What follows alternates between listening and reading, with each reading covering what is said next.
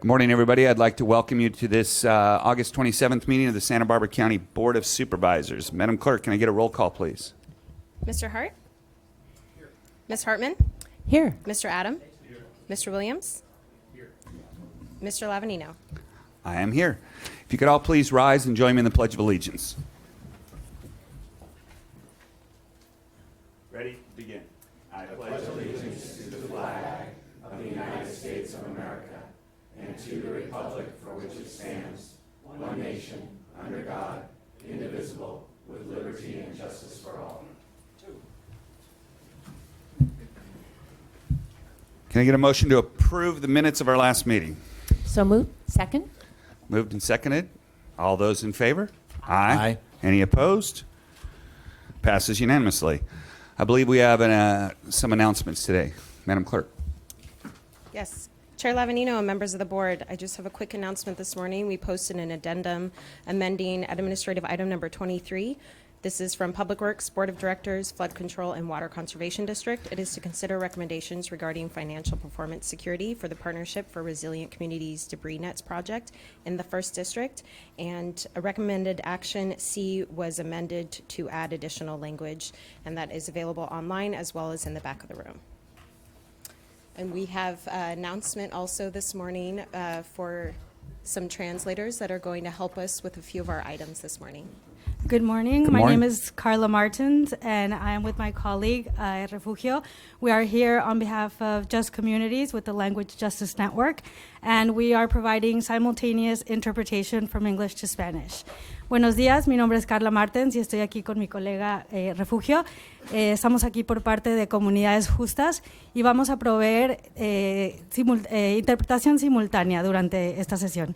Muchas gracias. Thank you very much. All right. Thank you for being here. That takes us to our administrative items, our resolutions. Can I get a motion to approve items A1 and A2, please? So moved. Moved and seconded. All those in favor? Aye. Aye. Any opposed? Great. Let's read A1 into the record.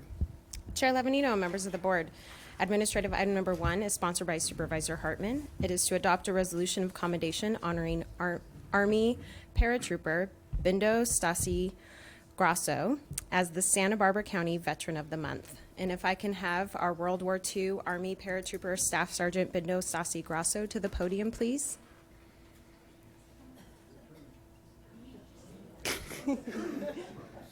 And anyone you would like to join you.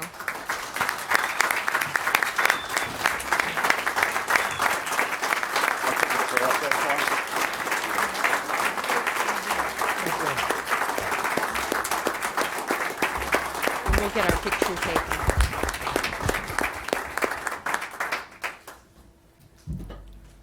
And I'll go ahead and read the resolution. Whereas Santa Barbara County is home to more than 22,000 veterans, and whereas those who have given the ultimate service to this nation by serving in its armed forces are deserving of recognition and gratitude by all Americans. And whereas the 3rd District has the honor of recognizing Staff Sergeant Bindo Stasi Grasso of Guadalupe for his courageous service to our nation during World War II. And whereas on the night of June 5th, 1944, Staff Sergeant Grasso parachuted into France, landing in Nazi-occupied enemy territory in the early morning hours of D-Day, with a mission to establish radio beacons and to liberate the town of Sainte-Mère-Église. And whereas, in addition to surviving D-Day, Staff Sergeant Grasso was stationed in Bastogne, Belgium, in December 1944 and participated in the Battle of the Bulge, which was the largest and deadliest battle of World War II. And whereas Staff Sergeant Grasso earned an Army Achievement Medal for his service, as well as the Good Conduct Medal and World War II and European War Victory Medals. And whereas after completing his service, Staff Sergeant Grasso moved to Santa Maria, California to raise his family with his wife. His family includes 2 daughters, 1 son, 11 grandchildren, 26 great-grandchildren, and 8 great-great-grandchildren so far. And whereas more than half a century ago, Staff Sergeant Grasso started a highly successful concrete business in Santa Maria, contributing to the fabric of the Santa Maria community. Therefore, let it hereby be ordered and resolved that this Board of Supervisors honors Staff Sergeant Bindo Stasi Grasso as the August Veteran of the Month for his service in our armed forces, followed by his service to our community, passed and adopted today.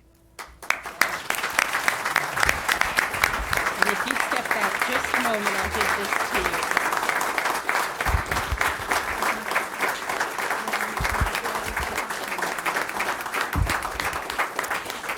On behalf of the Board of Supervisors and the residents of Santa Barbara County, it is my great privilege to present this certificate honoring Staff Sergeant Bindo Stasi Grasso.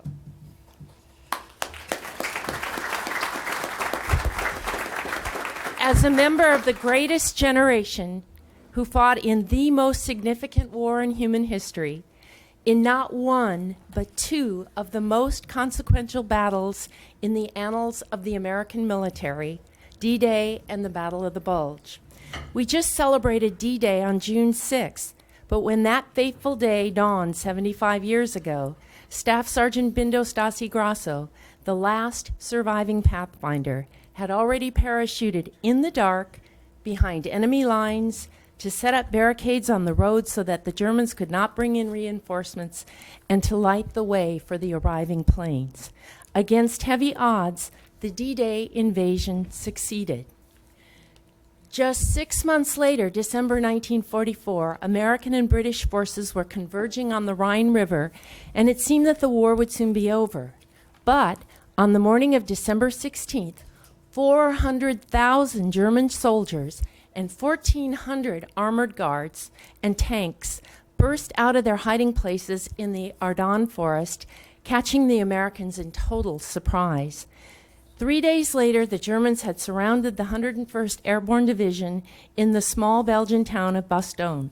Staff Sergeant Grasso was there too.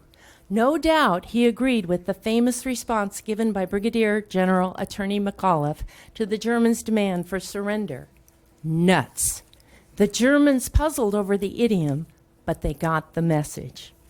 I just watched the great Henry Fonda film depicting the Battle of the Bulge, and it reminds us how dicey that battle really was, and how much longer the war would have gone on, and how many more lives would have been lost if the Allies had not prevailed. Heroism is when ordinary men and women answer the call to perform extraordinary feats. We are here today to honor and thank you, Staff Sergeant Grasso, for your extraordinary and heroic service for our country. And Police Chief Cash from Guadalupe is here to honor their favorite son and say a few words. And then we'll hear from his granddaughter, Stacy Moody, herself a veteran, a Band of Brothers combat veteran of the Desert Storm War.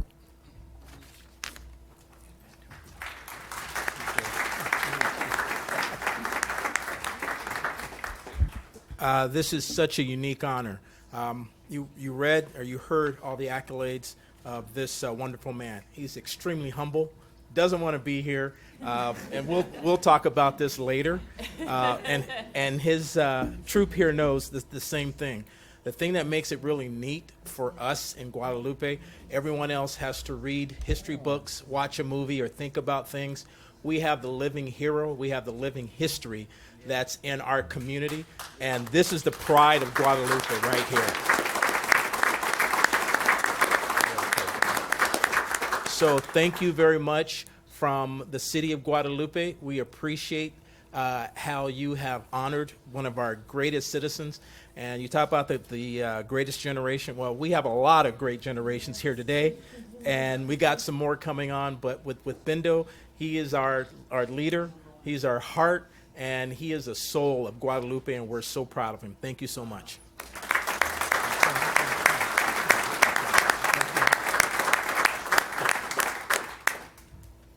Okay, they said I have to say something nice about you. I actually am honored to have my cousin Laura here as well. A couple of our family was able to come. We're very proud of my grandfather. He's the reason why many of us have joined the military, including myself. I was supposed to be a paratrooper like him, but they wouldn't let us girls go airborne at that time. So I had to give up that dream. But I wanted to share a story with all of you. When Grandpa returned from the war, his commander sent him home on leave and told him he had enough points to get out of the service, but they needed his paperwork, his discharge paperwork, and they were waiting for it. So he was gone, came back a couple months later. They told him, we still don't have it. Go back home, come back again. So he did this like, what, 3 or 4 times? And finally they said, you know what, Bendo, just go home. We'll send you your discharge papers. In 2011, I finally researched, and he finally in 2012 received his discharge papers. 65 He never got years. them.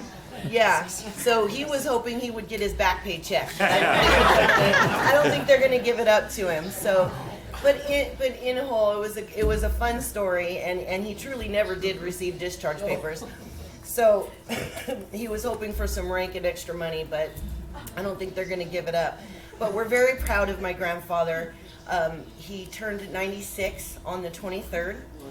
So we're very excited about it, that has this huge family, and has inspired not only our family, but many, many people in Guadalupe community and Santa Maria community. And I thank everybody for this honor. It's wonderful for us as his family, and we appreciate it. Thank you very much. And I'd like to invite my fellow board members down to take a picture. We want.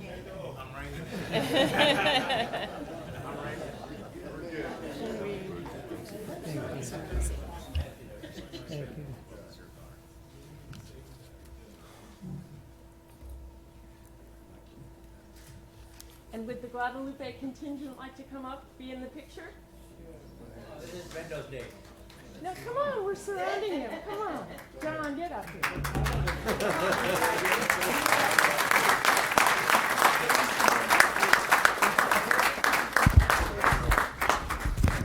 Come on, guys, get up front here. I have to because I'm short.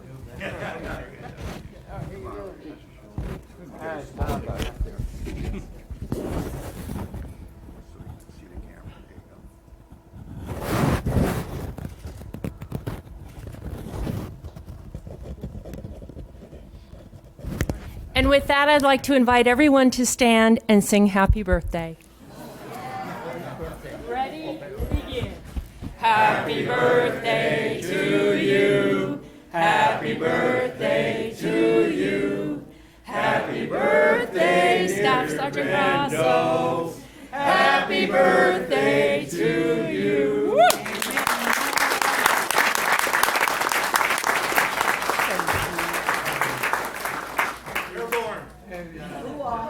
Okay, you can stop crying now. Come on, Papa, I'll take you back to your chair. Oh, we want to hear. So you want to say? Yeah. No. Okay. Yeah.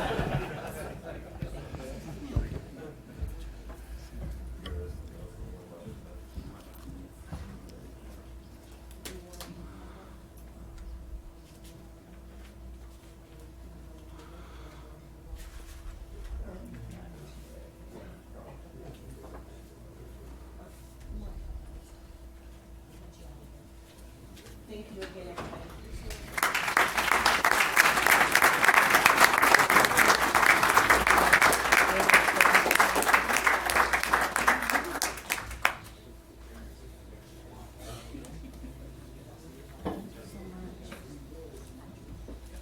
Thank you again. Thank you.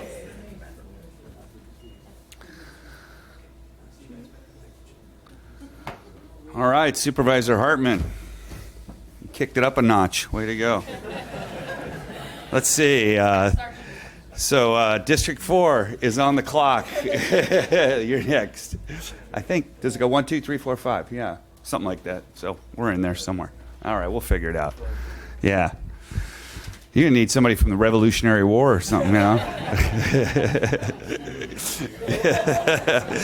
Literally. Okay. All right. Well, we're going to A2. Chair Lavanino and members of the board, administrative item number 2 is sponsored by Supervisor Lavanino. It is to adopt a resolution honoring the Santa Barbara County EMS system participants for the American Heart Association 2019 mission, Lifeline EMS Gold Plus Award. And if I can have members receiving today's resolution to the podium, Nicholas Clay, Kevin Taylor, Greg Fish, Eric Nickel, Jeannie Simon, Dave Shearman, Gerald Carras, Michael Farmer, and Fernando Garcia.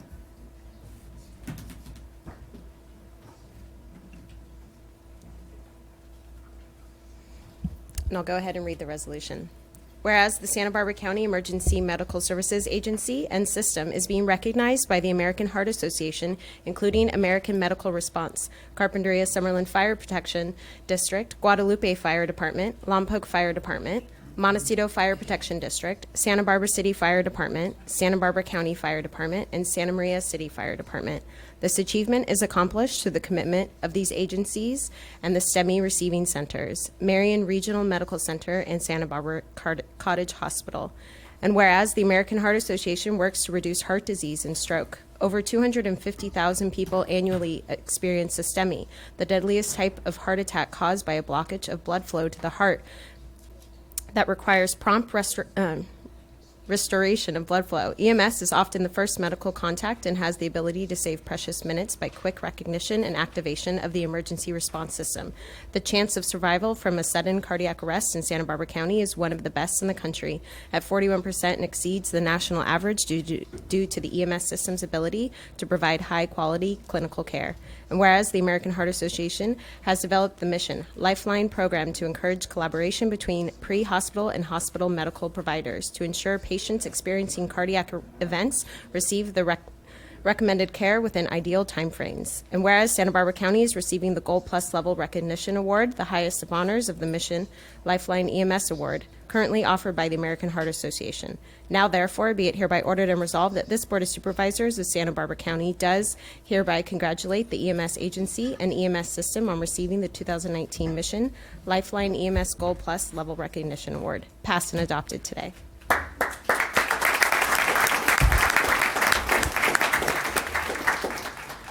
Good morning, Chair Lavigno and members of the board. Thank you for this opportunity to pause and allow us to celebrate the incredible achievements by our EMS system in saving lives during the most serious heart attacks. With me today is Nick Clay, who will share a little bit about the STEMI program and to also hand out individual awards to our partners. Thank you.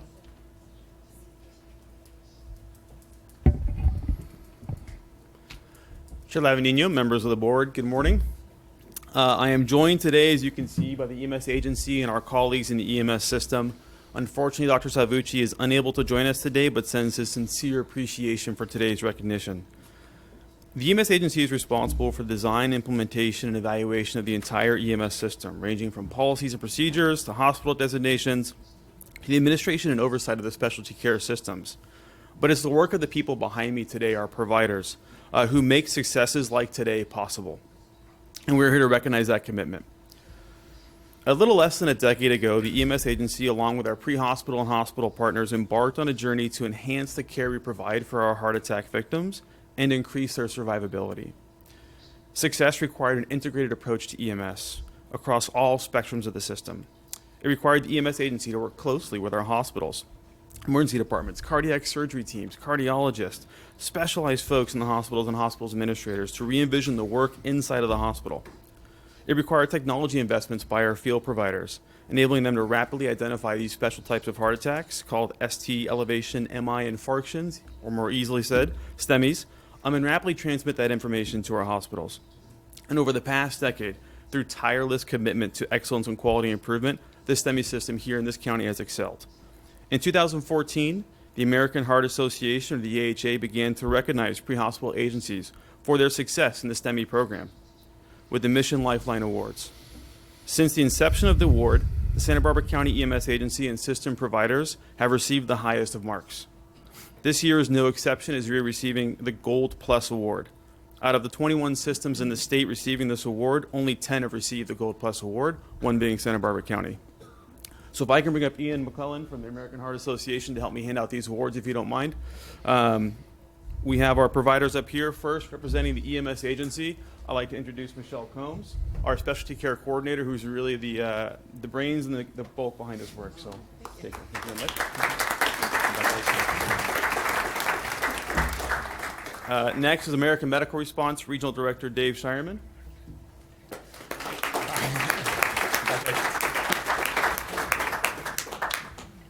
Next, with the Santa Maria Fire Department, Battalion Chief Mike Farmer.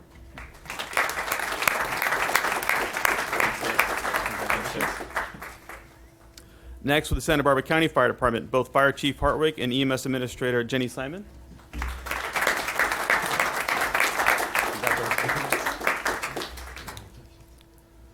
With the Lompoc Fire Department, Chief Gerald Kuras.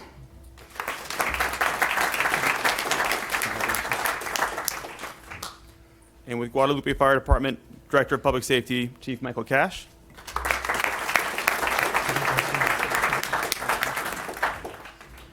And representing the Santa Barbara City Fire Department, Division Chief Lee Waldron.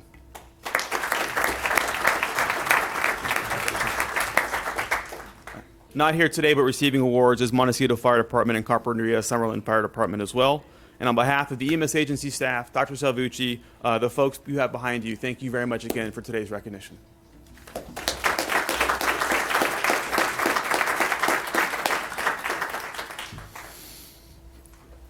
All right, this is probably the safest place to be right now, right, in the whole county. Thanks for being here today.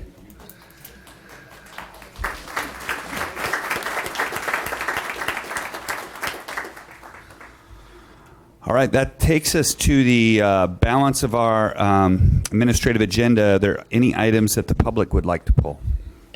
Chair Lavanino and members of the board, I have no request to speak on the administrative agenda from the public. Okay, so from my board, I have A10 from Supervisor Adam, 16 and 21 from Supervisor Hartman. Let's go to A10. And I'll A10. Chair Lavanino, members of the board, administrative item number 10 is from the County Executive Office. It is to consider recommendations regarding Chapter 50 licensing of commercial cannabis operations, ordinance amendments, and cannabis business licensing fee ordinance amendments. And this is the second reading. Okay, and I think this is just for a roll call vote. Yeah, Okay. that's right. Just roll call. Roll call, please. Oh, we need a motion to approve it. That would help. So moved? Moved and seconded. Thank you, Jacqueline. Roll call. Mr. Hart? Aye. Ms. Hartman? Aye. Mr. Adam? No. Mr. Williams? Aye. Chair Lavanino. Aye. Motion passes 4-1. Okay, let's go to item 16. Chair Lavanino and members of the board, administrative item number 16 is from Public Health. It is to consider recommendations regarding a tobacco control program, local lead agency allocation agreement. Okay, Supervisor Hartman.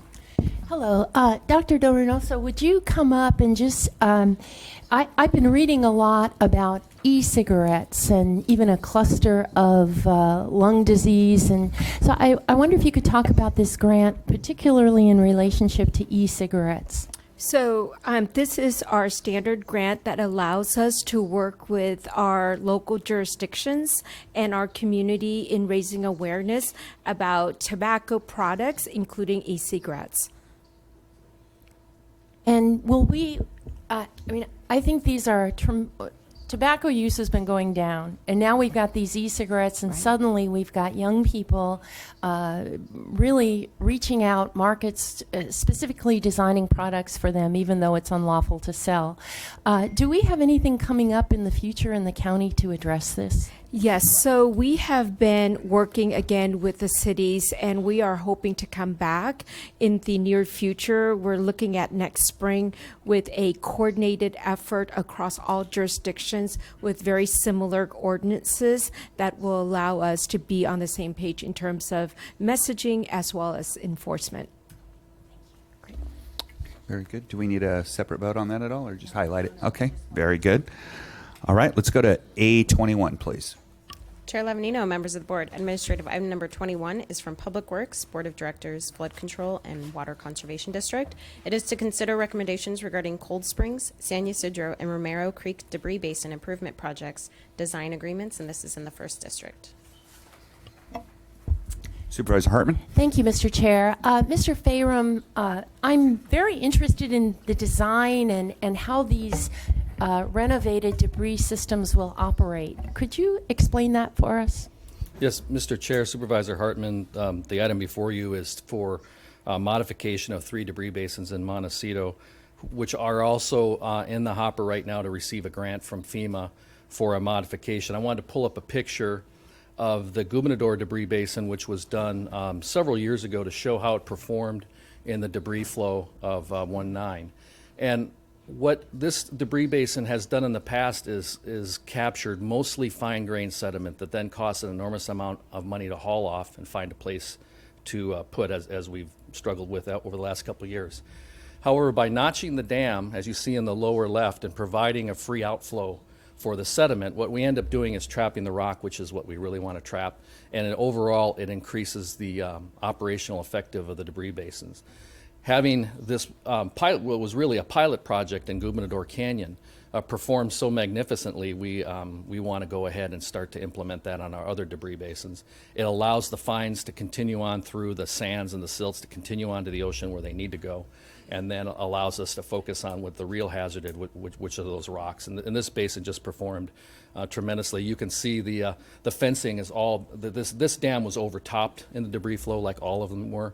The fencing was obviously just torn over, but we stopped the rock in the debris basin. It worked exactly like we wanted it to. So we want to take that and move that on to other basins in the South Coast. Very good. Thank you for that, Mr. Bayram. All right, let's move on to A23. Chair Lavanino and members of the board, administrative item number 2023 is from Public Works, Board of Directors, Flood Control and Water Conservation District. It is to consider recommendations regarding financial performance security for the Partnership for Resilient Communities Debris Nets Project. And this is in the 1st District. And there is a 4/5 vote on this. Supervisor Williams. Well, I just wanted to thank Public Works and County Council for working on this, and thank the Partnership for Resilient Communities for their work in improving safety in the areas hardest hit by the flood, the debris flow. And to summarize, I think this, for a very modest and containable amount of risk on the county's part, we will be able to free up $500,000 of the partnership's resources so that they could put up 2 additional debris nets, and do so before the rainy season this year, which is a great complement. Number one, will improve safety for Montecito, but number 2, because of the work that we've been doing to try to do longer term work on the existing debris basins and on building a new debris basin, it complements it. The safety of the nets are provided for the next few years, and the safety provided by alterations we could do to the debris basin system could increase safety from then on out. So I find their effort really complimentary. I think it's really needed to improve the safety of the areas hardest hit by the debris flow. Supervisor Hartman. I just had a question about these. Have these been used elsewhere in the U.S., or is this the best technology derived from elsewhere in the world? Well, I think we have 2 folks more qualified than myself to answer that.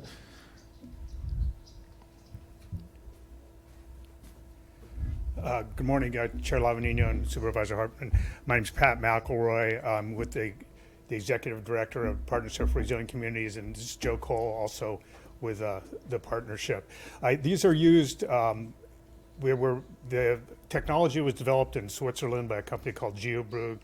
They are installed all through the western United States. Our contractor is currently in Hawaii now, installing them on the north shore of Kauai. They're also installed locally in Camarillo Springs after the Springs fire, where they had a debris flow into a neighborhood right alongside the golf courses. You head up the grade into Newberry Park.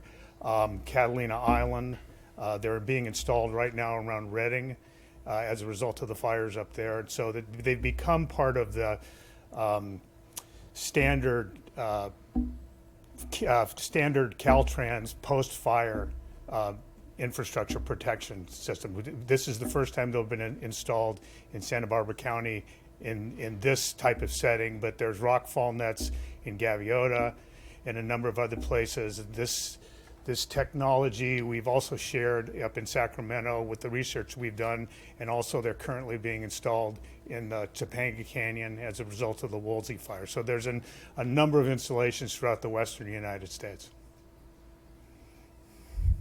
Very good. Thank you very much.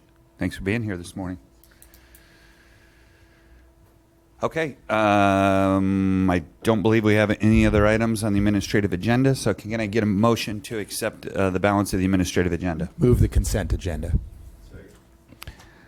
Moved and seconded. All those in favor? Aye. Any opposed? They pass unanimously. All right, that takes us to our public comment period. How many speakers do we have this morning? Chair Lavanino, members of the board, we have 6 requests to speak on All general right. public comment. Each one will have 3 minutes to address the board.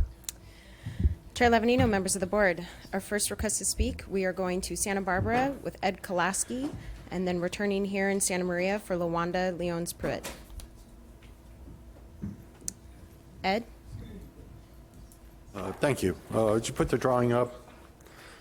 I'm sorry, I didn't get the switch in schedule here. I thought you were meeting in Santa Barbara today.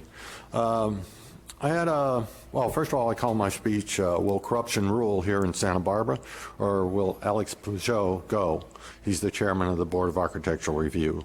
This first drawing shows that the second story is not located solely over the garage as contended by the Board of Architectural Review.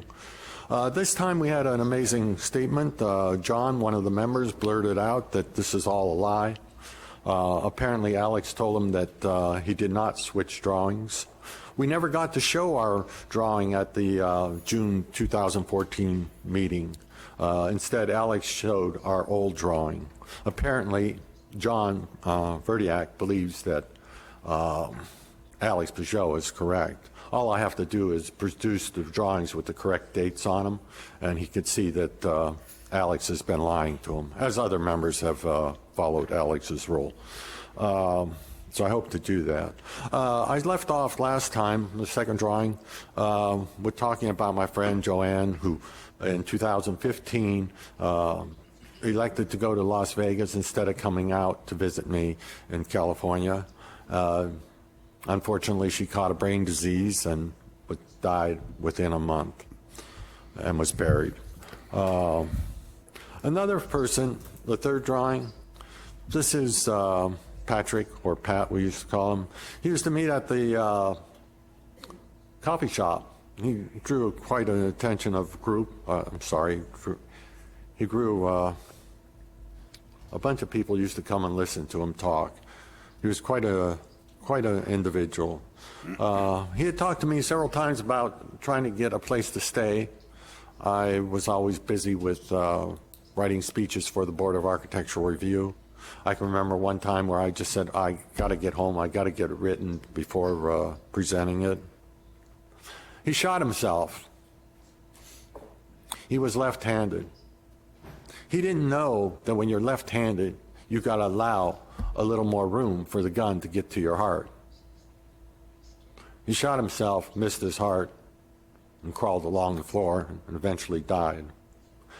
You know, you think that just by kicking us out of a meeting in 2014, there are no cause and effects? That we have a corrupt government down there and nobody can do anything about it? Hopefully John will realize and probably Lori will realize that they never saw our drawing that we wanted to present back in 2014. That Alex kicked us out of the meeting in 15 seconds. They had Dylan jump up and scream at us so we couldn't ask any questions. This is a democracy? What a mockery of justice. And he's still down there. Thank you. Chair Lavanino, members of the board, we're going to return to Santa Maria for LaWanda Lyons-Pruitt to be followed by Sarah Elistine. Good morning. Chairman Lavanino and members of the board. You know who I am. You were my bosses once, but happily retired 3.5 years ago actually, and have devoted myself to doing full-time volunteer work in the community. I represent the National Association for the Advancement of Colored People, For 110 years, our mission has been to ensure the social, political, educational, and economic equality of all people by advocating for and removing barriers such as racial hatred and discriminations of all kinds. I stand here today to support in-home health care workers and to strongly urge you to support a wage increase and dental and vision benefits above the $12.10 wage that they're currently receiving, which is 10 cents above minimum wage and what employees at Walmart and fast food chains receive. I don't have to remind you that Santa Barbara County has a very high cost of living and that minimum wage is difficult at best and probably impossible without other forms of assistance, including multiple roommates and housemates, which many frown on. We know that the state and the feds pick up the majority of the costs associated with this program. This marks the 400-year anniversary of when the first slaves were brought to America. And it's not lost on me, and I don't need to remind you of the struggle that the people of African American descent ensued for over 300 years. Which brings me to why I'm perplexed, why this union is struggling to get a fair contract, which is $1.20 pay increase in dental and vision. That in essence paid for by the 1991 Realignment Act. Then NAACP is asking you and your staff to look at the program and invest in this valuable program that leaves our elderly and disabled in their home, and so that they can continue to receive the dignity and respect that they deserve. They do not have 401ks or extra money sitting around. They need dental, they need vision, they need a decent wage. They want dental, they want a decent wage. They want someone to negotiate in good faith with them. They need your support and all of our respect and thanks for doing the work that they do. Thank you. Thank you.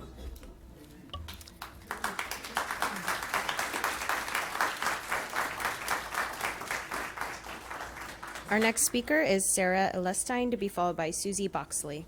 Sarah?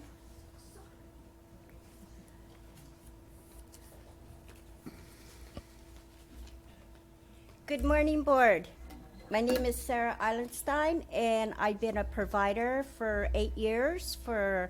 I've got 3 clients. I've got to take care of my granddaughter. She had just passed, so I'm on the bargaining team also. Let me put on these so I can see what I've read. I've had to learn how to catheterize people. I've had to learn how to take care of a colostomy bag, something a nurse would have to do. And a lot of times I don't have the equipment, the gloves, the pads, everything that comes along with nursing. So we're just asking for our fair share. I've taken classes with the union for CPR. And I just want to thank you for, give us our fair share. That's all we're asking for. So, and thank you. Thank you. Our next speaker is Susie Boxley, to be followed by Norma Alonzo. Good morning. Good morning, members of the Board of Supervisors, union membership attendees, and all others joining us here this morning. My name is Susie Boxley, and I am an in-home supportive services provider in Santa Maria and am as well a member of the UDW union. I care for my beloved mother, Grace, Being a caregiver can be quite difficult at times. It is demanding work, but I do love my mother and will do all that I possibly can do to assist her in terms of helping her in meeting all her needs and in her own home. She is an elderly individual still functioning on her own to an extent, but there is much care, personal care, intimate care that I do provide her with that I believe no outside facility can match. There is that added extra TLC that I give to her. Of course, there are those senior care facilities that do operate impressively. These specific types of facilities may cost a minimum of nearly $4,000 per month. This is no exaggeration. And if husband and wife find themselves residing together at one of these, let's say, non-state or county-aided senior residents, the cost for both of them will double. Of course, that would be $8,000 per month. Not many seniors have that kind of money. In any case, and based on my empirical knowledge, there are a significant number of seniors, such as my mother, who do prefer residing in their own home as they live out their golden years. Caregivers do provide for seniors and individuals with disabilities. We make it possible in this county for recipients to live at home and at a fraction of the cost of an institution. As far as seniors are concerned, California's senior population is expected to grow in the millions over the next decade. There exists serious concern here over this very realistic future outlook. We can continue to ask ourselves, who will care for our elderly senior citizens in the near future? Will there be a sufficient number of caregivers available? Perhaps we should place focus on the family member or friend, the provider who wishes to step forward, one that has the undeniable love and compassion and training and support to provide the care of that beloved elderly individual in need. We can collaboratively meet this endeavor. In-home supportive services. What needs to take place presently is the reasonable sought-after wage increase. Cost of living is high, especially in California, specifically in the Santa Barbara County. We all do need to secure a livelihood and while conducting at-home care services. I want to thank you for the anticipated attention on the subject matter at hand and for the very serious consideration of securing a feasible wage increase for IHSS providers. We seek a win-win contract with you. That's the end result we're shooting for. Thank you. Thank you. Our next speaker is Norma Alonso. Norma, to be followed by Stephanie Eppert, who is our final speaker.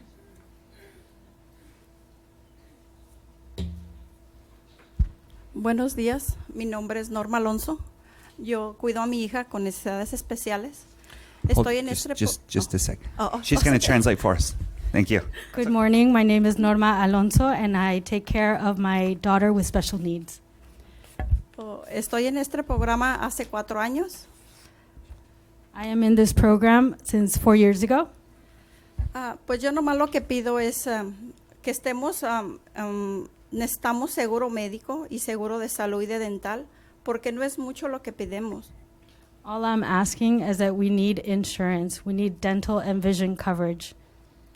Pues como proveedores, como les repito, tenemos que estar bien para cuidar a nuestros clientes y pues queremos un aumento justo. And as providers, we need to be well as well, and we are just asking for a fair increase. Un entrenamiento también justo, porque pues como le digo, no es justo que en San Luis Obispo están pagando un sueldo justo. And we also want proper training, and it's not fair because in San Luis Obispo they are paying a fair wage. No sé si será porque es diferente condado. I don't know if it's because it's a different county.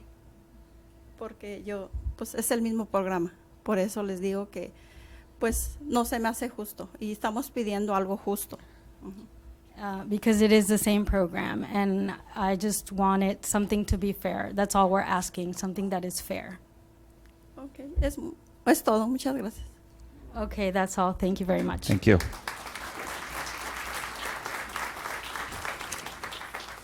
And our final speaker is Stephanie Eppert. Stephanie?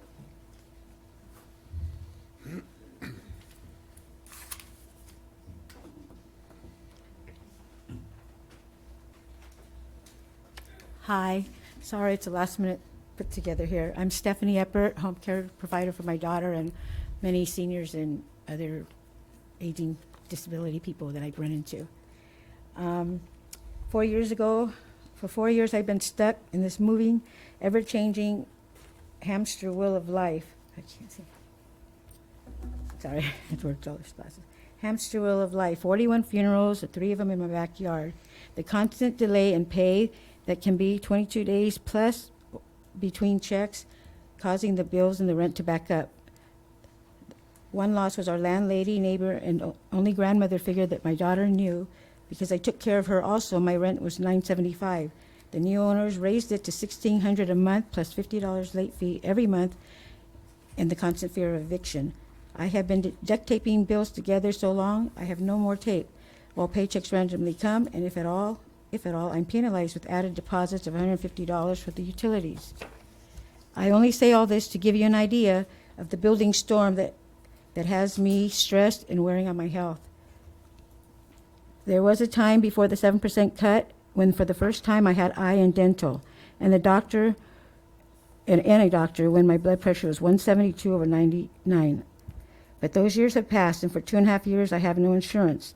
In the middle of the dental work, as you can see, in the dental work, I was turned away because of my insurance lapse.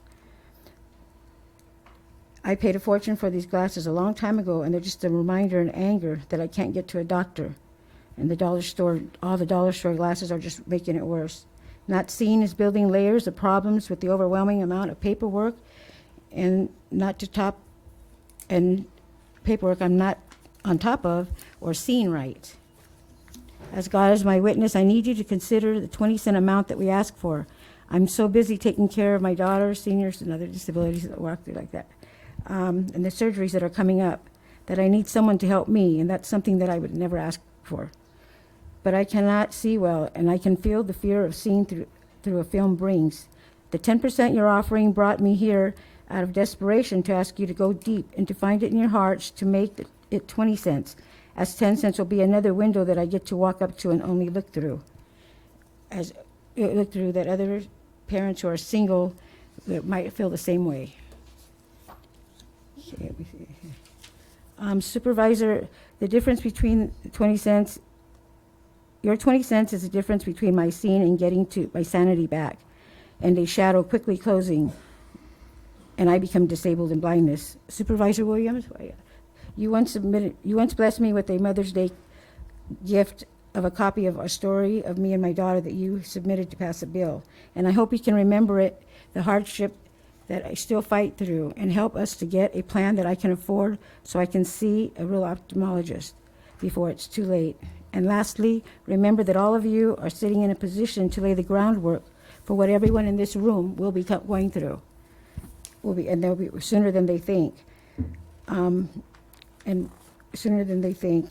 So I hope that you can set a plan and see the 20 cents so that we can have affordable eye and dental insurance. Thank you. Thank you.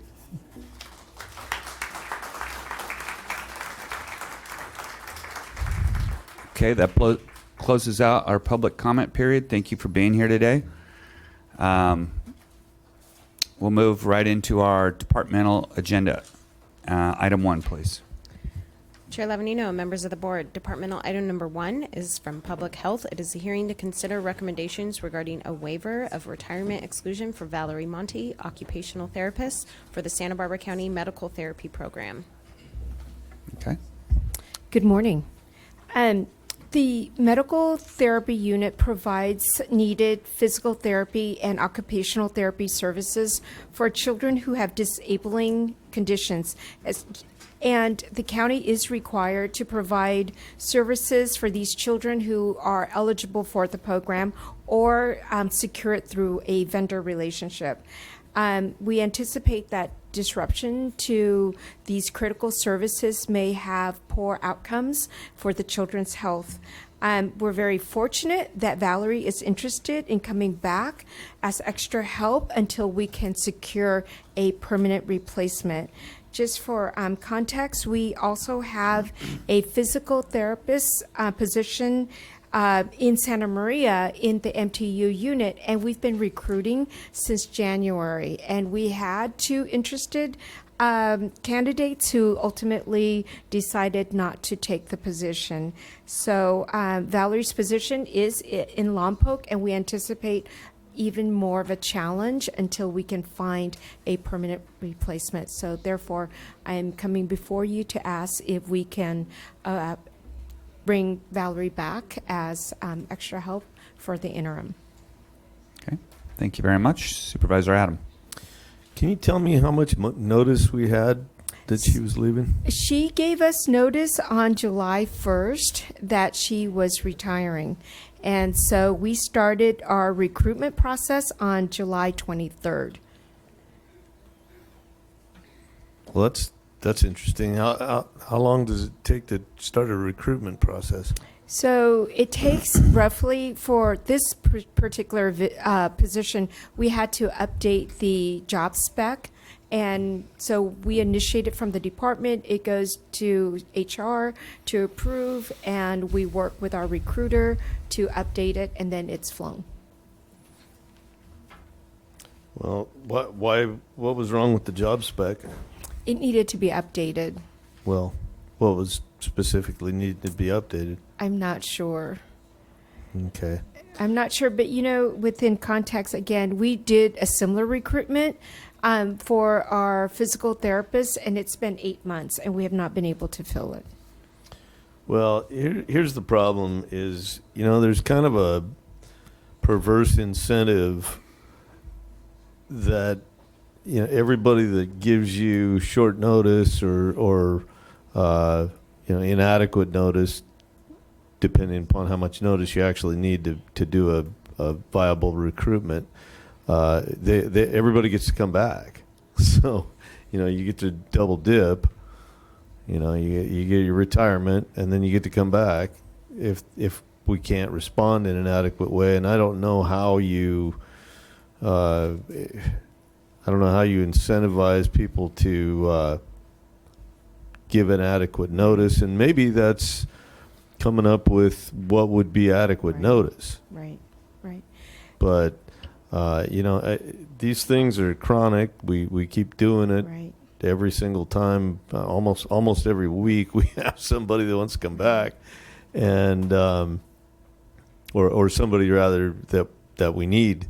Sometimes they don't want to come back, right, Mr. Lehman, and so we just have to have them back because we haven't got anybody else. So I don't know how to. Maybe Mona's got some suggestion for us what we could do to not see these things all the time. Supervisor, through the chair, I agree, and we do evaluate these carefully because I agree the intent of the law and the reason we're coming before you in a public hearing is because we don't want to have too many of these. So I agree. Right. We've worked with the departments, and we have 4,200 employees, so we bring forward to you times of exception. And maybe Dr. Dovernosa can say how long you expect this employee to be continuing to work before the replacement is found. I know that Valerie, out of the goodness of her heart, is coming back for continuity of services, critical services to the children. Sooner than later, as soon as we can find a qualified occupational therapist, we will release her from from the extra help. But there's no telling. And we're just using our experience in Santa Maria as a guide. Again, we've been actively recruiting for 8 months, and we have not been able to find someone. Given that this is in Lompoc, we anticipate even a smaller market for viable candidates. Supervisors, we can work with HR to look at, for those that are in the situation as Dr. Dovernosa, to see what other tools they can employ to help the department expedite those recruitments. And we could come back later and working with HR on any other policies you'd like or guidance you'd like on the amount of time you'd like these limited to. Thank you. Okay, can I get a motion to approve item 1, please? So moved. Second. Moved and seconded. All those in favor? Aye. Aye. Any opposed? Passes unanimously. Thank you. All right, let's go to item number 2, please. Chair Lavanino, members of the board, departmental item number 2 is from the Treasurer Tax Collector. It is a hearing to consider recommendations regarding Housing Authority of the County of Santa Barbara financing of tax-exempt private activity bonds for Parkside Garden Apartments. Mr. Hagan? Chair Lavanino, members of the board, this item today is a TEFRA hearing for the Housing Authority of Santa Barbara County. TEFRA is Tax Equity and Financial Responsibility Act of 1982. Within that, Section 147F of the Internal Revenue Code provides a pathway for private entities or nonprofits to access municipal markets.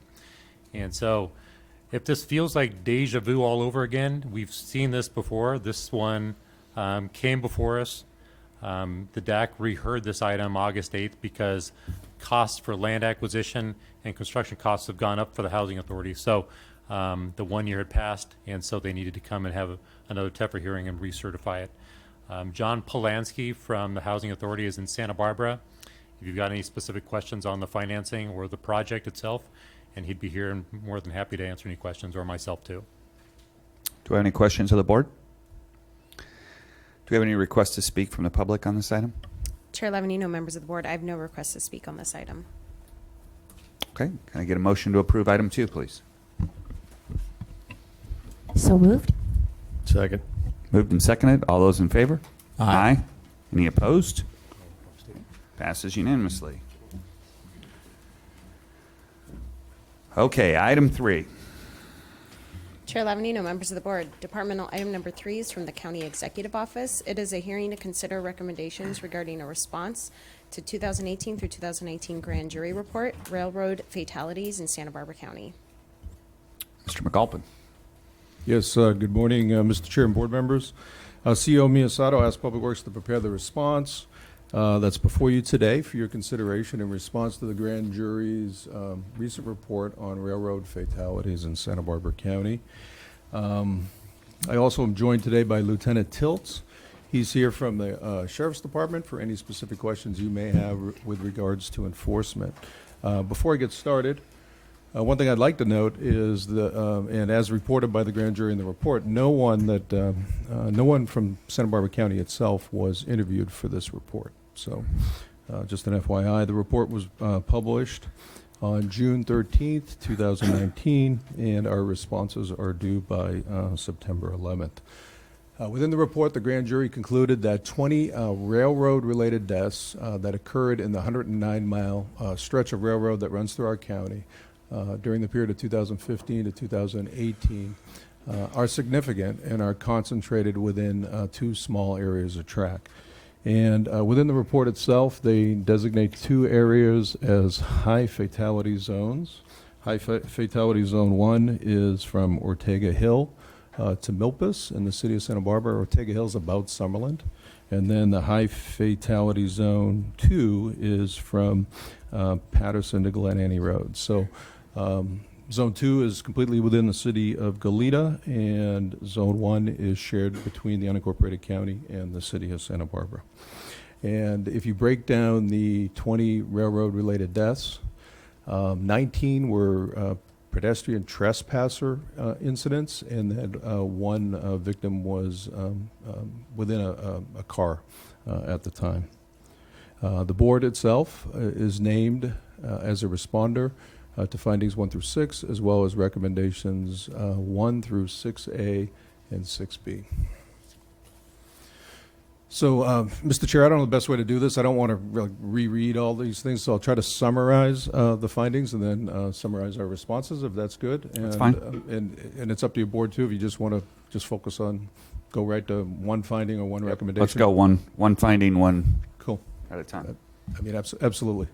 So finding 1 was 85% of railroad-related deaths occurring in Santa Barbara County were pedestrian trespasser incidents, and it occurred. They occurred in those 2 zones, HFZ 1 and HFZ 2, as the report mentioned. And our proposed response would be that the Board of Supervisors agrees with the finding based on the data contained in the report. Recommendation number 1 is that the cities of Santa Barbara and Goleta, as well as the county of Santa Barbara and SBCAG, meet regularly with Union Pacific Railroad to create a safety plan to reduce these trespasser deaths in these particular zones.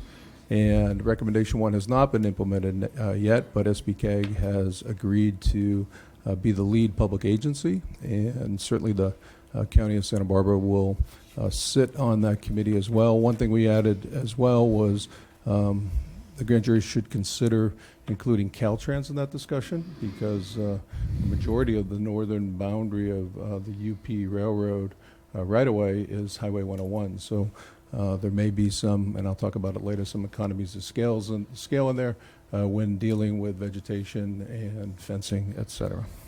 Mr. McAlpin. Supervisor Hartman. Thank you, Mr. Chair.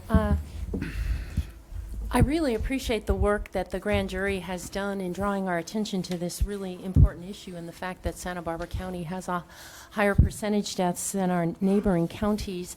The report is described as a Santa Barbara County, and it identifies 2 areas, but there's been 3 fatalities in Guadalupe in a 3-year period, given a very small population. So I don't know if it's appropriate, but whether we can shoehorn into any of our recommendations a consideration of that area, which isn't one of the 2 hotspots that they identified, but nonetheless seems very significant to me. Mr. Chair, Supervisor Hartman, we can certainly work with the CO's office to modify a few of these responses. Supervisor of the board, I think if you want to give staff direction as part of this coordinating group, working group to look at that, we certainly can. I wouldn't want to alter these responses. We are responding directly to the grand jury's report. Thank you. Mr. McAlpin. Oh, Mr. Lawyer, Mr. Gazzoni. Couldn't remember. Sorry. It's only been 8.5 years. Mr. Chair, so part of the framework that we're working under here, when you see some of the terminology in these are all pull-down menu choices from Penal Code 933.05. So when you see some of the terminology about agreeing, disagreeing wholly or partially, and some of the implementation language, that's a pull-down menu from the statute. So the staff doesn't have a lot of latitude on the first few words of each response. Perfect. Okay. And then, Mr. Chair, board members, one last piece on the recommendation 1.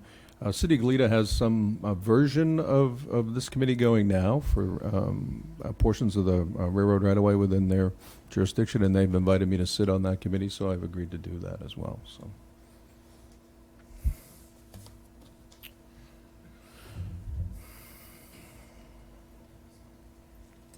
So the next finding and the recommendation, I have some historical information too, but let me go through the finding discussion and our proposed response as well as the recommendation. So the grand jury mentions that a sealed corridor has been used effectively to enhance railroad safety, and we are proposing that we disagree partially with that, because sealed corridors have been used by railroads as an effective safety measure at roadways and where sidewalks cross the railroad tracks.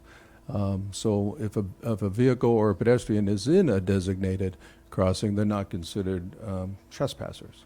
So as I mentioned earlier, of the 20 fatalities, 19 were trespasser incidents. So not quite sure if a sealed corridor would help there. So I think the railroad has to spend some time to see how effective pedestrian safety would be with sealed corridors installed for trespasser incidents, because the report doesn't really go into a whole lot of detail on that.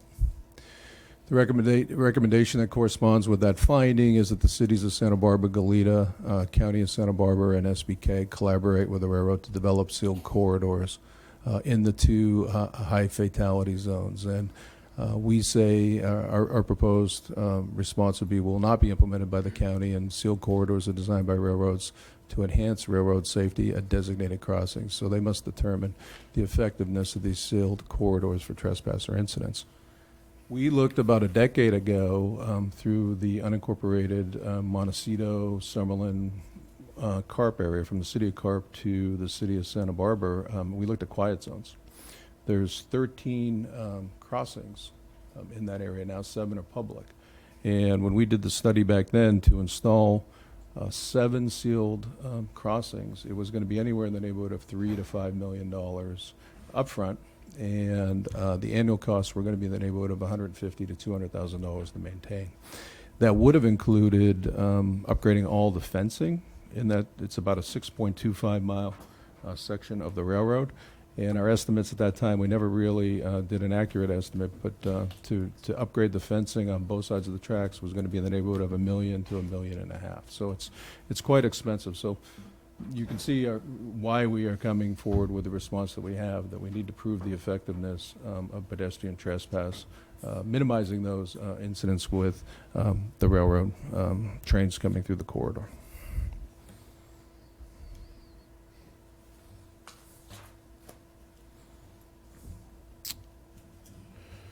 On this finding, as well as finding 6, we coordinated our response with Sheriff Brown's response to the grand jury.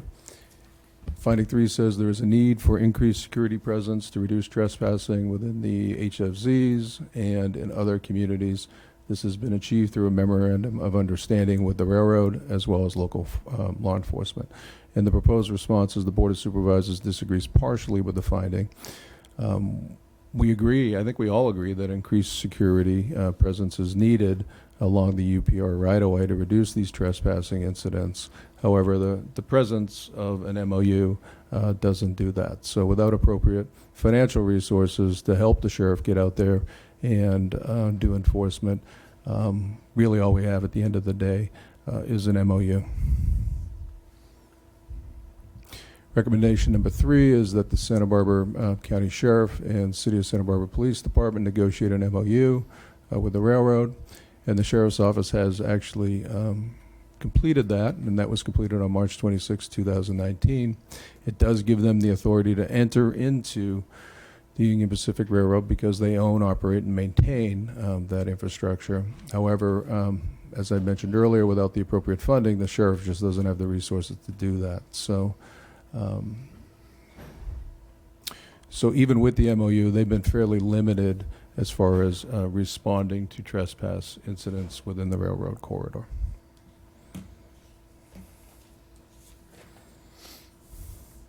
Finding number 4 addresses fencing. They say that the fencing along these high fatality zones is inadequate or non-existent. We disagree partially because there are certainly some sections of fencing that is adequate and it performs fine, but there are other areas with deferred maintenance with regards to the fencing. Supervisor Hartman. Thank you. So who's responsible for the fencing? That would be Union Pacific Railroad. So, and that's where the idea of bringing Caltrans into the picture would be helpful because they share that responsibility between Caltrans and the railroad. And then recommendation number 4 is that the cities of Santa Barbara and Goleta, the county, and SBCAG collaborate with the railroad to repair and install fencing to prevent easy access to the railroad. And our proposed response is this will not be implemented by the county of Santa Barbara. We don't have authority to repair and or install fencing in the railroad right-of-way.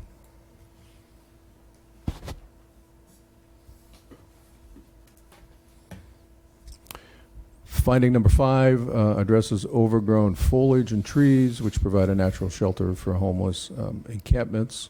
Our proposed response disagrees partially with the finding, and we say that while overgrown foliage and trees may provide a natural shelter for homeless, UPR has generally, for the most part, managed their vegetation efficiently over the years.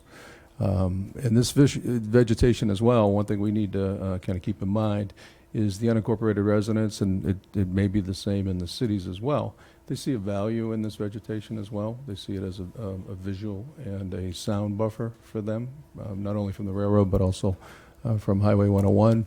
So that leads me into recommendation number 5, which encourages the county, the cities, and SBCAG to encourage the railroad to cut back and or remove overgrown trees, foliage within the UPR right away. And our recommended response is this will not be implemented by the county of Santa Barbara because we don't have the authority to do that. But if the railroad does that, our recommendation would be that they would prune the vegetation back in a professional way it should be done hand in glove with a Union Pacific Railroad security plan to go in and address the homeless issues along that right of way as well, because we want to balance what our adjacent residents, unincorporated residents, see as a value along that corridor as well. Supervisor Harden. Thank you. Two questions. Does the Union Pacific Railway get this report? Do we, once we've agreed on our responses, does that get formally sent to them? Mr. Chair, Supervisor Hartman, I don't know for sure, but Union Pacific Railroad was interviewed for this report, so I'm assuming through that process they would probably get a copy of the report and the responses from the agencies. Yeah, I hope the grand jury or the county or somebody sends a formal, and I just wondered, is there a manual or what are the best practices for maintaining trees and vegetation along railroad tracks? I just got my notice from the fire department that I got to limb up some things. It seems you could still keep the screening feature, but make it less attractive for people to camp out if there were best practices and best plantings so that there wasn't a lot of shrubbery on the ground. And Mr. Chair, Supervisor Hartman, that's something we could certainly bring to the table. We have an arborist on board that could help me with those standards.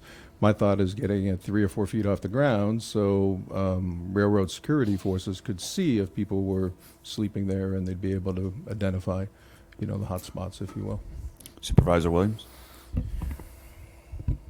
Well, I want to just examine a couple of these, and first of all, in agreement with Supervisor Hartman's question on sort of, at very least, we could try to let people know of the need for the foliage upkeep. In some of these cases where the grand jury has identified something that it is a need, but maybe we don't feel isn't completely on the right track as to what the solution is.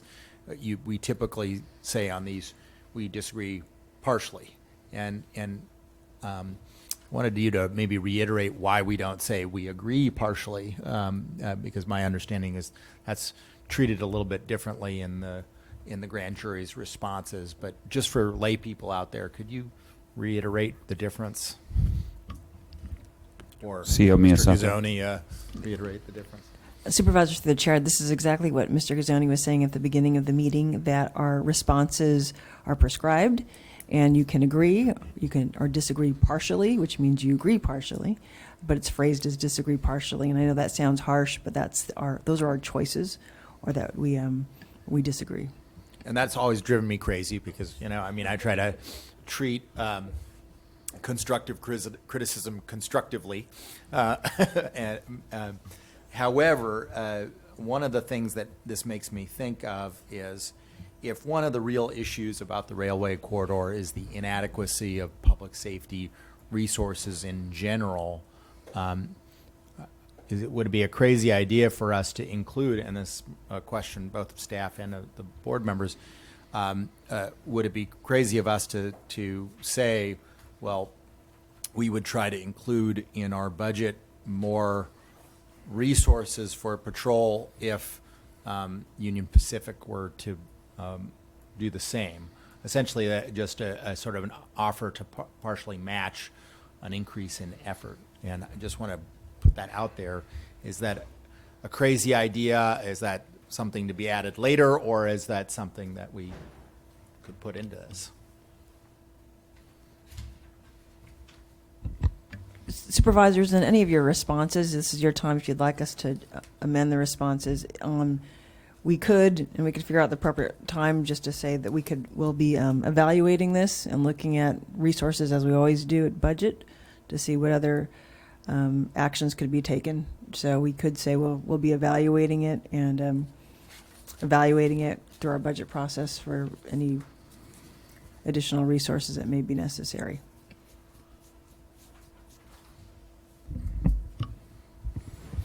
Well, then I would propose that we add into one of these recommendations. I suppose it could be our response to recommendation 3, or recommendation, probably 3 would be the most appropriate. The offer to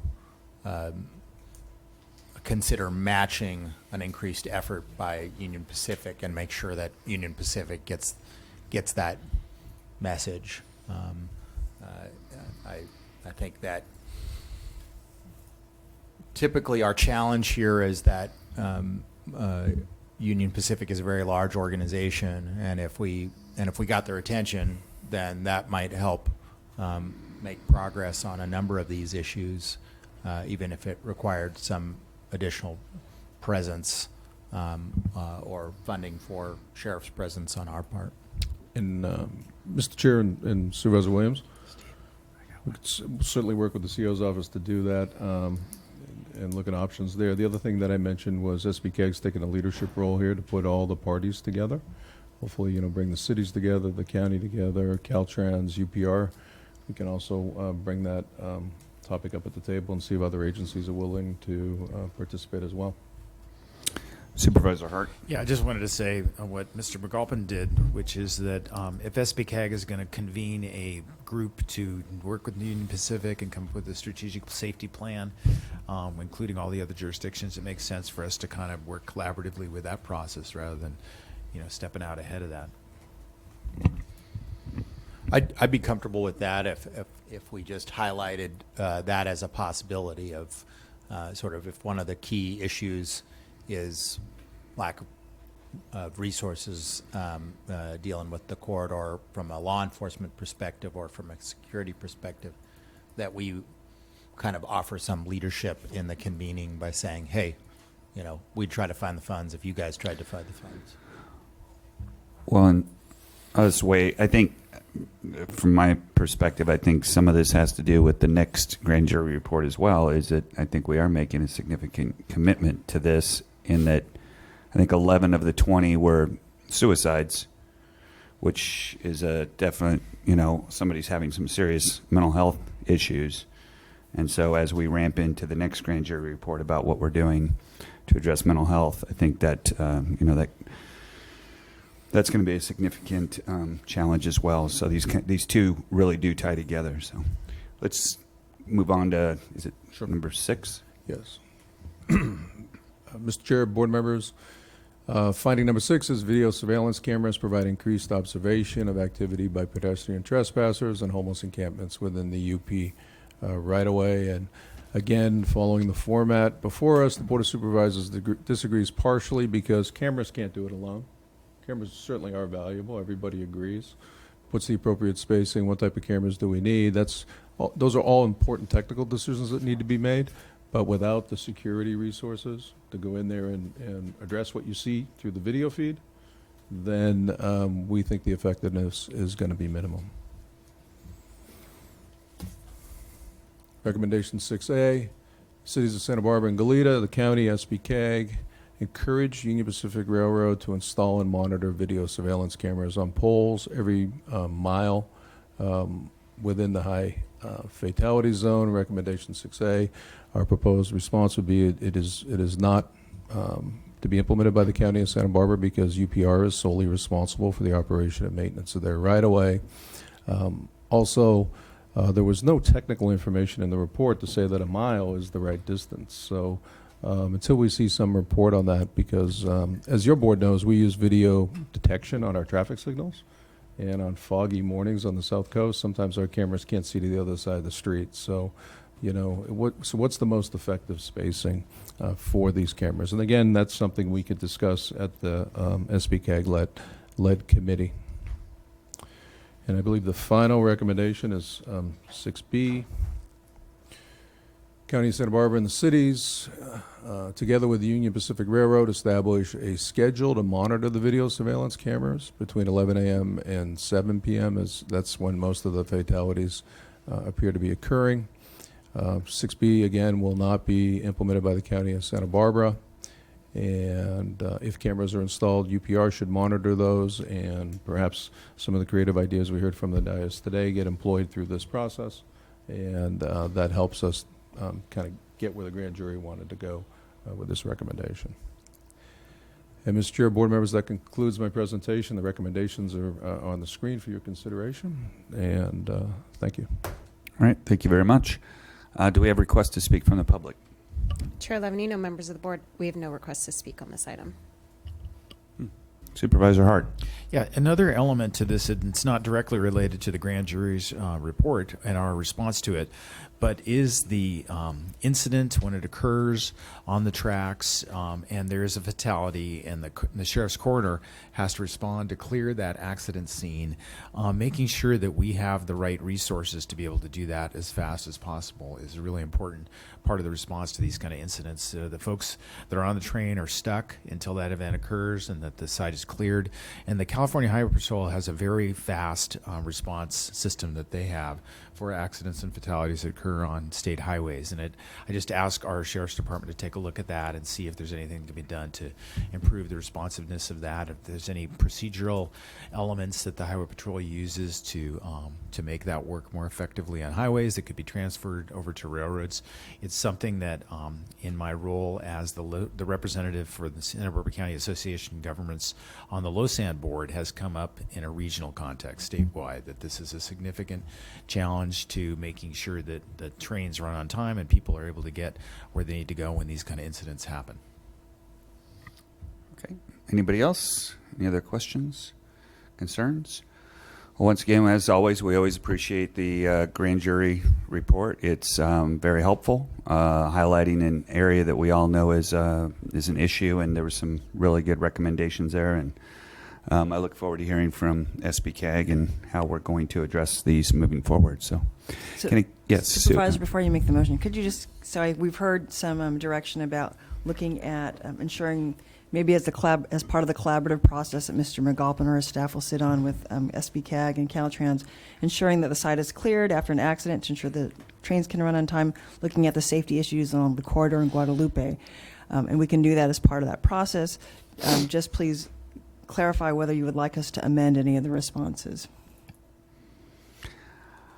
I think our responses are obviously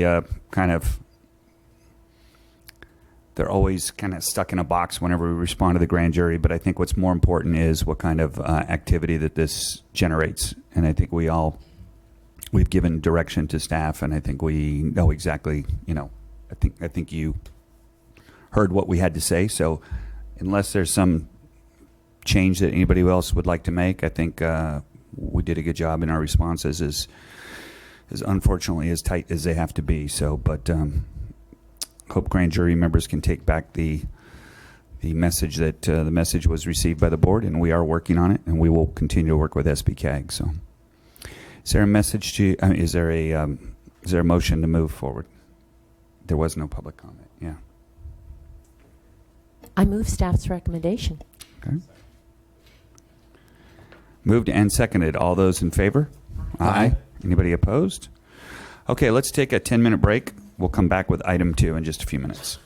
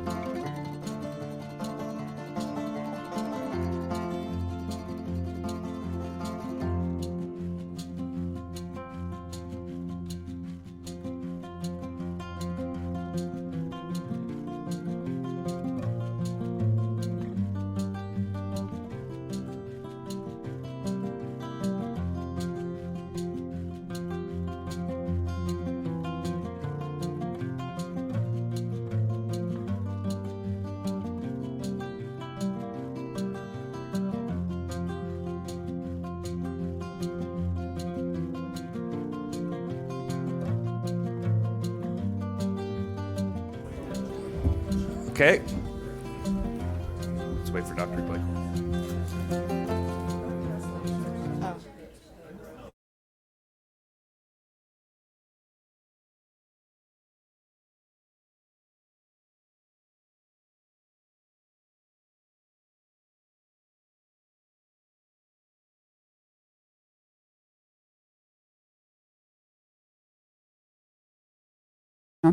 Let's move on to item number 2, please. Chair Lavanino, members of the board, departmental item number 4 is from the County Executive 4? Office. Yeah, 4. It is a Okay, hearing said to 2. consider recommendations regarding a response to the 2018 through 2019 grand jury report, Children and Youth in Crisis, Weathering the Storms of Mental Disorders and Emotional Disturbances. Hey, Dr. Glighorn. There we go. Good morning. I'm very grateful to Scott McAlpin for going before me and orienting you to this format. So this is the title of the grand jury report, and I will go through the our analysis in reviewing their findings and recommendations. So the report was published June 13th of this year. And their conclusion on this report was that there's a need for greater mental health resources in the county for children and youth. And the Board of Supervisors are named as responders to the findings and recommendations listed on the slide before you. So we will be reviewing those. Finding number 1 was that there are no crisis stabilization units for children and youth in Santa Barbara County as an alternative to out-of-county hospitalizations. And before I go any further, I want to note that Crisis Stabilization Unit, or CSU, is a very specific service that is certified by the state of California. It's essentially an outpatient service where an individual can stay for up to 24 hours, but not longer, and the service is reimbursed for 20 hours and not more. And so this is a relatively new service that we offer in our county. We have one crisis stabilization unit. It is a voluntary unit for adults, and it's on the county campus in South County. So just as a clarification, that's what the service is. So our recommendation is that the Board of Supervisors agrees with the finding there is no CSU for children in this county. The grand jury recommendation was that the Board of Supervisors direct the Department of Behavioral Wellness to pursue the establishment of a licensed crisis stabilization unit that can accommodate adults, children, and youth in Santa Maria. So the response the department is recommending is that this recommendation not be implemented. The Department of Behavioral Wellness will not be implementing a crisis stabilization unit, as a CSU is not the best model for Santa Barbara County needs due to both the length of stay limitations on a CSU as well as services allowed within that type of service and the financial sustainability of that model. The department is working to implement an alternative model of crisis stabilization beds by developing agreements with existing short-term residential therapeutic programs, which are referred to by their initials as STRTPs, for crisis stabilization beds. So, Dr. Gleghorn, so the difference between, it sounds like they almost do the same thing, but can you just kind of lay out what the difference is between a CSU and an STRTP? So it's length of stay voluntary. I mean, just kind of give us that. Certainly, Chair Lavigno. So just as a bit of background, the whole area of foster care and services for children has been undergoing a dramatic change over the past 3 years as changes resulted coming out of child welfare services. So what people colloquially know as group homes essentially are being closed across the state, and new models of care are being implemented as well. So these STRTPs, all group homes had to make a decision about whether they were going to become facilities that have more robust mental health services embedded within them, and that is the model of STRTPs. And so I already described what a CSU is. STRTPs, children can stay there when they're in a crisis for up to 30 days. And then they can also stay there for much longer periods of care as long as there are regular check-ins on their progress. So for some children, home is not the safe environment that they should go to, so they need an alternative place to stay. But it shouldn't, in our view, be a very, very temporary stay. It should be somewhere where they can reside and get the support that they need for that period of crisis. So the STRTPs are designed to fill that role. But because, again, this is a new model and group homes are going through this transition, we have several programs within the county that are endeavoring to become these licensed and certified STRTPs with embedded mental health services, but they're somewhere on the continuum of getting that approval. So we're in the process of working with those. And is there a limit on the size of STRTPs? I believe they get licensed with a designation for the number of beds, and there are required staffing patterns. I don't have the details on those. Supervisor Hart? Are you concerned that in this transition where the regulatory environment's changing, that there's going to be a gap in services as this evolves? Supervisor Hart, through the chair, I have been concerned about the way this entire process was generated at the state level and how it's impacted all the local counties. It has been a struggle for many of our existing resources to become the new thing that they need to become.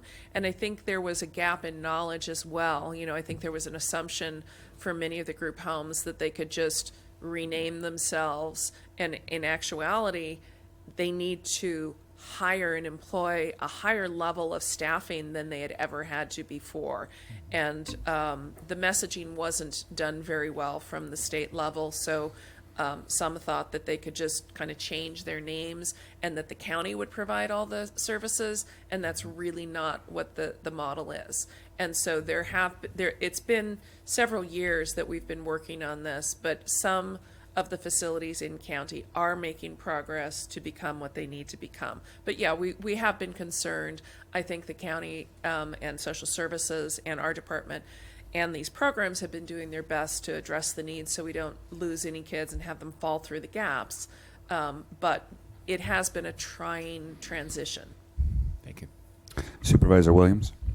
And the timeline for us to have these would be within the year, to have these short-term residential therapeutic beds. Supervisor Williams, through the chair, as we go through these slides, you'll see some different designated timelines for accomplishments of different things. So if it's okay, Sure, we'll just go through the but- slides and you'll see for Well, those. I just wanted to get on it because Mr. Hart brought up the question of whether we would have something in the interim. And my understanding is that there are some facilities that we have used before that are close to the county that will be licensed probably first for this. Casa Pacifica in Ventura, which has been traditionally a good facility. So there are some other options, right, for interim efforts. Is that the case? Supervisor Williams, through the chair, we do have some options, and we do have some local providers who have gotten at least preliminary approval. Some of them are very focused on particular populations, such as girls who have been sexually exploited, and so Refuge. those wouldn't necessarily be appropriate for every child Right. that might need a crisis service. But we do have a couple of facilities that are able to do some of these things, but there is a longer road for them to get to the highest level of care that we're ultimately looking for. Okay, I'm going to proceed. Finding number 2, there are no licensed temporary shelter care facilities for children and youth in Santa Barbara County as an alternative to out-of-county hospitalizations, and we agree with this finding. The recommendation for this finding is that the Board of Supervisors direct the Department of Behavioral Wellness to explore partnerships with community agencies to sponsor and maintain licensed temporary shelter care facilities for children and youth in Santa Barbara County. So this recommendation has not yet been implemented, but will be implemented in the future by October of 2020. The department is currently working in partnership with County Department of Social Services to develop a request for proposals for what's called therapeutic foster care, and that will be issued in October 2019. So these are services that are reimbursable by Medi-Cal. This is the model that's appropriate to respond to this issue, and we are making good progress towards implementing that service.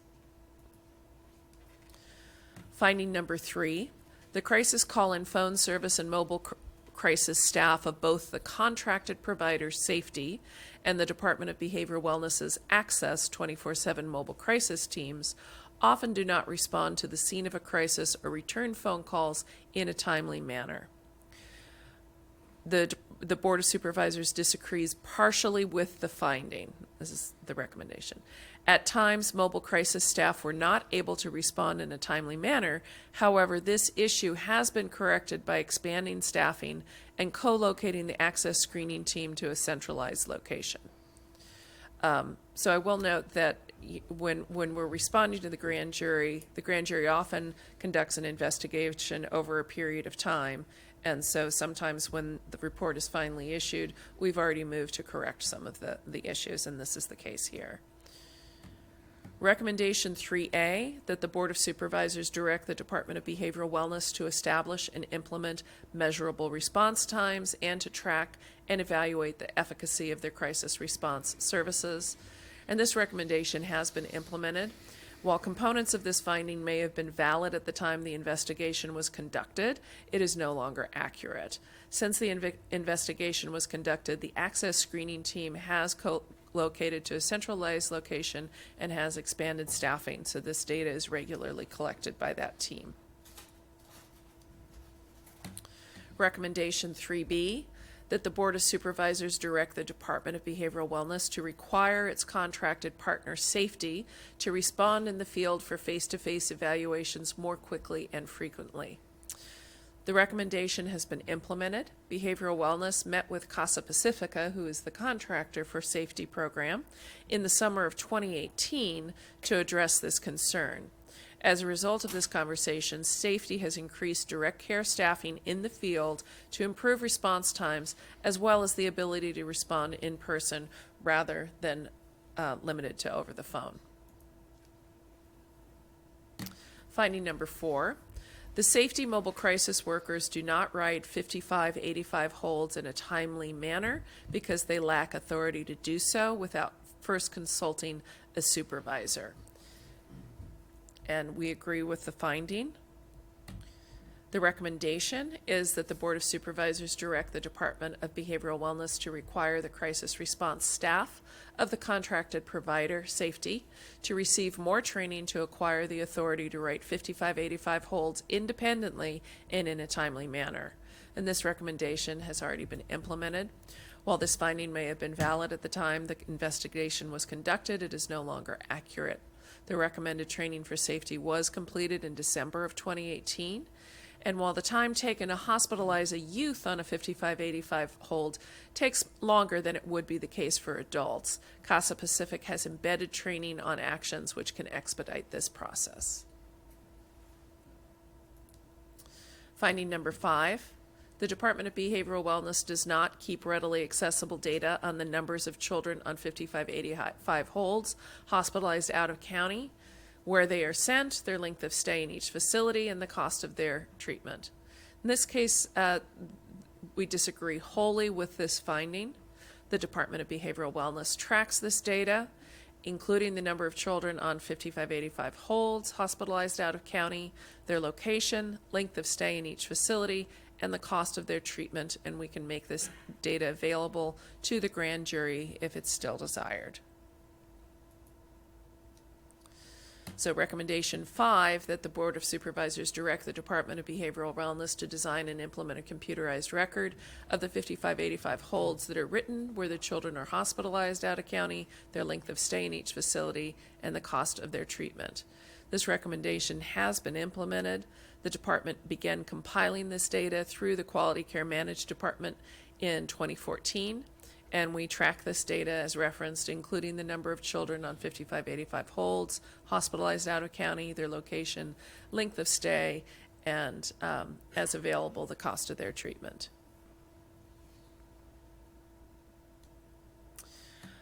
Finding 6, the Children's Triage Program staff interacts with children and youth in crisis and their families in the emergency rooms and works to ensure community reintegration and linkage to behavioral health services upon discharge from the ER or psychiatric hospitals. The Children's Triage Program is a grant that we received recently, and we'll talk a little bit more about that, but we agree with this statement, this finding. Recommendation 6A, that the Board of Supervisors direct the Department of Behavioral Wellness to evaluate the efficacy of the new crisis triage program by keeping statistics on the number of children served and process outcomes. And this has been implemented. This is a grant program. It began in January of 2019. And so part of the grant is to do an evaluation of the efficacy, outcome measurements, and data tracking so that this is implemented. Recommendation 6B, that the Board of Supervisors direct the Department of Behavioral Wellness to continue to pursue the full implementation of the Children's Triage Program in South County. Now, this recommendation will not be implemented as it is not warranted, as the department began implementation of a modified model for children's triage in August of 2019. So Cottage Health and the Children's Crisis Triage Program staff will be working collaboratively to coordinate care for all youth and families experiencing a mental health crisis that requires intervention in Cottage Health's Santa Barbara Emergency Department. The Children's Triage Program, we've brought that grant through the board before, so as you may recall, the Triage Program funded county children's staff, experts in crisis, to be embedded within emergency departments. From the point that we submitted the grant and actually got the award, Cottage hired their own psychiatrists, so they actually have the ability to do this themselves within the hospital. And so in North County, we have our staff in the Marion Emergency Room, and they're implementing the grant as written. And we reached an agreement with Cottage that they would provide the service within the hospital, but that we would work collaboratively on finding placement and tracking and following the children once they're out of the emergency room, and they will provide us with the data that's required by the grant. So that's why the implementation of this will be slightly different in South and North County. Recommendation 6C, that the Board of Supervisors direct the Department of Behavioral Wellness to integrate the funding of the Children's Triage Program into the Department of Behavioral Wellness budget on an ongoing basis. And this recommendation requires further analysis. As a department, we have a positive history of sustaining grant-funded programs to the extent that those are programs that prove to be effective and warrant being sustained. So we have every intention at this point of working to sustain this program if it meets those criteria after the end of the 3-year grant funding period. But the analysis of the ability to sustain this funding will be taking place during the period of the grant life, and we will be exploring other funding options which arise over time. Finding number 7, online comprehensive information on mental health services, community supports, and resources for children and youth who are experiencing a crisis in Santa Barbara County is not readily available on a central website. This finding we disagree with wholly. The Department of Behavioral Wellness website includes this information. Recommendation 7, that the Board of Supervisors direct the Department of Behavioral Wellness to design, post, and keep current an online dashboard that provides comprehensive contact information on mental health services and community resources for children and youth in all geographic areas of Santa Barbara County, and publicize this resource to the community at large. Well, this recommendation has already been implemented. We have information on all these resources for children and youth publicized on the Behavioral Wellness website. It's shared in a monthly director's report, at monthly outreach events and resource tables. It's shared through public speaking engagements and trainings, and shared through the school system with students, parents, and teachers. So recommended actions for the board is to consider and adopt the responses set forth in Attachment A as the Board of Supervisors' response to the 2018-19 grand jury report entitled Children and Youth in Crisis, Weathering the Storms of Mental Disorders and Emotional Disturbances. Attachment B, and authorize the chair to sign the letter included in Attachment A and forward the letter and responses to the presiding judge of Santa Barbara County Superior Court, and determine pursuant to CEQA guidance that the above actions are not a project subject to CEQA review because it is a government administrative activity that does not result in direct or indirect physical changes to the environment. And I may have gotten ahead of public comment in making that, but that's the conclusion of our report. Okay, very good. Any questions from the board? I have one, and it's not so much a question, but it's just that this department has gone through so many changes in the last couple of years, positive, that I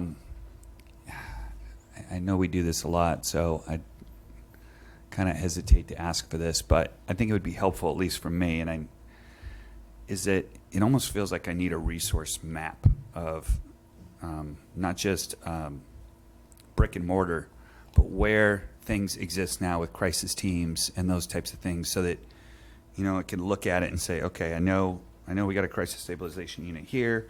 This is where an STRTP is going in, or where we're talking about it.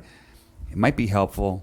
Don't have to do it today, in the next week, but I think it would be helpful in the next couple of months that we come back to the board at some point and just, I'm looking at the website right now, and it lists all these things, but maybe it's just a visual that would be more helpful for me, of just saying, okay, we've changed so many things, we've added so many services, we've changed things. It would just be nice to know where everything is for me.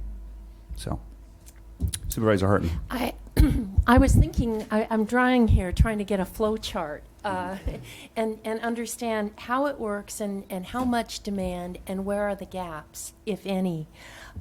So I guess just check me. I'll try to do this quickly, but we might make a call to the number on our website, and that might bring a mobile crisis team to one's home, and they would decide whether one of four options, a 55-85 hold, in which case somebody would go out of county, or they might one of these group therapeutic homes, or a specialized foster care, or just connecting to services with follow-up. So those are kind of the four options, I guess.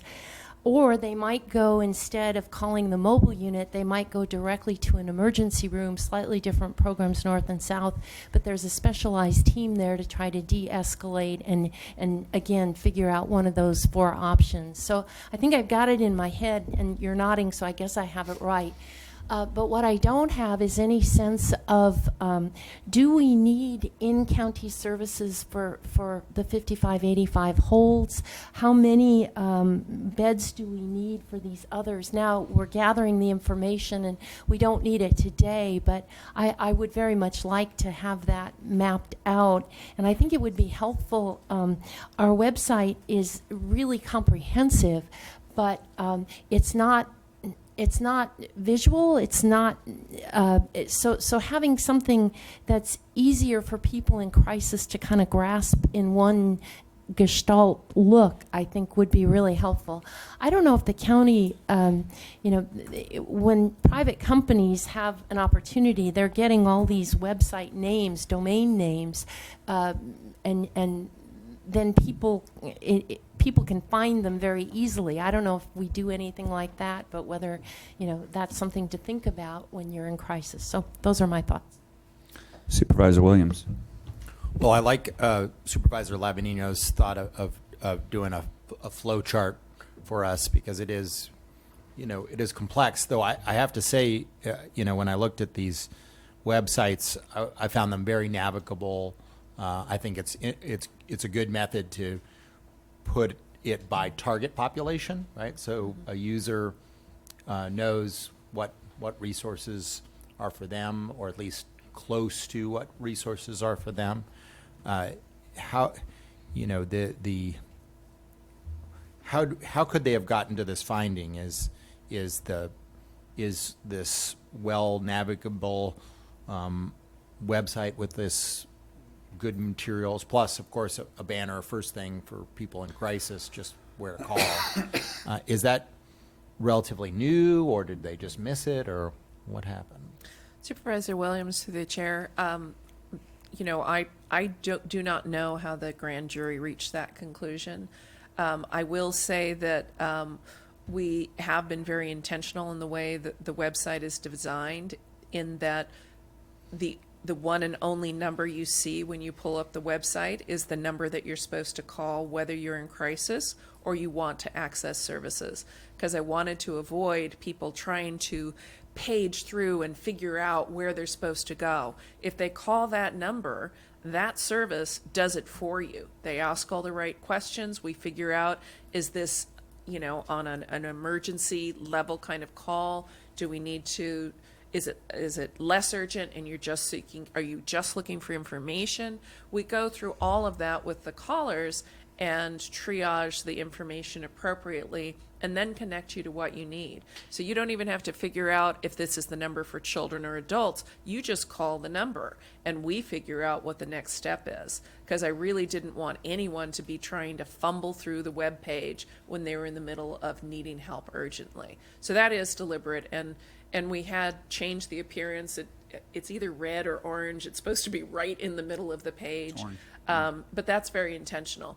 If someone really just wants to see the scope of our services and peruse things for a while, you can tab through and look, and there are different sections for adult and children's. There is information, and it does tell you, is this in north, south, west, where is the service? And there's other ways to contact those providers, whether it's a CBO or the county directly. But so that should have been available, and the grand jury should have seen that, so I'm a little confused why they didn't see that there. We can certainly look at the way the website is designed and see if there are any upgrades and do focus groups to see if there's some other way that we could make that more obvious. But it is very intentional on our part. We did create this centralized access group that went into effect, I want to say it was October 2017, but I may be off by a year, where all that data now is collected. And so we know, how many calls that come in are urgent, how many are routine, and what the next step is, because we can follow what the callers were referred to and whether they showed up for the next step. So we have all that in place. And then, I don't know if this is nitpicky, but on recommendation 6B, if we are implementing a modified model for the children's triage program, why wouldn't we just say that this recommendation is being implemented?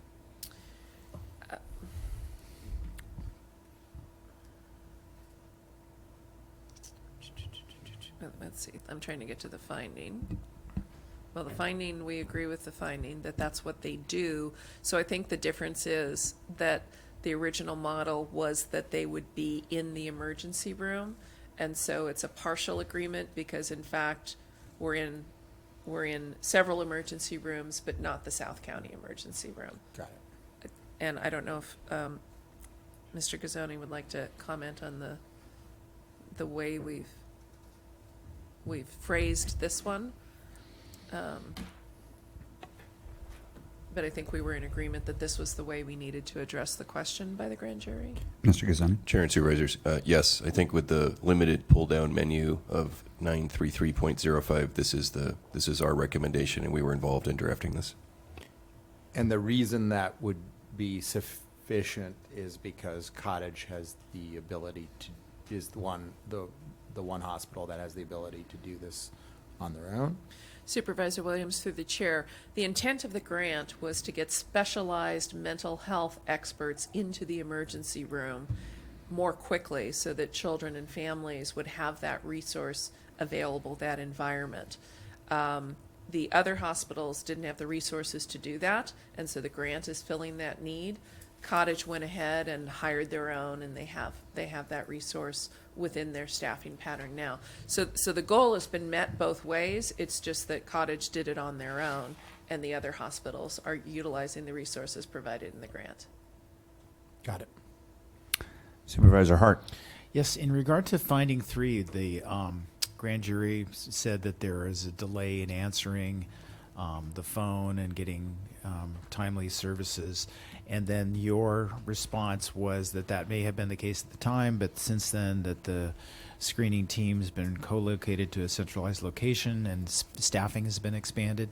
Is there any kind of analysis or auditing or survey work that gets to that and kind of methodologically evaluates the effectiveness of that change in responsiveness? Supervisor Hart, through the chair, we were aware that there were concerns by the hospitals about both the response time and the activities of the safety team, because the hospitals had informed us and we were getting other calls. So we had proactively met with safety to consider the model that we had in place and to change the way they were doing their business with us, so that we really consolidated the resources and the activity of safety to a prescribed set of business hours. And then the after hours we now cover with our mobile team. So because they were having trouble providing that staffing, from like the later hours of the evening through the morning. So we just shifted the model so that we could be available to respond more quickly. We do track timely response as part of our overall data that we need to do. So I'll say that data is available. I haven't looked at it specifically with regard to when we put our new model in place. But we put the model in place because we were trying to be responsive to feedback from the community. So, and it just happened to coincide with the grand jury doing this work. It would be nice. I mean, it's extra, and I don't know if it fits in the time frame or anything like that, to quantify that and speak directly to that and say, we evaluated that situation. We worked with safety to better, more accurately allocate the staffing needed to do that, and as a result of that, the timeliness of response has been quantifiably fixed. That would be a great extra level to this, but I don't know if that fits with the timing. So Supervisor Hart, through the chair, I guess another way that we're looking at this is that now that we have the children's triage program in place, we are collecting the data on the activities of those staff, and we've got data that we're turning in for the grant, so we can look at that as well. We can provide that as well. Supervisor Williams. Yeah, I would just love to see that when it becomes more available, because I think the ability to answer the calls in a timely manner is just crucial for all of the work of referral to the right resources. It breaks down if we don't get that part right. Right. Do we have any requests to speak from the public? Chair Levanino, members of the board, we have one request to speak on this item, and we will go to Santa Barbara for Manuel Casas. Manuel?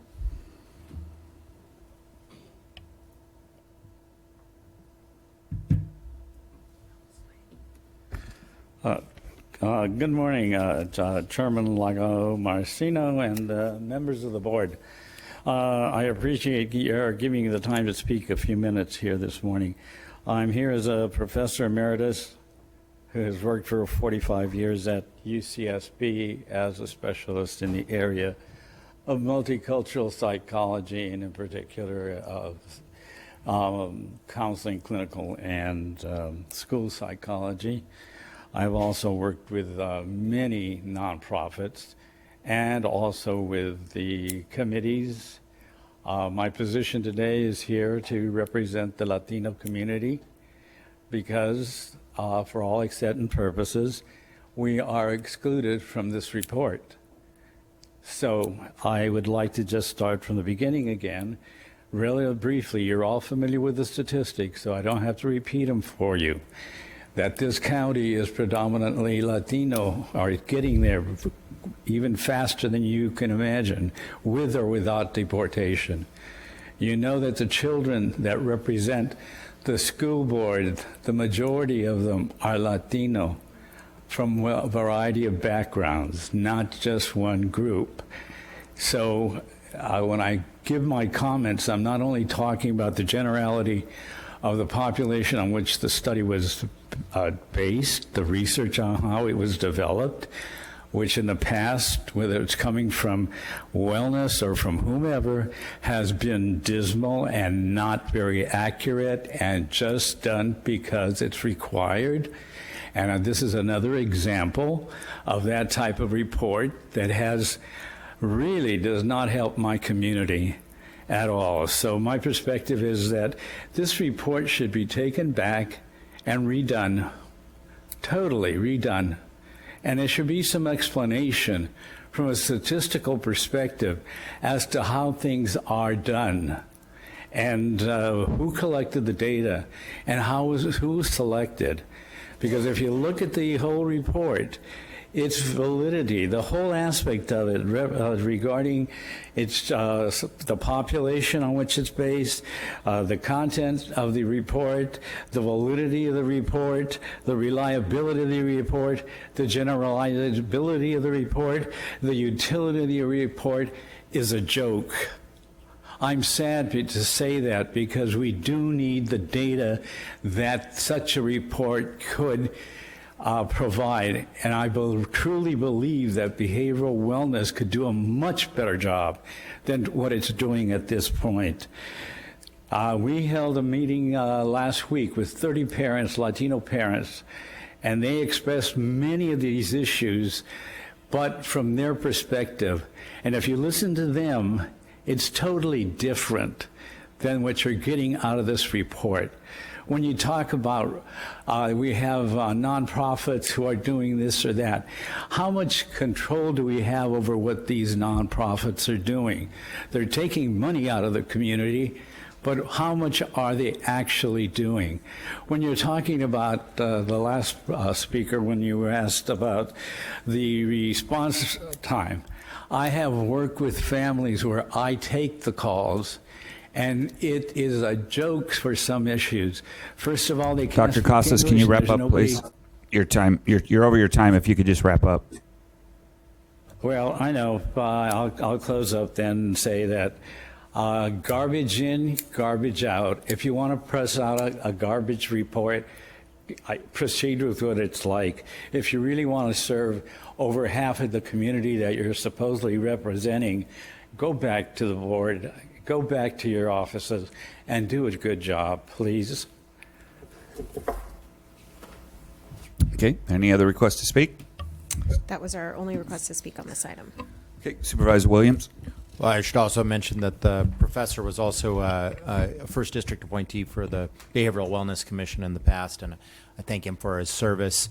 I think the point he brings up does bring me to the conclusion that what we probably should do is in the metrics for the whatever analysis and metrics that you're coming up with for the response time for safety and for the call-in number, that maybe we analyze those that have disclosed Latino surnames and see if we're getting differential results for that population, and to ensure that we're not getting differential results for that population, maybe break that down if that's technically feasible.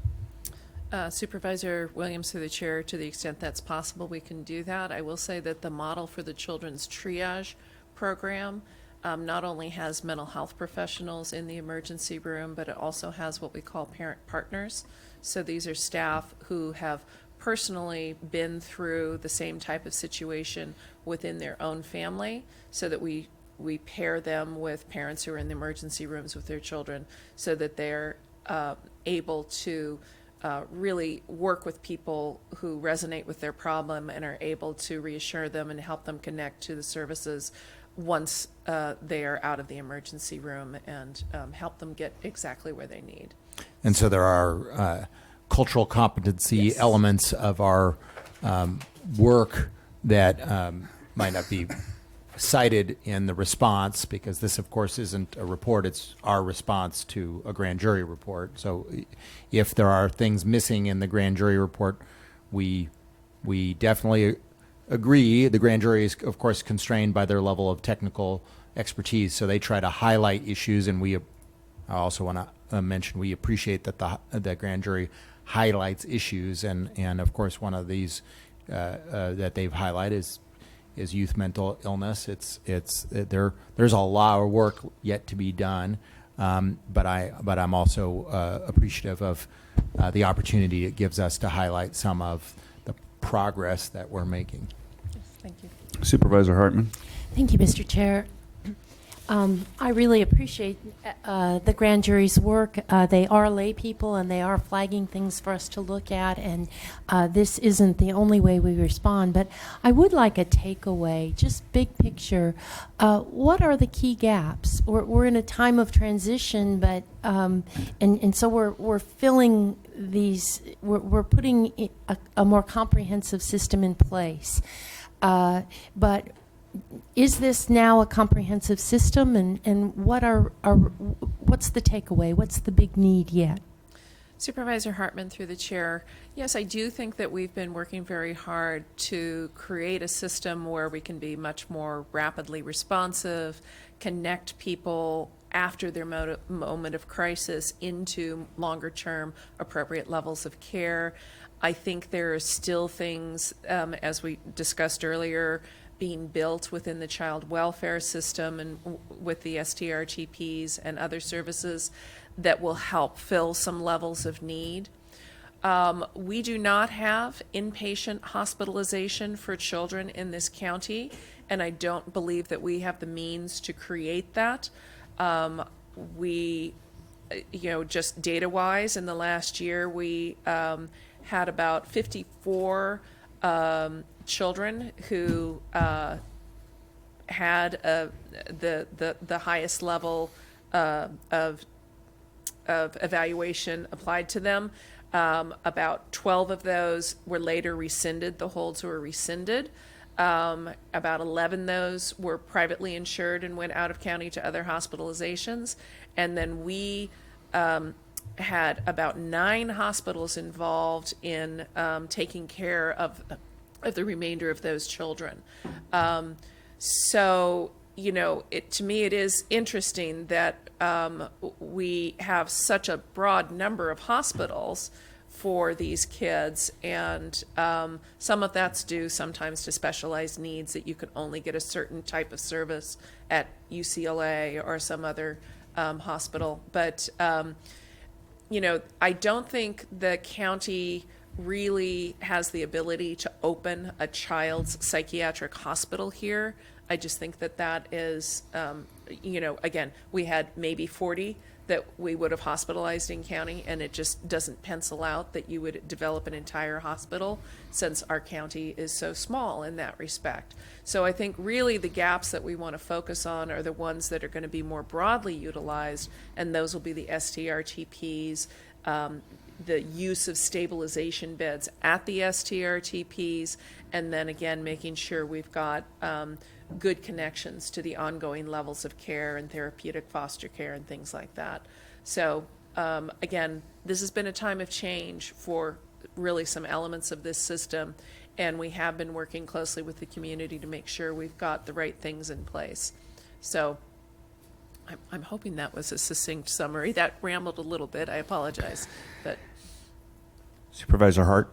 Yeah, I think that was actually very helpful. And in addition to that, in the report from the grand jury, they talked about some of the things that are evolving in their report. They didn't have the ability that we have now in this moment in time to realize how effective the co-response team has been in de-escalating these kind of situations, and the additional training that the Sheriff's Department officers are all getting as well in mental health services and training are also paying big dividends. So there are many things that are evolving and moving in the right direction, and all of us share your commitment to making those happen more quickly and more comprehensively. The concern from the community that we need better services is true. We do, and it's a funding constrained problem, and we're doing the best we can, and the department's getting grant funding to help meet that challenge. So these are all parts of the solution, and it's helpful, I think, for the grand jury to focus on issues like this and to bring this to attention so that the community can see what progress is being made on important issues like this. Supervisor Williams. I thought that was a great summary, but I would just add to that, and it is the county's goal to create more beds. It may not be in the category that one other entity wants, but the overall desire is to create that more robust continuum of care where we have the appropriate beds available as close to the county as possible and in the most sustainable cost structure. And usually that means beds that we control. So that is really the holy grail for the future of the department. So the spirit of this report is something that we very much are trying to move forward on. The specifics, we have some different ideas about how to achieve it, but the spirit is very much taken, I think, in a constructive manner, and is where we're trying to go.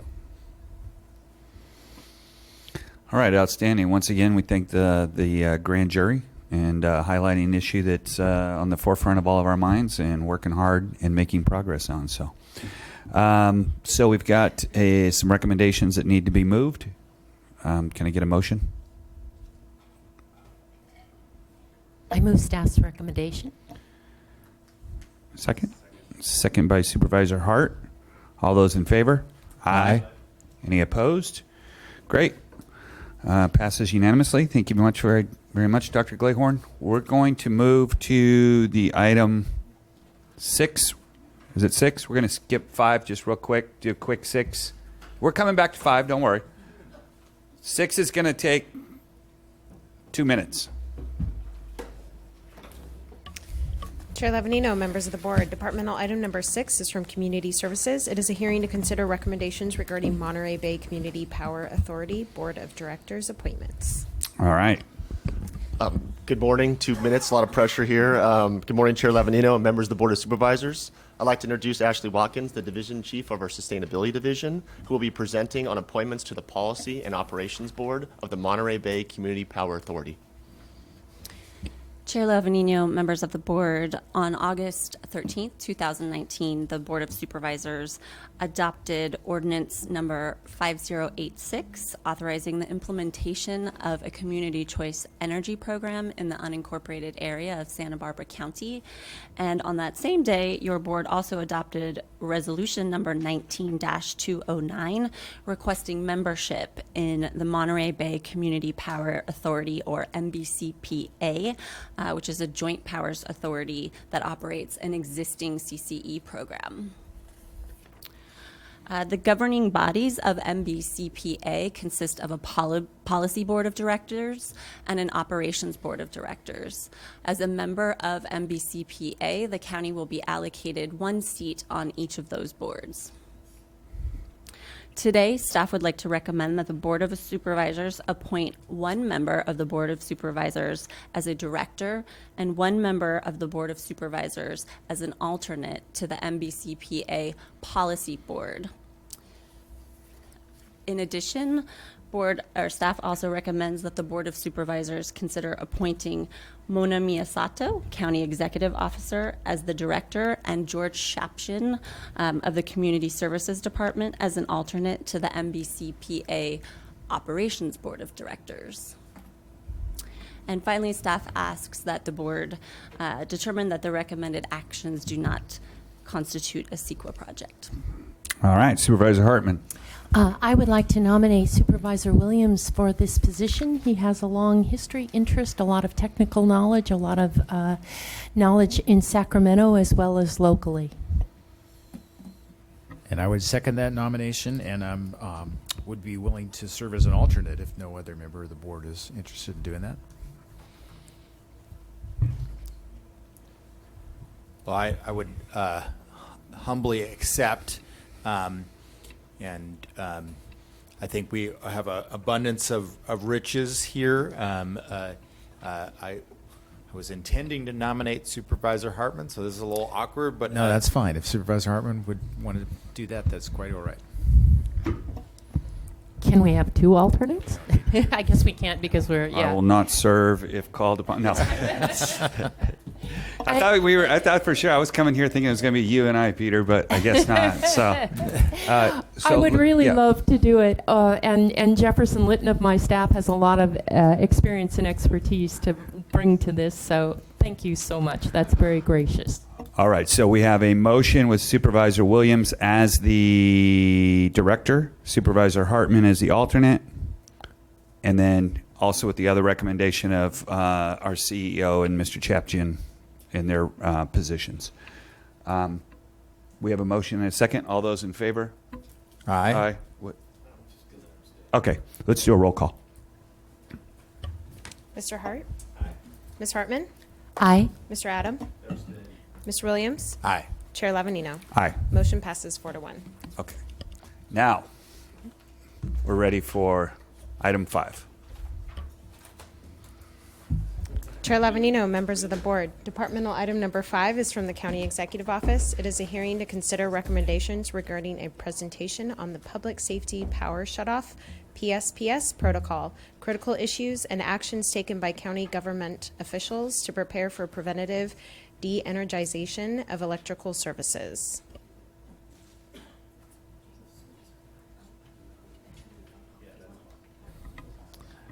Looks like we're getting the presentation ready. Yeah, why don't we take a 5-minute break?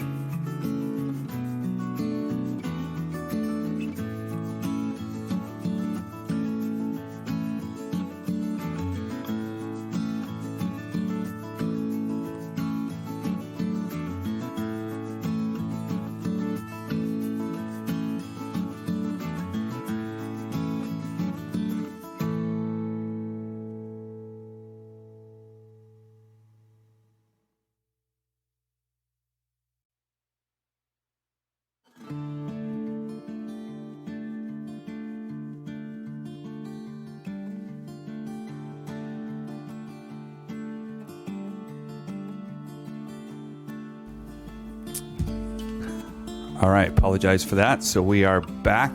Mr. Pontus, please. Mr. Chairman, members of the board, Matt Pontus, Assistant CEO. Today we've got, and I want to introduce to you Kelly Hubbard, our new Director of the Office of Emergency Management. She's going to be helping deliver our portion of the PowerPoint. Today we've got 3 PowerPoints here before you that will be probably all brief. But the first one, we're starting out with PG&E. Mr. Eric Daniels will be presenting first. We're going to have Rondi Guthrie present on Southern California Edison.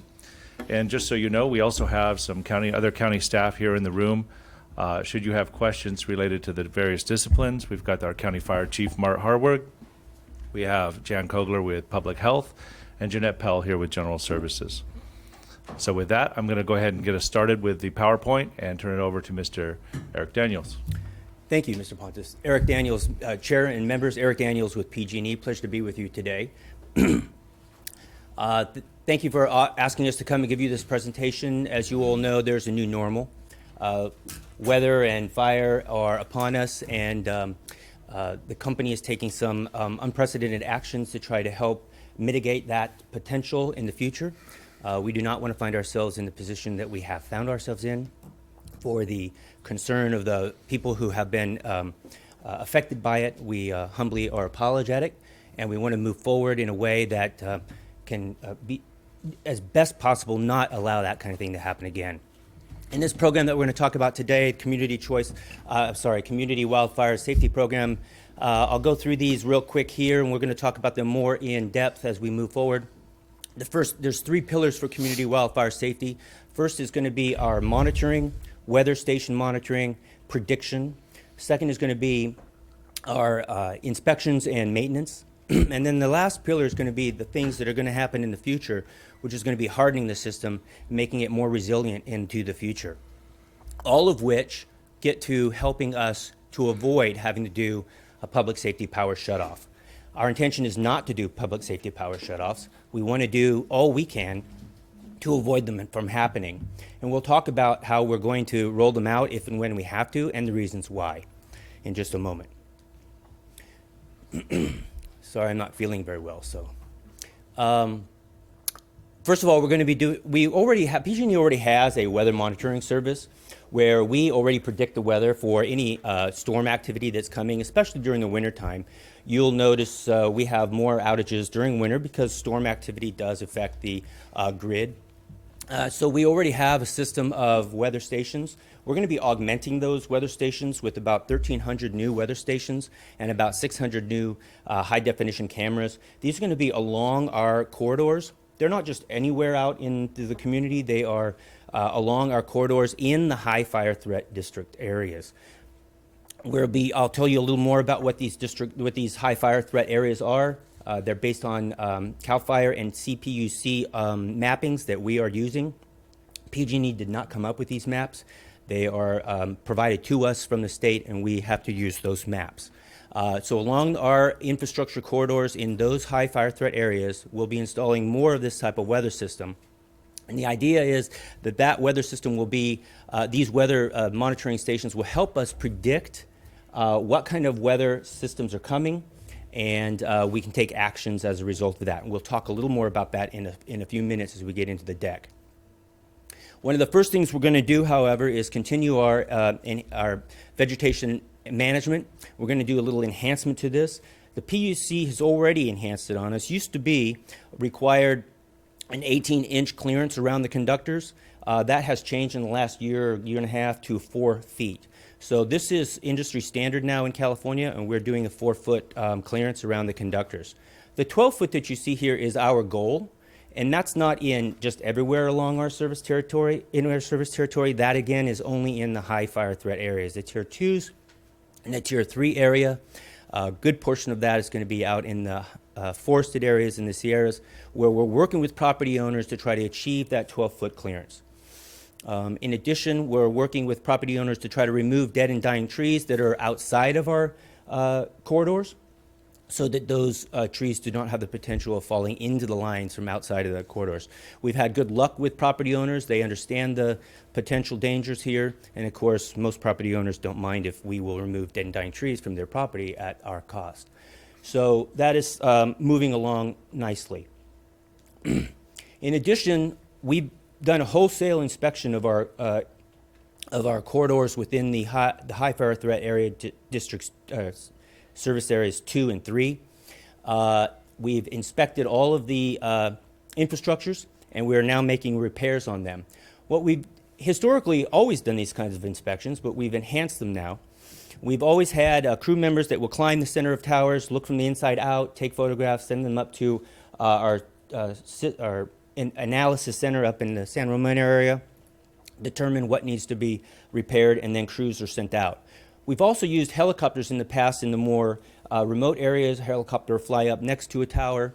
A boom will be on the bottom, take photographs of the tower, send those up for analysis as well. We've augmented the system this year and in the go forward with the drones. We'll now have a professional team of drone operators that will go out to the field.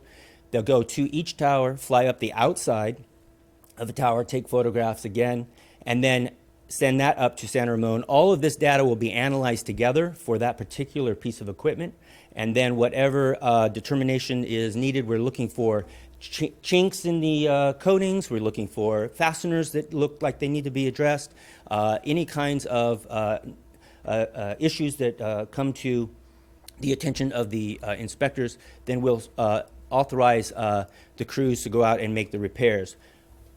We're currently in that process where all of this inspection has been done. We were under court order to get that done. And now the crews are getting their paperwork. The engineering teams have done the analysis and have identified the repairs that are necessary, if any. And now the crews are going to be marching out into the field. You should see those in the Tier 2 and Tier 3 areas making those repairs. The intention is to make the system as good as new as possible so that we can, again, try to harden the system in a way. In addition, speaking of hardening of the system, the longer term things we need to do to the system that we will be working towards doing will be making it more resilient. Not just repairing the existing, but let's make it even better.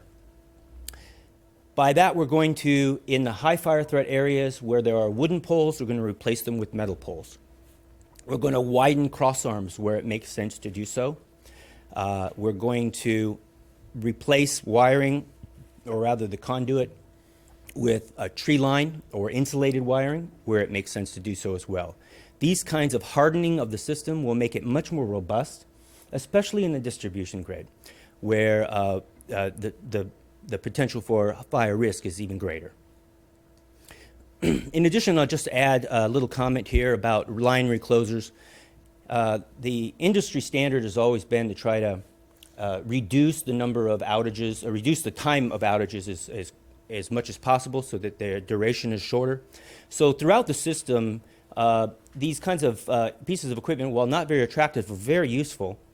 They help to make the system automatically trying to find a new source of energy. If a foreign object strikes a line, then the line will open and the energy will cease.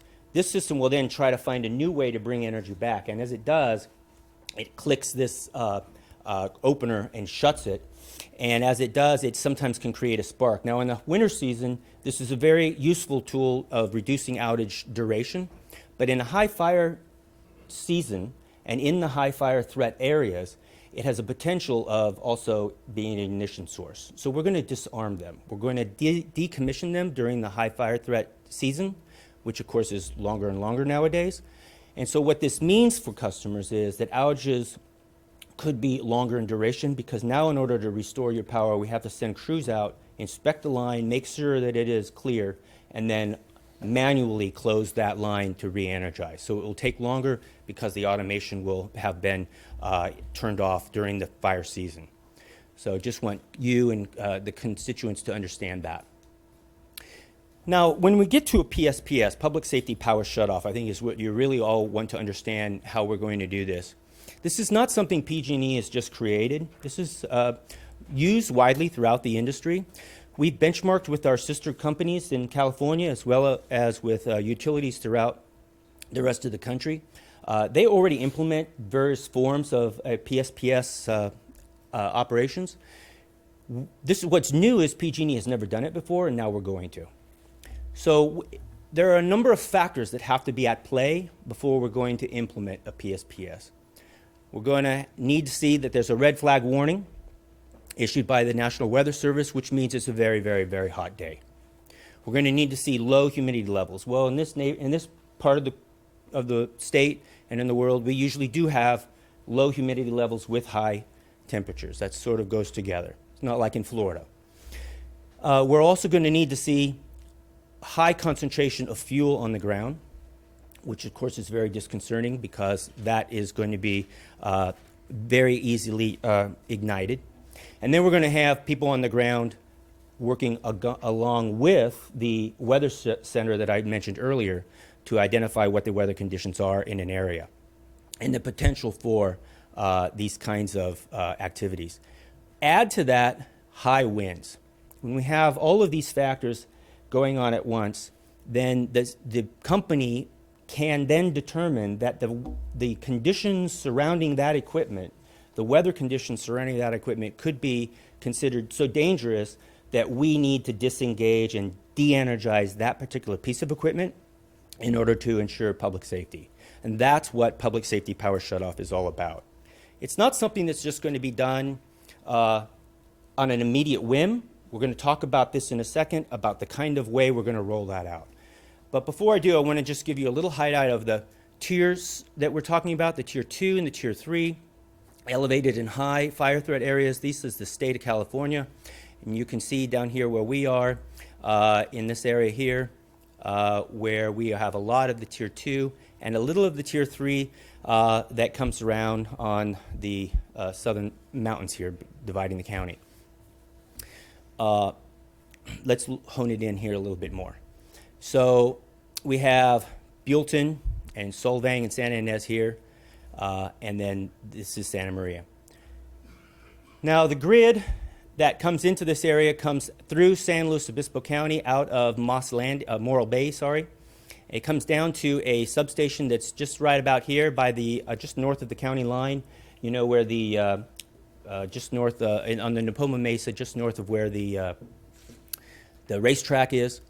And then then it separates and it comes into Santa Maria, and then also it makes a big triangle this way, out to down to Buellton actually, and then over to Lompoc, and then back up.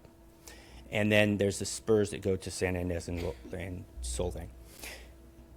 We're not necessarily in Santa Barbara County. Our grid does not really go into the Tier 3, especially with our transmission lines. We will have some that goes in this way up to the top of the grade to service some of the towers that are on the top there.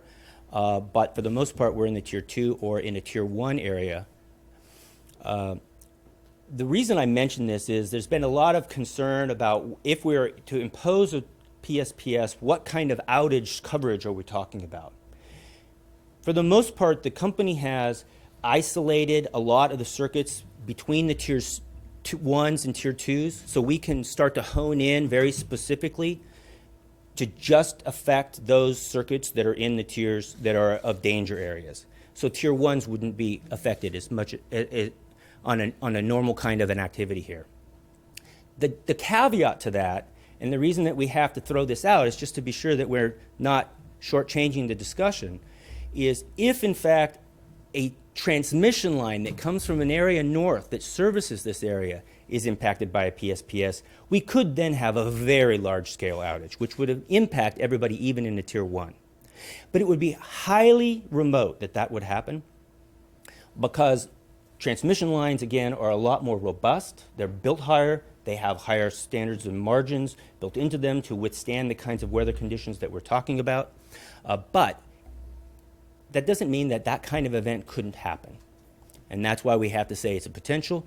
But to be realistic, the most realistic outages that we could see of a PSPS are going to be in the Tiers 2 and the Tier 3 areas, and we're going to be able to isolate them down to the areas that we believe are of most danger to the grid.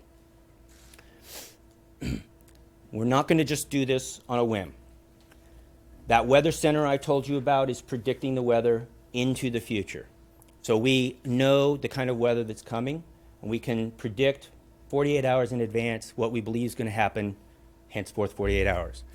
If we believe that the conditions are going to be such in a certain area of that grid that we believe that the conditions will be dangerous so that we can't operate it safely, we're going to start to communicate. We're going to communicate with all the first responders, the OEM office, with the communities that are involved, their city councils, you. Our media team is going to stand up and start communicating with the media. There's a whole team that deals with the public service, with the public works departments in the different communities and in the county. They'll be stood up and start working with those particular communities that are being impacted by this particular PSPS, etc. The communication machine will start to operate. We'll also have a team that starts to stand up, depending on the size of what this particular PSPS is going to look like, community resource centers, so that the public has a place to go for information if and when one of these should occur in their area. That's going to start at the 48-hour level. The communication is going to be out there. People will have warning and knowledge of this occurrence. At 24 hours, we'll have a reassessment. That weather center will reassess. Is this still a potential? And then we'll do some more communication. And then again, just before we were to initiate a PSPS, we will communicate to all those entities once again. During an outage, we will continue to communicate. Oh, and I should mention also the team will be communicating directly with customers. We've asked all of customers to update their contact information so that we have cells, landlines, email addresses, any forms of communication they will offer us. We will use all of those to communicate with them about the different outreach that we're going to do on this particular PSPS. And then during the outage as well. And then once we start to restore, we will also do that. Remember, we have to, just like any outage that occurs, down the street, somebody accidentally runs into a power pole and the power goes out, or during a winter storm, a tree comes down and or the wind knocks a power line down. We don't just restore and turn energy back on. We send crews out and they investigate the line, make sure it's clear, and then we restore. So we investigate, restore, investigate, restore, investigate, restore. So that's going to be the cadence for restoration as well. So when you heard people talk about the potential for an outage to be many days, it's unlikely that that's going to happen unless we had that most extreme example that I talked to you about. And even then, when we start to restore, remember, the grid is not destroyed in this instance. The grid is still standing and safe because all we've done is de-energized it. We'll be able to do the inspection, restore, inspection, restore. If it's a smaller one, like would be much more possible, it's going to be probably to the consumer no more of a discouragement than would happen in a normal kind of an outage that you do receive periodically nowadays. Some hundreds, some couple thousand people, and that would be it. I talked about working to restore already. I'm trying to make it fast for you so we can get to the other guys. Lastly, I want to remind your constituents to go to pgne.com/mywildfirealerts. You can find a lot of this information there, much information about generators, how do you hook them up, how to safe operate them. We don't give recommendations on what to use, but we give you the safe operations of them. Also about how and this entire process would work. And also, again, asking you to update your contact information so we have the best information possible to communicate with you. With that, I think I'll save any questions for later and let you get on with the other presenters. Yes? Eric, are there any questions we want to ask of Eric at this point, PG&E? I have one. So then we can figure out. I just want to know if you've modeled any, with the those conditions that you gave us, high wind, high temperature. Did you go back and model like a couple years at all and see how many days kind of fell into that at all? Do you know if any of that was done? Chairman, I don't have the specific answers on what we've done, but we have done modeling and we have done investigations of past. How often do these kind of conditions occur? Right. They are rare. Okay. But your county can answer, I think, how many times a National Weather Service warning has been occurred in the county, and kind of help give you some information. We've had this dialogue with the OEM team already. In addition, I should add that one of the other things that we're offering is for OEM and the key contacts in local jurisdictions within the emergency responder community, we have developed a portal so that they can see real time as an event is occurring what the polygon looks like of where the outage is going to be, and as we start to hone in from 48 hours down to actual activation, we start to narrow down what we believe the actual outage footprint is going to be.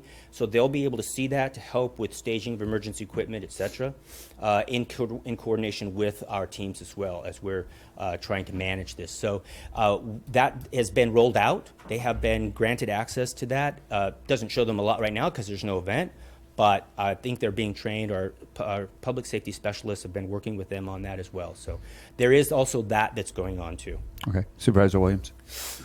Well, I guess you could put most of my concerns and the concerns I hear from the community into two buckets. One would be what your company's capability is on re-energizing and on how rapidly that re-energizing could take place. And then the other bucket would be what you are doing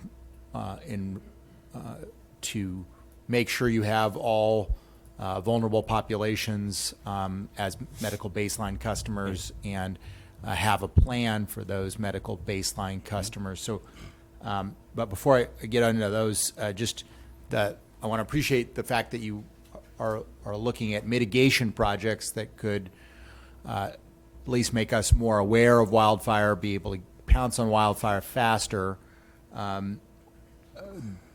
But those numbers look like statewide aggregate numbers. I'm not sure what you mean by meaning what numbers. the cameras and the so your mitigation projects include wildfire Those are- detection cameras and weather stations. Yeah. And that looked like a statewide number. Those right? are in addition to existing ones we already have, Right. and those are PG&E systems. But we also utilize others that are out there. But that would be not statewide. That's PG&E service territory wide. Got it. And can you tell us what? I'm sorry, and Supervisor, only in the high fire threat area. So again, that reduces the universe even more narrow. Right. So you would typically put them in tier 3. 2 and 3, yes. So can you tell us, because right now we only have 3 fire cameras in the south, and they're all in the South Coast in PG&E territory, and we only have 5 weather stations to our knowledge, all in the North County. Of those numbers that you showed us, how many are you planning for PG&E service territory in Santa Barbara County? Great question. I do have that information. I don't have it readily available. We are adding some new ones in our service territory here in Santa Barbara County, both of those systems. I'll have to get back to you with the exact numbers, but there are some additional ones that have already been installed. And are you planning on funding cooling centers here in the North County? I would specifically want to put out Cuyama. I mean, even though only a sliver of that is tier 2, we have had a decent amount of wildfires, and it's adjacent to Ventura County portions that are tier 2, where wildfire could quickly travel. But the temperatures during the fire season in Cuyama and New Cuyama definitely can affect the health, and we have limited facilities where that's possible. So it seems to be a place where some planning would be in order, and even you funding the school district or another entity to be able to just reimburse costs of additional cooling and additional staffing or something like that. This seems like something that we might want to plan for. Are there immediate plans that you have in the service territory on cooling centers? So we do have the community resource centers that are referenced. They will not be cooling centers in the traditional sense of a cooling center. They most likely will have some air conditioning in them that's just brought in for the sake of that site. They will be more informational, not necessarily, there would not be considered shelters.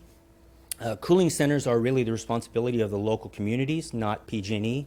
But we would want to work with you if there was to be some sort of a PSPS event. Remember, a PSPS event is only going to be called in the instance where we're already having a heat wave that you probably might have already stood those kinds of resources up on your own prior to our determination that the grid needs to be disengaged.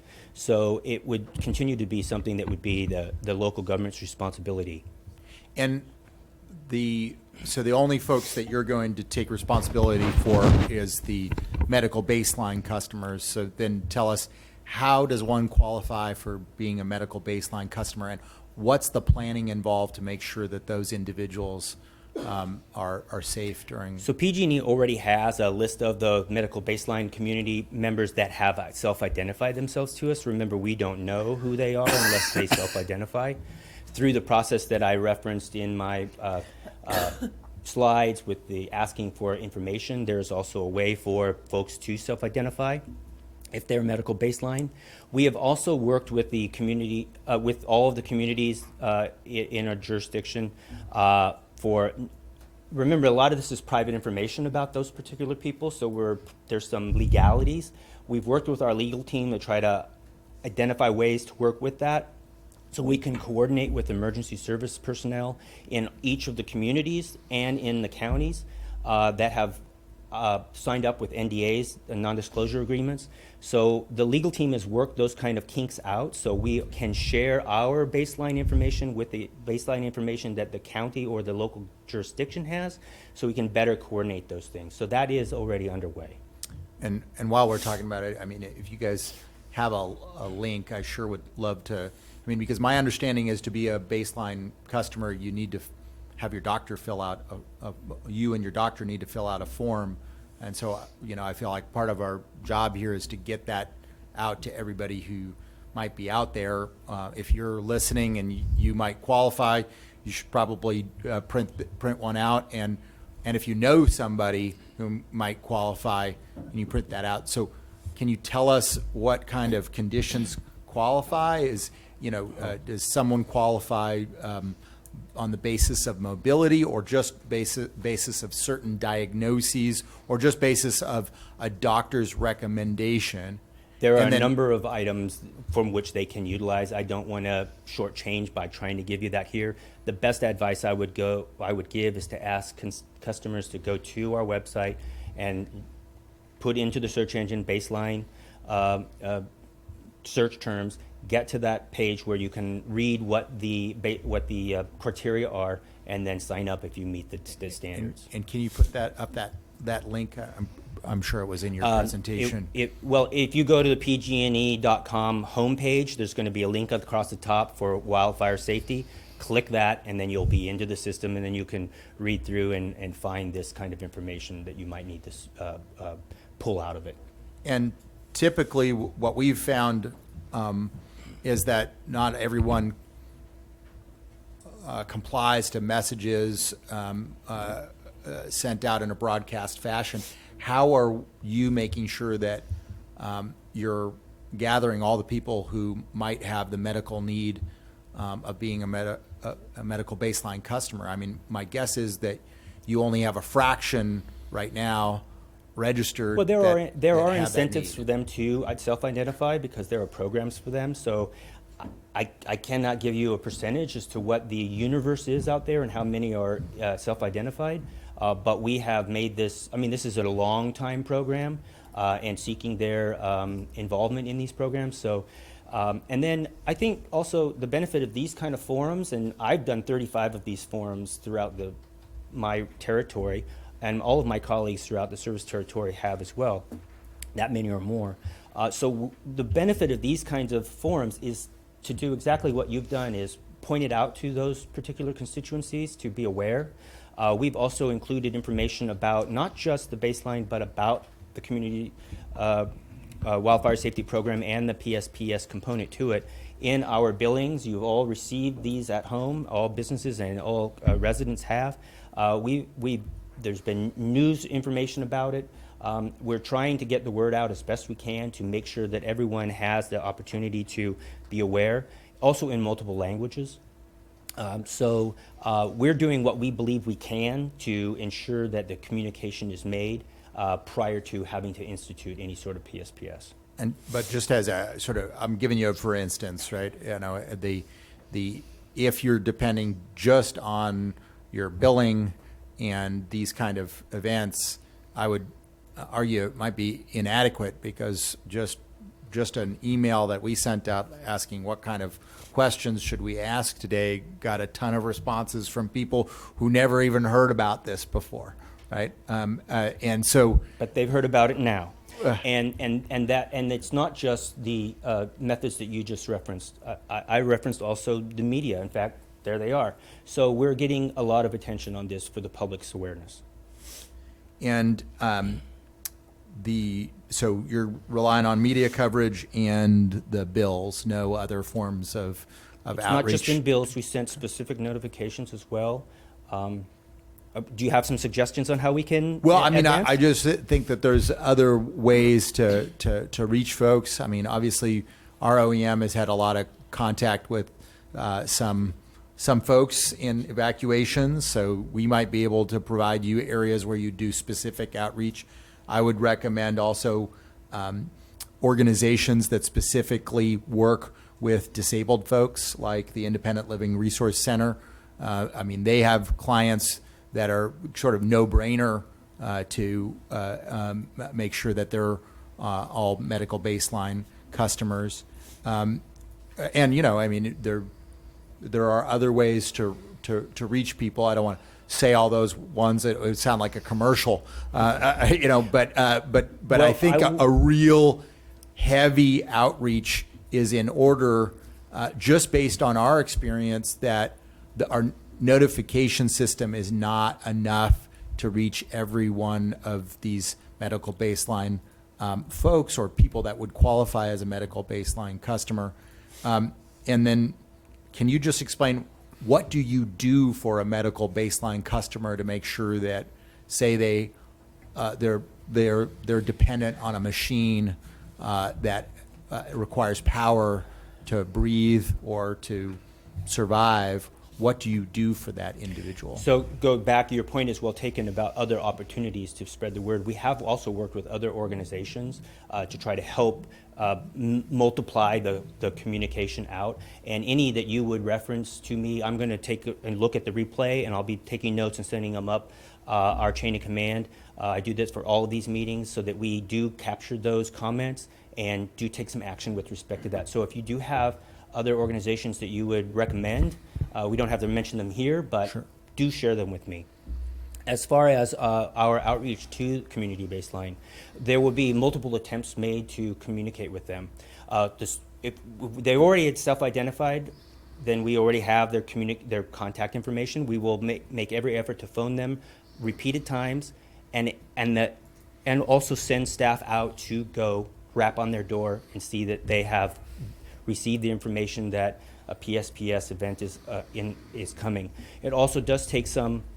I don't think it should be ignored that there's some personal responsibility here. So family members also need to look in on these individuals as well.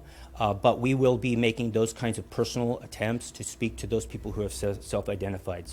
And it will not just be once; it'll be multiple attempts to try to get to that particular customer if they've self-identified as a medical baseline. And that will also be coordinated, with the local emergency responder community throughout a PSPS event. And if a medical baseline customer does not have a family member that can move them in one of these cases, and especially if you're talking about shutting down, in the worst case scenario, a transmission line, you'd have to have somebody outside the region pick that person up. Do you? Well, I'm not sure about that. Why would you have to be outside the region? Even if the transmission line is affected and you have wide-scale outage, people are still able to get to that person. Remember, there's no damage. The lines aren't down. Right. I suppose the question is, where would that disabled person go if the whole region was out of power? But let's go with the more likely scenario. That's not the likely scenario. Yeah, let's You're go with correct. the more likely scenario of an isolated.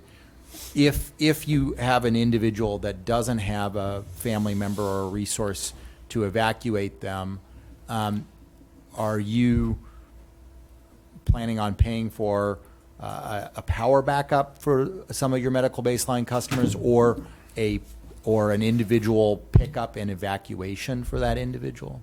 I think we'll take some of those cases as they come, but we're not going to suggest that there's going to be this kind of support for people. They need to have some personal responsibility with respect to that. And then I guess just on the repowering, this would be all of everything I said would be less of a concern if we knew that you and SCE had sufficient staffing for inspections in our most common scenarios. And the most common scenario, as you probably are already been briefed, is that we will have high winds for several successive evenings in a row. But the winds will go Not during the day, down right, or- late at night, and they'll but be pretty calm till the next afternoon. In that kind of a case, are you going to have sufficient staffing to inspect and then repower so that power could at least be half of the day or a quarter of the day or something, so that people who are depending on this for their life or their livelihood can repower their battery sources? That's an excellent question, that you would think it through like that, because that's exactly what is the potential to happen. We're going to have if we were in one of these scenarios, you'd have this extremely hot weather, intense winds. We would have to predict that those are going to occur before we would institute the PSPS. So, and then we would be honing it into specific circuitries. If in fact the weather pattern changes and it does improve, then we're going to start to institute restoration. At that 48-hour level, one of the things I didn't mention is, as soon as we've predicted, that's one of the blessings of having this prediction capability, and we do it today with respect to winter storm season. When we predict a large system is coming in that's going to be of concern, we redeploy staff from other parts of the service territory to that area, and we tee them up. So that would occur in this instance as well. So we would have additional staff than what is regularly employed by PG&E in this particular area to address those kinds of impacts that you're referring to. And is there a kind of a metric of that a typical inspector can go? I don't know that there is. How long it takes them to inspect, say, a half a mile of line? I don't think that there would be a metric, because every line is going to be kind of different. So, got it. Thank you. You're welcome. Good questions. Thank you very much. Supervisor Hartman and Supervisor Adam. Thank you. I just have a couple of points I'd like to make, and the first is to thank you, Mr. Daniels. You briefed me and my staff many months ago when this was first coming down the pike, and then you went to the Adult and Aging Network and gave a presentation there that my colleague did. Yes. was extremely well received, and that's a really important network to get information out to really vulnerable people in our county. There's really just 2 points I want to make. The first is that this is new for all of us, and conditions are likely to get worse. So I think the worst thing that can happen in an emergency is people get siloed. And so I think today is an effort to figure out how we build a strong partnership going forward. And so I think it's really important that we have a clear understanding of what our responsibilities are. And I would like our County Council, Mr. Gazzoni, to weigh in on that. But I'd like to just mention one other thing, and then I won't talk anymore because a lot of people want to say things. In terms of the general outreach, we have a Fire Safe Council, a nonprofit here. I'm on the board, and we're working hard with the Bucket Brigade and with our fire department and across the board with fire people, and trying to gather information about homeowner associations throughout our county, mutual water districts, special districts of other kinds, so that we can have a communication network.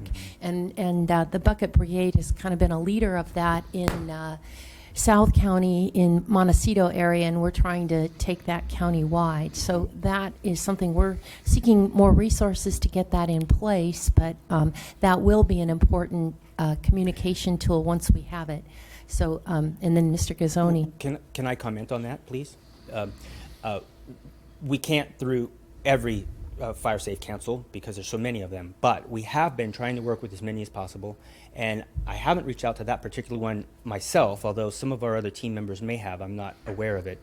I would like to follow up with you on that, but there's a potential that we can work with some granting support, maybe not this year, but into next year for that. Mr. Gazzoni. Chair and Supervisors, we've discussed before the series of rulemaking decisions and resolutions out of the Public Utilities Commission in this area. Fairly recently, in May of this year, we have a decision 19-05042 from the Public Utilities Commission, which establishes some new guidelines concerning PSPS and also makes clear that earlier guidelines in a resolution from 2018 are still in effect. That's resolution ESRB-8. And in one of the plain English portions of that resolution, the order is that all investor-owned utilities shall take appropriate and feasible steps to provide notice and mitigation to their customers in accordance with reference to another decision, actually from 2012.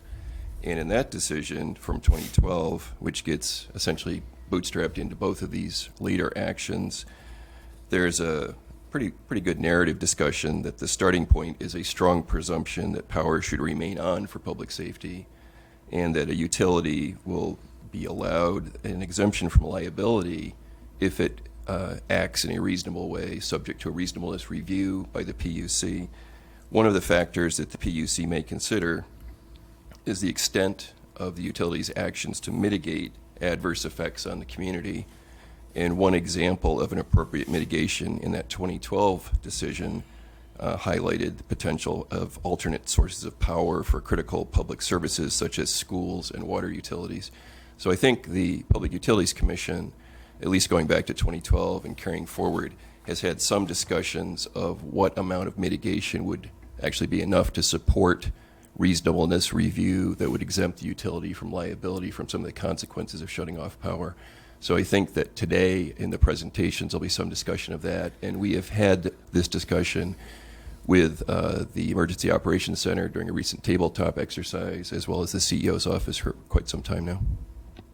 Okay, thank you very much, Supervisor Adam. Well, I know that I've been called as the contact person for my farming operation number of different times by your staff. And I'm just wondering, how is it that you called me, or what was the criteria for calling customers? Did you call each and every customer, or did you call commercial customers, or? I'm not sure, Supervisor, who was calling you. It could well be because you are a large industrial user.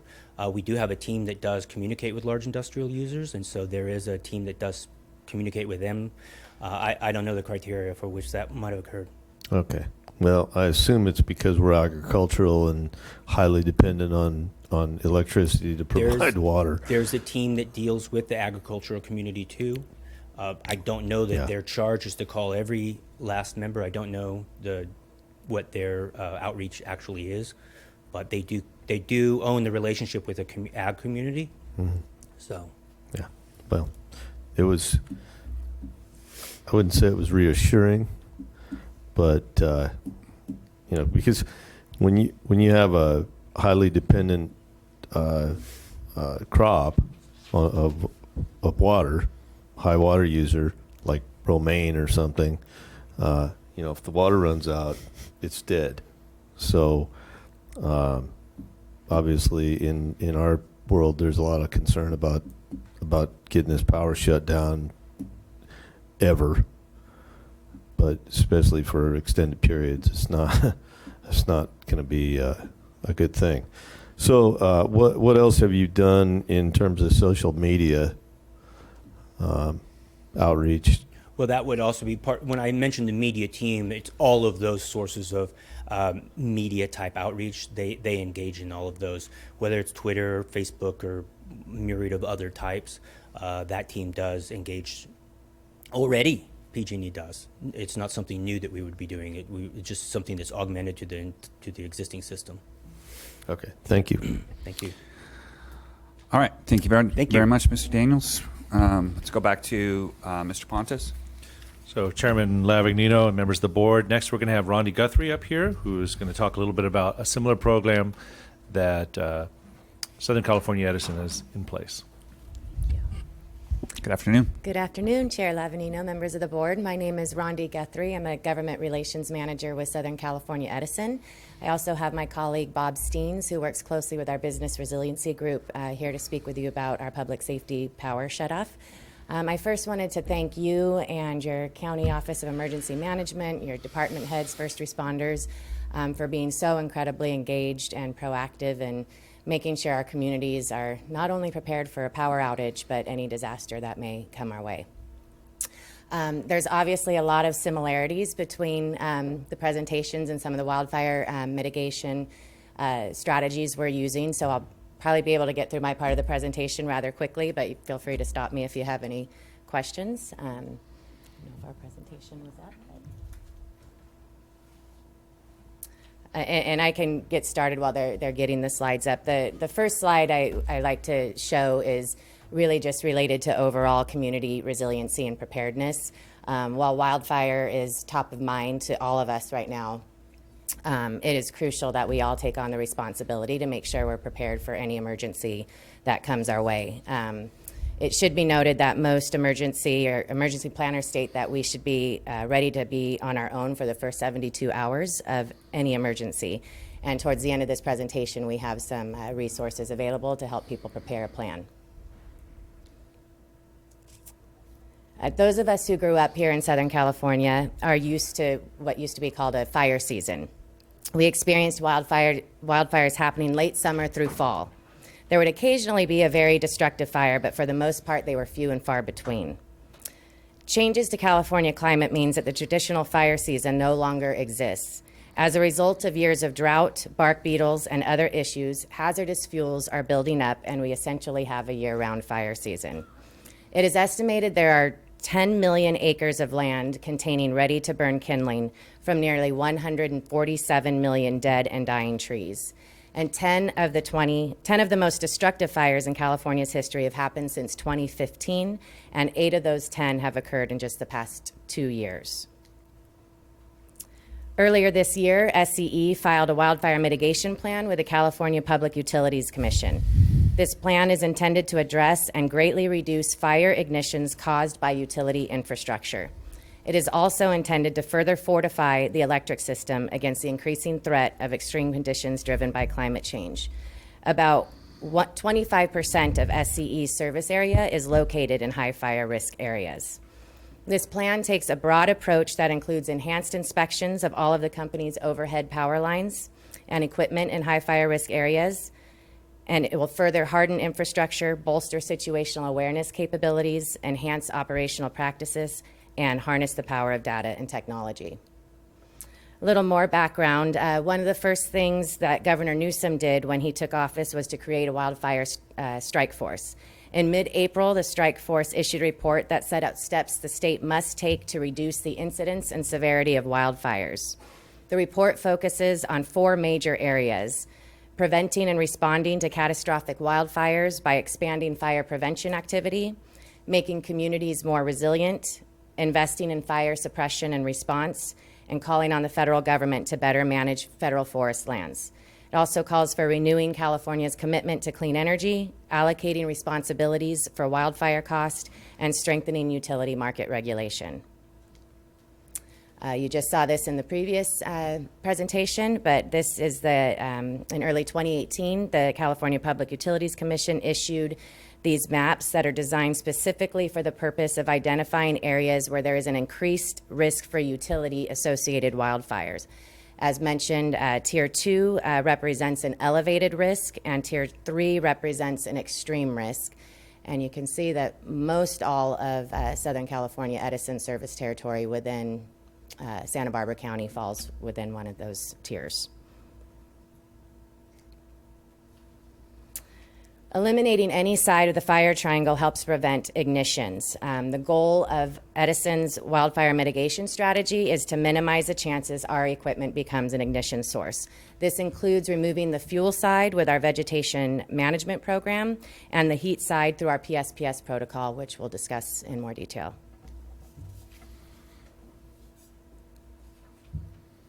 Passed in 2018, Senate Bill 901 required all utilities to prepare and submit a wildfire mitigation plan. Our wildfire mitigation plan activities comprise incremental and new work developed specifically to reduce wildfire risk. The wildfire mitigation plan is broken into 2 major categories aligned to our long-term strategy: the operational practices you see in the gray at the top, and infrastructure improvements in the green at the bottom. A major aspect of our plan is the installation of insulated wire or covered conductor. We believe it is foundational to reducing the leading cause of ignitions. And you can pass this around if you will show and tell. We are proactively replacing existing bare conductor with covered conductor in high fire risk areas to reduce ignition risks. To date, our crews have installed 183 circuit miles of covered conductor in our highest risk areas with a goal of 5,500 circuit miles by 2025. We are also supplementing covered conductor with other protective devices that will further reinforce our grid, such as faster acting fuses and reclosers. To date, our crews have installed more than 7,500 faster acting fuses onto our system and updated more than 1,500 protective devices with more sensitive settings that speed the activation of the fuse device to reduce potential ignition energy. As previously mentioned, we are also have completed our enhanced overhead inspections in this area. I know your constituents and especially your permitting staff has felt our presence here very much so.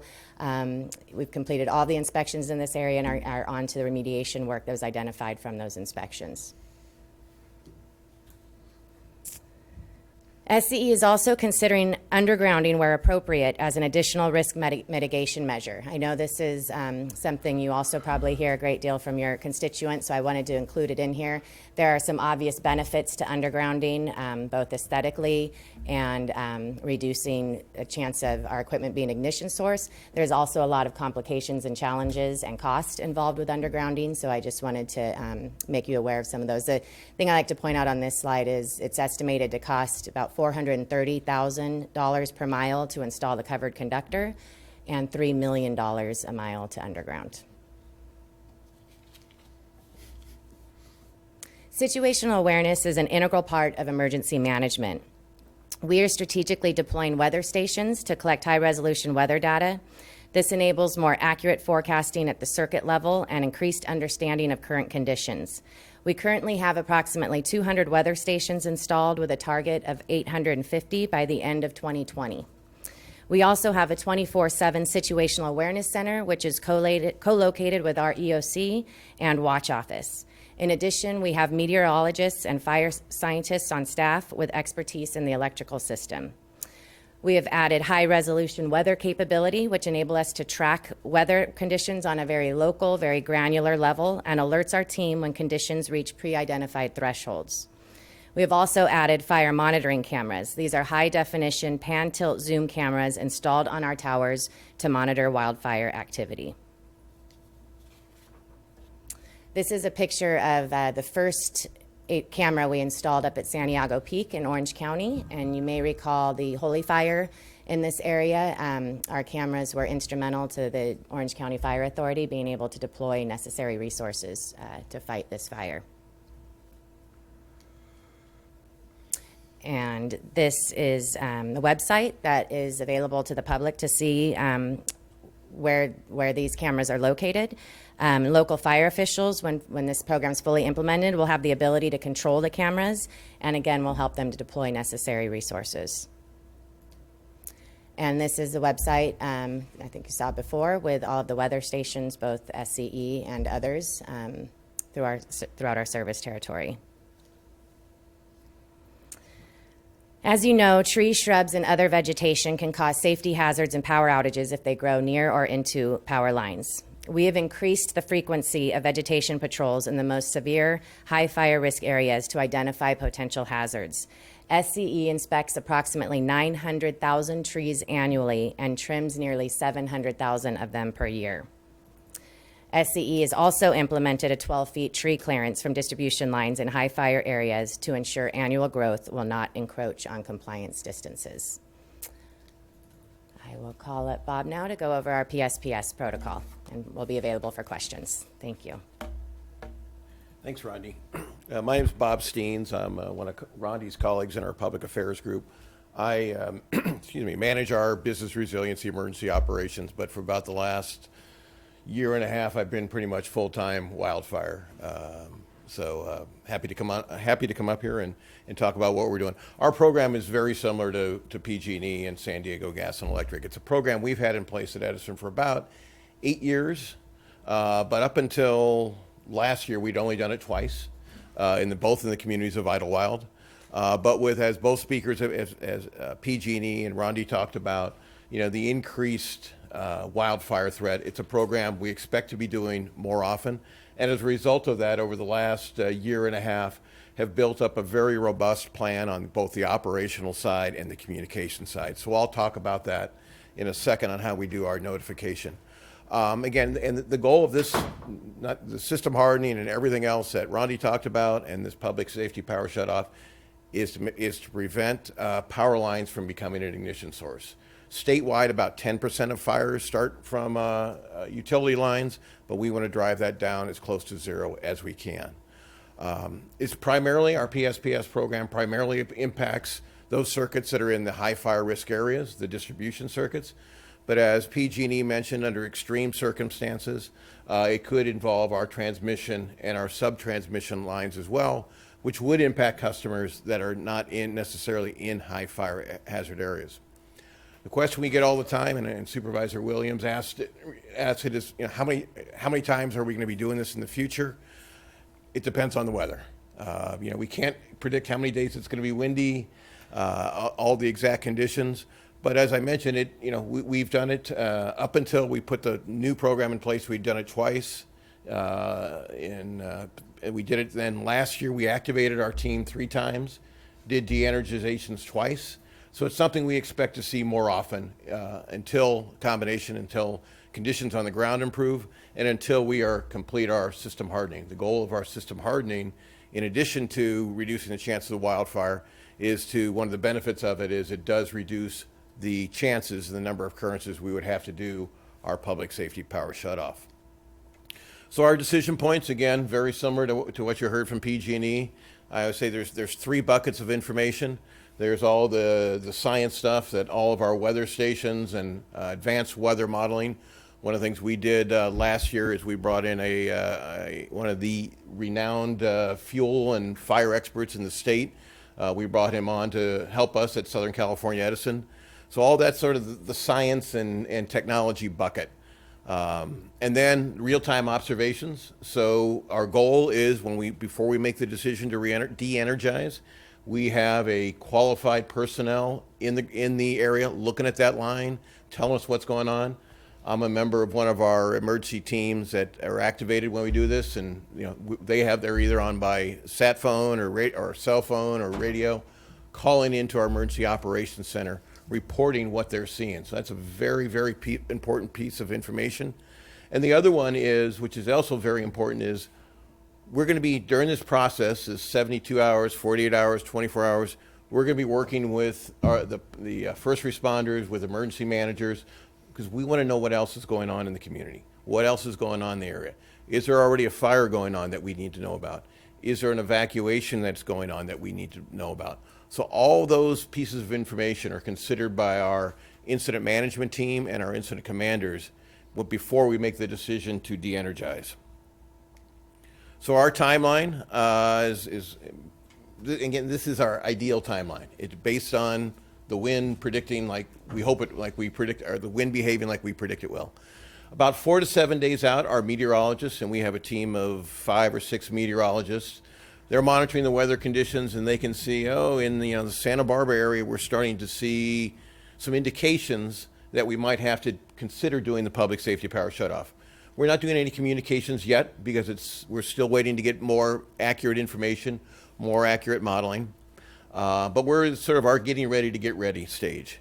At 3 days out, and this is 3 days before the wind conditions will materialize, this is when we begin notifying local governments and first responders and emergency plan operations that we're considering this. We're not notifying the public yet because we want to get a little more detailed information, but we want to give our first responders and emergency partners and public safety partners, which include hospitals and water districts, a little head start and let them know we're looking at that. 2 days out is when we begin our notification system. We start again with our first responders and our public safety partners. We then call our critical care, what we call critical care customers, which are those customers that are on some type of a life-saving device. And this is a program we have in place. If a car hit a pole today and power was going to be out, we call them once with our auto dialer. If it doesn't detect that it was picked up, we then pick up the phone and call them. And if that doesn't work, we send someone to knock on their door. So that's a program that's in place today. The difference, and for a normal outage, the difference here is we're going to start that notification process 48 hours out. And then we call the rest of the customers, the small businesses and the residents. We then begin that same process out about 24 hours out as an update. And we'll continue to update between that, sort of that 24 hours out, and when we may shut off the power. We'll continue that update to say it's not shut off yet, but it's still on the list. And then we, again, notify when we shut off the power. I always get asked, why you calling to say the power's off? I can tell that. Well, we want you to know, we know the power is off, so you're not calling our call center. So we want you to know we're aware of it, and it's because of this public safety power shut off. And the last notification we do, and then we'll do notifications depending on the length of it, sort of in that between when the power went off and when it's restored. Then we do that same process when we restore. Like PG&E, just because the wind stops blowing doesn't mean we can automatically turn on the power. We have to go out and inspect the line. And Supervisor Williams, we've done a lot of training and are confident we have sufficient resources in place. And then your question on the timing, it sort of depends on the line. You know, some lines you can get the troubleman or patrolman can get in their truck and drive it pretty quick. Some lines, like in some of our remote areas, actually have to be hiked, flown with a helicopter. So it depends. It can be anywhere from an hour or two to several hours, depending on the location of the line. But once we get the power restored, we can, again, go through that same process, notify our first responders, our emergency partners, our public safety partners, and then notify our customers that we've turned the power back on. Because this time, if we want you to know we've turned the power back on, but if the power is not back on at your house, then you need to call us because it may be a problem with the local system that's serving your house. Like Rondi said, we really want to stress the people need to be prepared for emergencies. You know, power outages can happen for many reasons: maintenance, and we're doing work on it, emergency repairs, natural disasters, requests from fire agencies. Many times, it depends if there's a fire in the area, the fire department will request us to de-energize a line for the safety of the workers, or of the firefighting crews. And then let me go to the last slide here, and then we get to questions. This is a slide of useful information.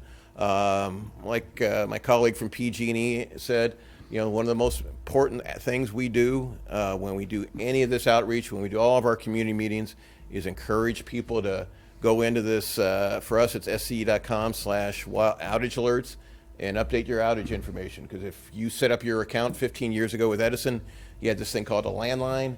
You've now gotten rid of that landline, and you know, you've told all your friends and relatives to call you on this number, but you haven't told Edison or other providers. Same with you know, the county's emergency notification system. It's very important that you keep that information up to date. So with that, Rondi and I are available to ask questions, and Supervisor Williams, on one of your issue on what we call critical care customers. It's something we're doing extensive outreach. We're going to be starting in the next probably few weeks to reach out to the counties that we serve to see how can we partner on this. And we're also working through efforts through the California Office of Emergency Services, California Public Utilities Commission, is how can we partner with the, like you said, the independent living centers and other groups that work with the AFN community.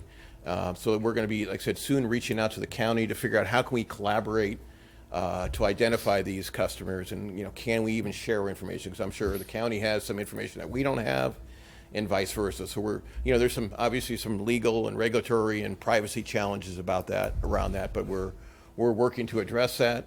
And as the county council mentioned, there was a decision issued in May. They just, I think last week, opened up the second phase of this rulemaking on the public safety power shutoff. And one of the items they're going to be talking about is how do we put a system in place where utilities can share that critical care information with local governments. Right now, we can share it during an emergency, but we're working through just some legal and regulatory issues on how do we share it in advance of an emergency, so the county can identify those folks and incorporate them into their planning. But we've still got a few issues to work on that. But again, it is one of the issues that's going to be included in the second phase of this rulemaking. Supervisor Williams. So I would say one of the first things from the onset that is a critical need is translating your application for medical baseline customers into Spanish and having that available. I just say that's crucial. I'll make sure that it. I think it is, but we'll verify. Yeah, we've found the English one, but we haven't found the Okay. Spanish one. We'll Just check that. FYI. Re-energizing. I think that's one of the biggest issues because all of the catastrophes that we could think of with having power off for multiple days would be obviated if we were running through the typical scenarios of sundowners and can be assured that that by mid-morning or by late morning the next day, that in one of these typical public shutoffs, we could re-energize so that particularly individuals that depend on it for their life, but even people who depended on it for their livelihood would have some ability to recharge their power sources between between the re-energization of those lines, and the subsequent cutoff that might happen again that next evening. Even having 5 hours of power can make a big difference. So what steps are you doing to or can you assure us that in a typical severe sundowner wind scenario, say it's forecast 3 nights in a row, that you would have the capability to inspect and re-energize between those sundowner events? So right now, I can't assure you that it's going to happen, but it's something we are currently in the process of reviewing and going back and looking at it and saying, can we do it for, as you said, for half a day? We're currently going through and reviewing our protocols to see if that's something we can implement, and we can get back to you when we finish that analysis. And then, of course, when you have preparation, things are a little bit less severe. But have you or PG&E had to de-energize without notification? And if so, have you changed procedures that makes that unlikely in the future? Because this could be a lot more of a problem if we have to. So for the public safety power shutoff, we've done it again under this new protocol that we put in place last year. We've done it twice. Both times we were able to give notice. And one thing and it just reminded me of, what we try and do is on our circuits is to, and the reclosures that Rondi talked about, the equipment we're put on, helps us isolate the size of the outage. So we've de-energized probably about a handful of circuits, maybe 8 to 10 circuits in last year's outages, but it only impacted 148 customers because we're able to. Our goal is to minimize the size of that outage. But we've been able to give the warning. We haven't always made the 48 hours initial notice, but we're again going back and looking at all our models, and after each one of these, we do lessons learned. In fact, and then if we do one of these up in Santa Barbara County, we'd be doing a lessons learned with the Office of Emergency Management too. And on mitigation, do you have any idea of whether, I guess, 3 different mitigations? One would be whether you'd be adding more fire cameras, fire detection cameras, or weather stations in the Santa Barbara portion of your service territory. And then one mitigation you've already done, which is replacement of the high voltage poles above Carpinteria. So that, for local residents, that's at least some measure or some solace. Are you planning on extending that infrastructure upgrade into the hills farther west at any point soon? So I'd have to check specifically on the poles. I mean, the covered conductor is a target for all of the Tier 3 fire area. In some cases, we are putting in what we call composite poles, and those are largely in the higher fire risk areas that are harder to get to, because the composite poles don't necessarily mitigate against a fire, but what they do allow us to do is, if a fire burns through there, is to restore service much more quickly. Your question on the cameras, yes, we are looking at additional cameras here. It's a partnership we have with UC San Diego, and I think our folks in UC San Diego have been in contact with Santa Barbara Fire on helping us identify potential locations for those. And does your model include the most recent Thomas fire in it? Because obviously there's some parts of our hills that don't have anything left to burn. Does that factor into your model and whether you'd have to do a shut-off? It does. So, in addition to the wind, as my colleague from PG&E mentioned, a lot of it depends on the fuel conditions. So if there's no fuel there to burn, chances are, dramatic are less that we would have to do a PSPS again if there's no fuel on the ground to burn. And just forgive me because I have a lot of constituent questions that came up. The cell towers will typically function for 24 to 48 hours without electricity on their own backups, as I understand it. Is that, are you reaching out to cell carriers? Is there any kind of planning about whether that, our ability to respond to people's concerns would go down dramatically if everybody's was out of cell coverage after a couple days? So that's a good question. Yes, we've done a number of workshops with outreach to the communications companies, not just cell communications, but the charters and those type of Time Warner or whoever the companies are now. I've sort of lost track. Cox in this area. Sorry. So we've done a lot of outreach to them. We've done a number of workshops with the cellular communication companies. And we're pretty detailed on giving them information so they know. We've given them precise information to say, this cell tower is on this circuit.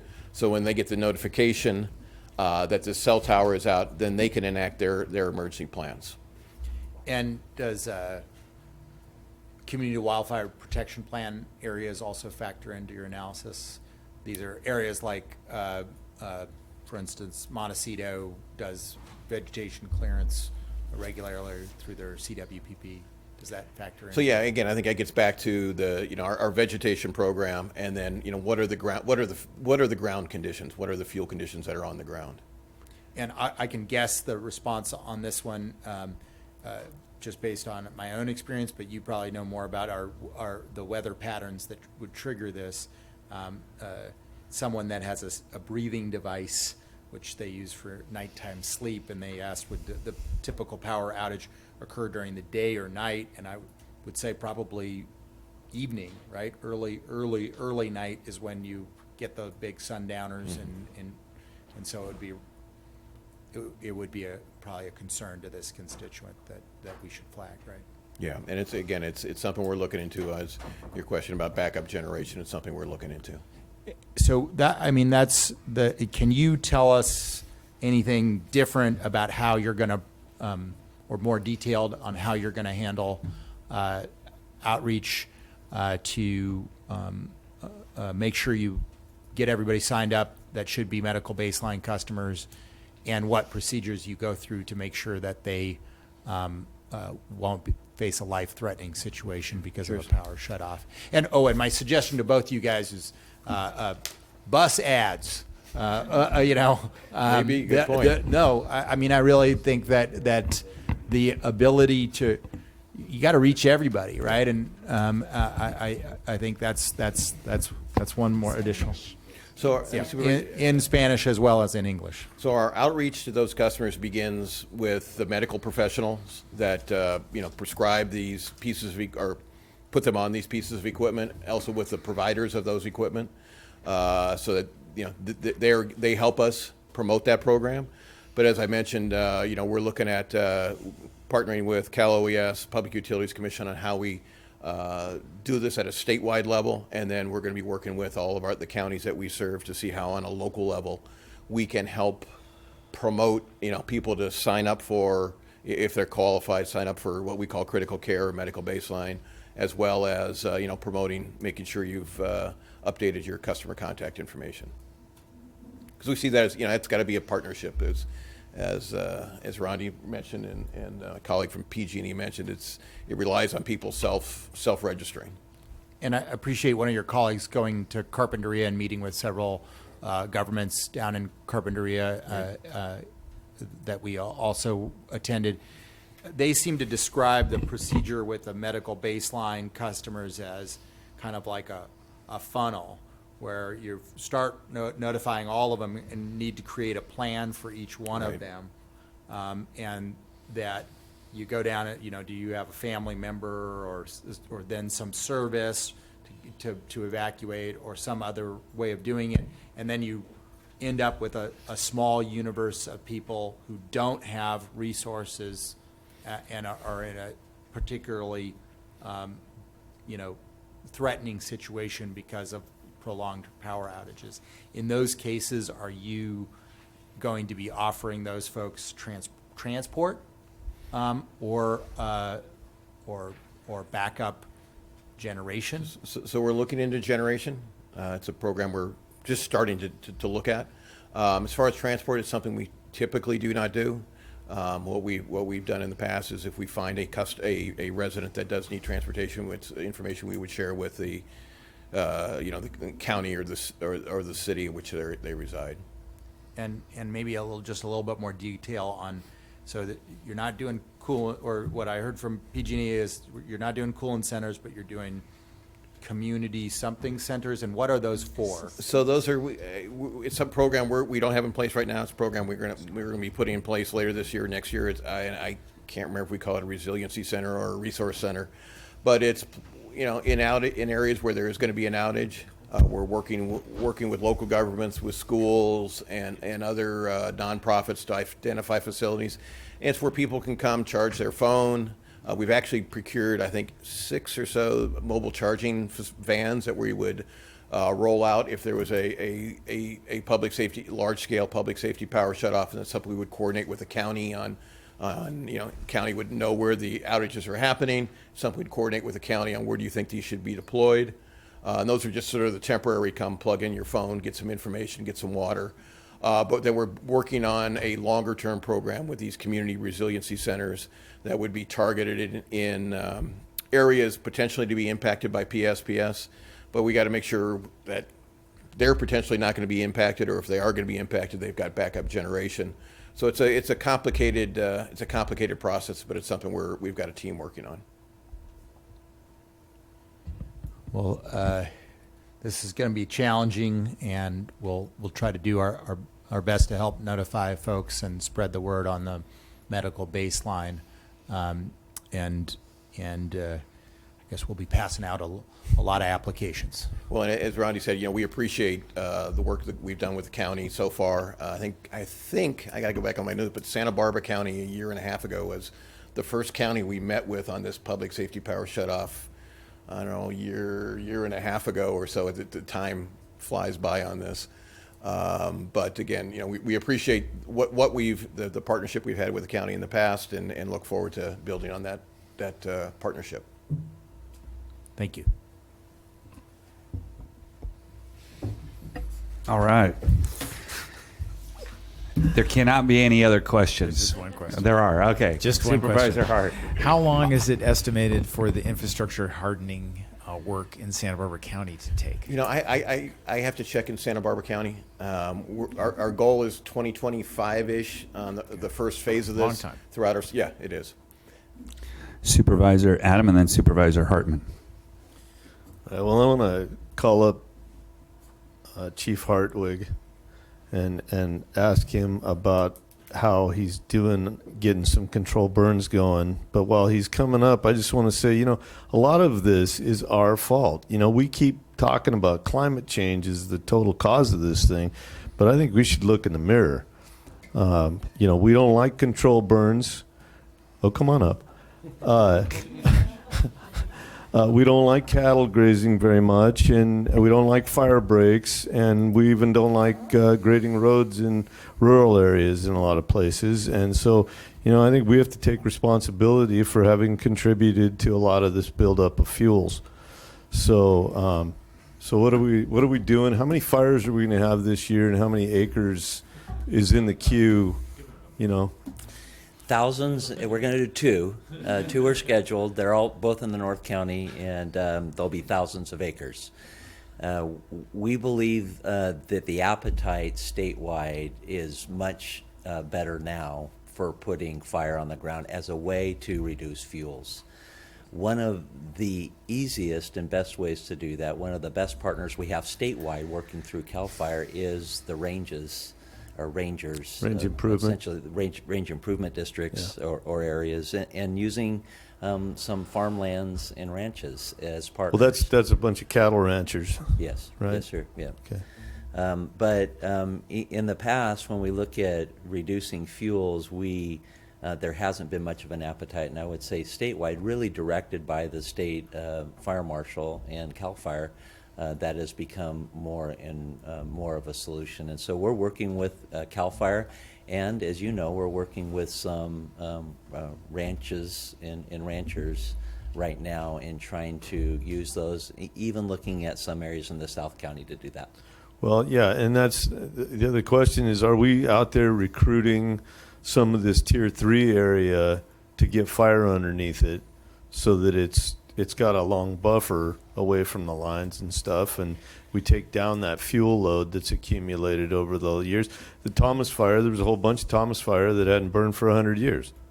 The tier 3 areas aren't areas that we currently have, but most of those are in the forest, and most of the areas are tier 2 areas that we have located both in the North County and the South County. Well, I think we should put some thought into reaching out to the people who own some of that tier 3, and I think a lot of it, frankly, is probably the forest, and maybe even state lands.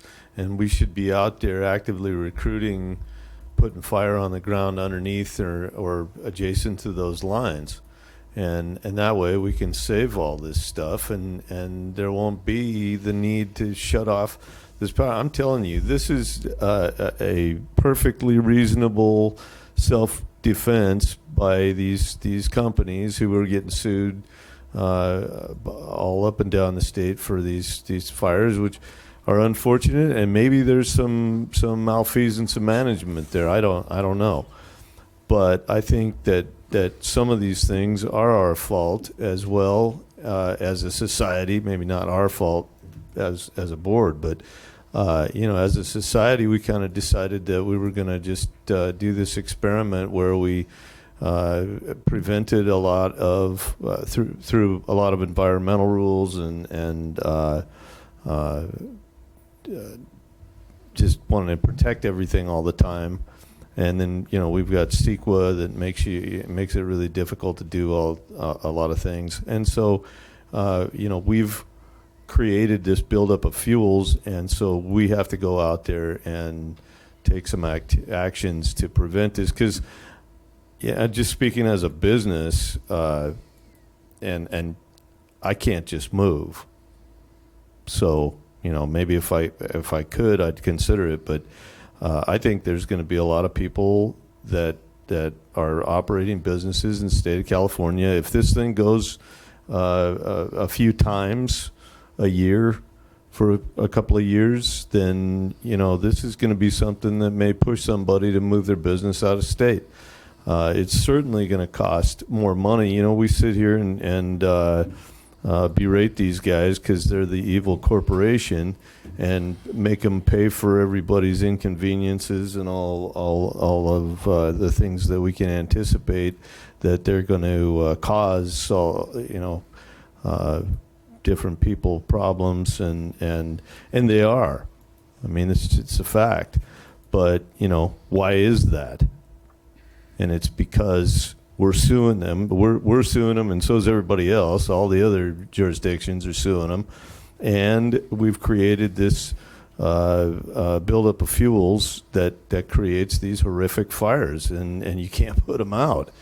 So I think we need to make sure that we're really trying to get these tier 3 areas as a primary target for fire on the ground in the future, and I hope that you can do some of that. Thank you. Supervisor Hartman. Thank you. I just wanted to mention for Southern California Edison, just commend you on your outreach. I had an opportunity to give some welcoming remarks at your symposium last week, reaching out to nonprofits that are focusing more on resilience, and I thought that was very successful. And I know you've been very generous in sharing your circuit information with our county. It's really critical, as I understand it, to have geographic information like that so that we can target areas and be planning community by community. Our county fire department, I think, has activated twice already, or at least I think I've had 2 notices in my district. Pre-positioning, once we have certain weather conditions coming, we get our fire resources in certain areas so that we're ready to pounce. That helped to make the holiday fire so it didn't turn out like the Painted Cave fire. When you re-energize, is there any way to pre-position your resources to be out there? Maybe you're already doing this, but once we know that there will be a lull in the weather, or it's possible, are people there and ready to go right away?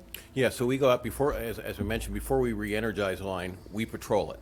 So one of our troublemen or our patrolmen drive the line, from in the part of the section of the line that we were concerned about in the wind area.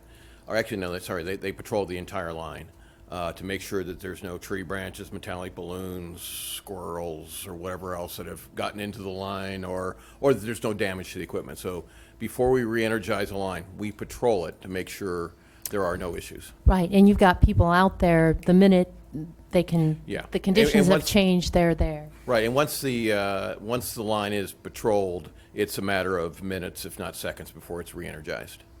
Thank you. All right, thank you very much. Back to Mr. Pontus, right? Chair Lavagnino, at this point, Director Hubbard is going to go ahead and take you through a short PSPS PowerPoint that staff has put together. And then public comment will be following that. All right. Thank you very much for hanging in here. So first, I wanted to thank my OEM team and our partner agencies that have been working on this very diligently. This is week 2 for me, so I'm reporting on this based on some of the efforts of the staff that have been here and those who've been coordinating, and some of my own personal response that I've had in the past with my previous agencies. So thank you to all of those who've been working on this. So some of our slides do go over some of the things that we've heard from the utilities here. I won't rehash that fully. We'll just point out some important aspects of it that we wanted to highlight for the board. Where we're going to review some of the concepts related to the PSPS protocol, some examples that we've seen, just to give you an idea of what's happened already, introduce some of the critical issues that we feel are important to the county, challenges and consequences that we may see, and then update the board on some recent efforts taken by staff. So related to these protocol basics, we're already aware here of PG&E and SCE. I want to point out that the governmental oversight for them is the California Public Utilities Commission, and as Bob Steins noted, that their phase 2 is coming up, so this is an opportunity where we'll hear some additional input on how these programs are being managed and utilized. Also want to point out on the advanced notification, the priority is for public safety partners. And so it was highlighted a little bit, but those public safety partners include the county and cities, law and fire, but also includes utilities like water, wastewater, communications. And so those other public safety partners are part of that first initial notification. And that per the PUC, the utilities are supposed to, as possible, so when possible, give a 48 to 72 hour notice. So again, there is that caveat of when possible, but there is the direction for 48 to 72 hour notice. here, I want to just point out, and actually legal counsel did touch on these, so I'll skip over this, but again, legal counsel touched on the rulemaking on phase 1, and then the reasonableness review that was identified previously. I think it was Edison noted the percentages of fires and such, and we look at the California top 20 largest fires, and then the next slide being the most destructive fires. And when you look at those, 9 of those 20 major wildfires were due to damage from electrical facilities. And so each of those 9 were started by different components of electrical infrastructure, and so we wanted to point out that those large fires are very much a consideration and the concern for the electrical and power companies. Oh, and I will note too, on the campfire, it does note as under investigation, that was one that was determined to be due to electrical. Factors influencing, as described by both of our utilities, there are multiple factors. Many of them are very similar. I want to highlight that, again, that not all of these are required to be present for a situation to be determined that this is going to be a PSPS event. So any one of these, a couple of these could be utilized. It's not that all of these have to be present in order for them to identify a PSPS event. And then factors influencing the duration of de-energization. This is where I do want to spend a moment. So duration is based on fire weather conditions, so how long those fire weather conditions might exist, plus the amount of time it takes for the company to physically inspect, and then the amount of time to do repair and re-energize. So as Bob noted, it doesn't take long if there's no damages to re-energize, but the conditions, those fire weather conditions, can last for days. And so those fire weather conditions is really what drives how long and the duration of what these power outages could last. And staff, OEM staff, as county staff, we are looking and recommending to our residents and our constituents that they prepare for 5 to 7 days as a community preparedness goal level for PSPS. And so looking to that, you know, again, we don't know this fire weather conditions, how long they'll last, so we're encouraging that 5 to 7 day window of preparedness. You've seen this map a few times. You've seen how it influences within Santa Barbara County. One of the concerns that we want to note and highlight is the fact that just because you are not in a tier 2 or tier 3 area does not mean that you may not be subject to an outage. So again, going back to those transmission line considerations, a transmission line PSPS event could impact residents who are not in tier 2 or tier 3. Part of that consideration, and let me see if I got my right clicker here, is we are aware of, for instance, for PG&E, there's a transmission line right about up here that is in a high fire tier 3 zone, and that would impact portions of our county, including tier 1, who may be thinking that, hey, I'm out of the zone, I might not get impacted. Not necessarily true. This could even be a transmission line that is outside of our county. Okay, so a couple recent events just to highlight. And there's a lot of details here in the slides, and I'll just highlight a few components of this that I wanted to point out. The North Bay Sierra Nevada Foothills PG&E event in June. What I wanted to point out is just this example that was mentioned about doing in-person visits, live agent calls and in-person visits to medical baseline customers. And then also this concept here, cancellation notification to customers who received advance notice but were not de-energized. So again, emphasizing that you're going to have a population that may get notified and they may not get de-energized, but you do have them in this heightened state of awareness and readiness potentially, or also concerns or fears for what may be the potential impacts to their individual safety. This event duration 21 hours 17 minutes in total. Going to the city of Orange, and I was actually in County of Orange for this event and was part of this notification process. And so one of the things I want to point out is, again, looking at the total number of customers that were initially part of the initial notification, dropping down just a day later to a smaller portion to reduce circuit, and really getting down to very few customers in the end that were actually affected by actual de-energization. Do want to note from my experience that there was a water special district that was not notified but ended up being within the de-energization area. And so there were some of those nuances that did occur where notification was not quite in alignment with who was necessarily impacted. Total duration, 14 hours, 41 minutes. Recent multi-county notification event from SCE. What I want to point out here is the length of time that these conditions continued to exist. So this was not the length of time of a power outage, but this was the length of time of those customers being notified of a potential for PSPS. And so 6 days of potential de-energization is a long time to be sitting there identifying, waiting for that potential reaction where you have to initiate your actual response and protective measures for an individual or our communities.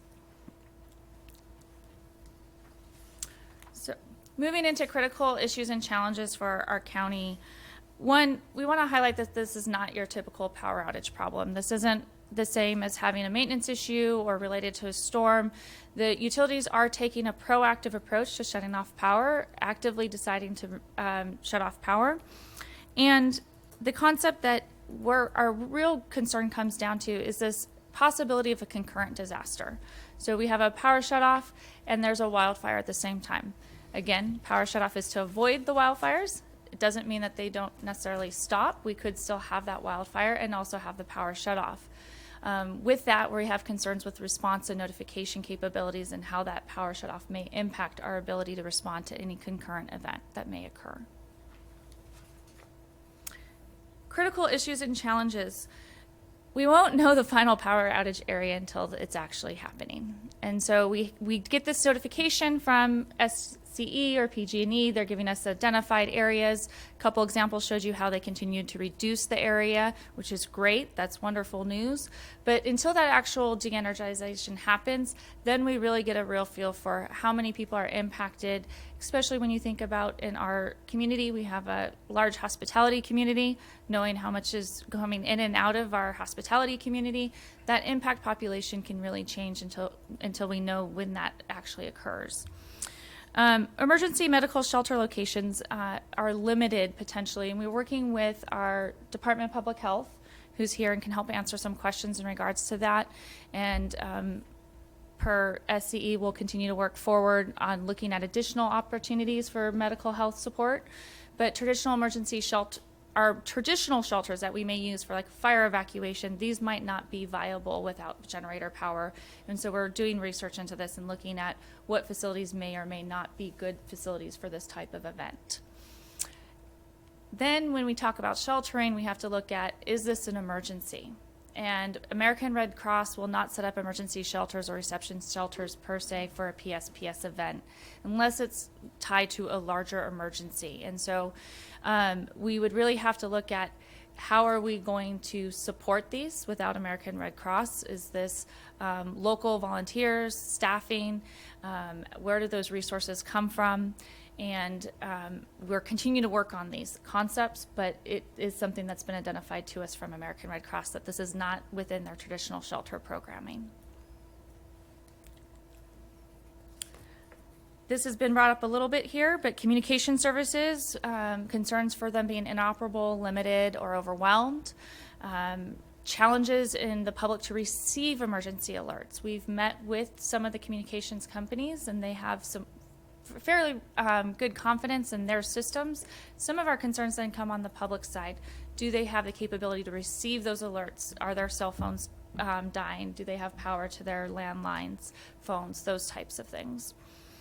I also want to point out, we've talked a little bit about the life-threatening situation for medically dependent, but then we're also worried about foodborne illnesses, consumption of spoiled food, making sure that we're getting out information once these events do happen about how to properly handle your food and any medications, again, that might be in your refrigerator as well, and making sure we're getting that information out to the public. OEM staff is working with public health on this, on a couple of these issues, and also working to make sure we update this on our Aware and Prepare website to ensure we're trying to get as much information up there as possible about some of these considerations. Financial challenges. So PSPS events may or may not be considered an emergency.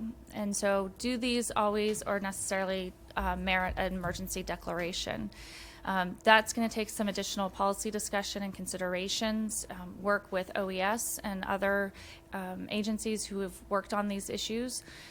So there's a concept of whether or not it's declared and how those funding mechanisms of the declaration would integrate or work with those types of events. If PSPS events are completely contained within a city jurisdiction, we are looking to that city to take on that responsibility and manage their population and coordinate that with our support, monitoring and supporting as needed or requested. But we've, I believe Matt met with the city managers, and we've looked to them to take that lead for when it's within their own jurisdiction. And to point out, it's not like oil spills where, you know, the responsible party has some obligation to help fund some of these concepts, and it is very different. And so the obligations related to funding are different, and we're still working through some of those, as is the PUC. But currently there is no funding through the electrical companies to help with these responses and potential impacts. I do want to point out on financial challenges. Part of that, one of the things that we want to talk about and just be aware of is when we get notification of these events, regardless of them happening or not, whether there is an actual de-energization, there's a ramp up of staffing. And that is on the county level and jurisdiction level, our nonprofit partners, our OA partners, where all of our agencies are going to be ramping up our staffing and our resources to potentially prepare for a de-energization event that may or may not occur. And again, that's another cost factor that's going to be there. So to highlight here, wrap up, the threat of a PSPS event is imminent. It is here. It could happen at any time. I don't know if you noticed on the City of Orange one, that one was in the middle of December and New Year, and so they can happen year-round, as pointed out previously. Staff, I think, and some of the estimates we've heard is a minimum of 10 years while some of this hardening of infrastructure is occurring. And whether that hardening completely alleviates the need for them, that is to be foreseen, but will help hopefully reduce the need. And it's new. It's a new concept. So this is new for the state. This is new for local, for the utilities. So there's a lot of questions still related to fiscal responsibility, required assistance, how we work on backup generators and power, those types of concepts. And I think I'll leave it there as we continue to work through some of these other questions here. Preparedness coordination, just to highlight some of the work that's already been done by the staff. We have had meetings with PG&E and SCE regarding some of these concepts, although we do want to encourage continued meetings and coordination for that. County planning. The county has been in the process of multiple planning efforts, including a PSPS contingency plan. OEM annex for PSPS response, so how is the Office of Emergency Management going to support? And then each of the county departments looking at their continuity of operation plans and how we're going to continue operations as a county. Care and sheltering planning, we mentioned medical shelters, multiple walkthrough meetings with our OA partners. Presentations and outreach, there's just a few of those.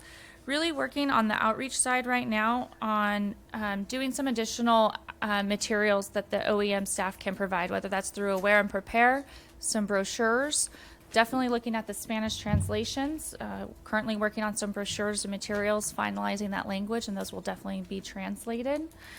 And then outreach, also community or town hall meetings that we will work on scheduling in the next month or so. OA coordination with our OA partners, looking again, bilingual handouts, EMC committee meetings, our emergency management committee meetings. We've met with other partners such as the Coast Guard, our Adult Aging Network, County Education Office, and some others, and met with private sector partners just last week, and some additional meetings coming up with some of our private sector partners.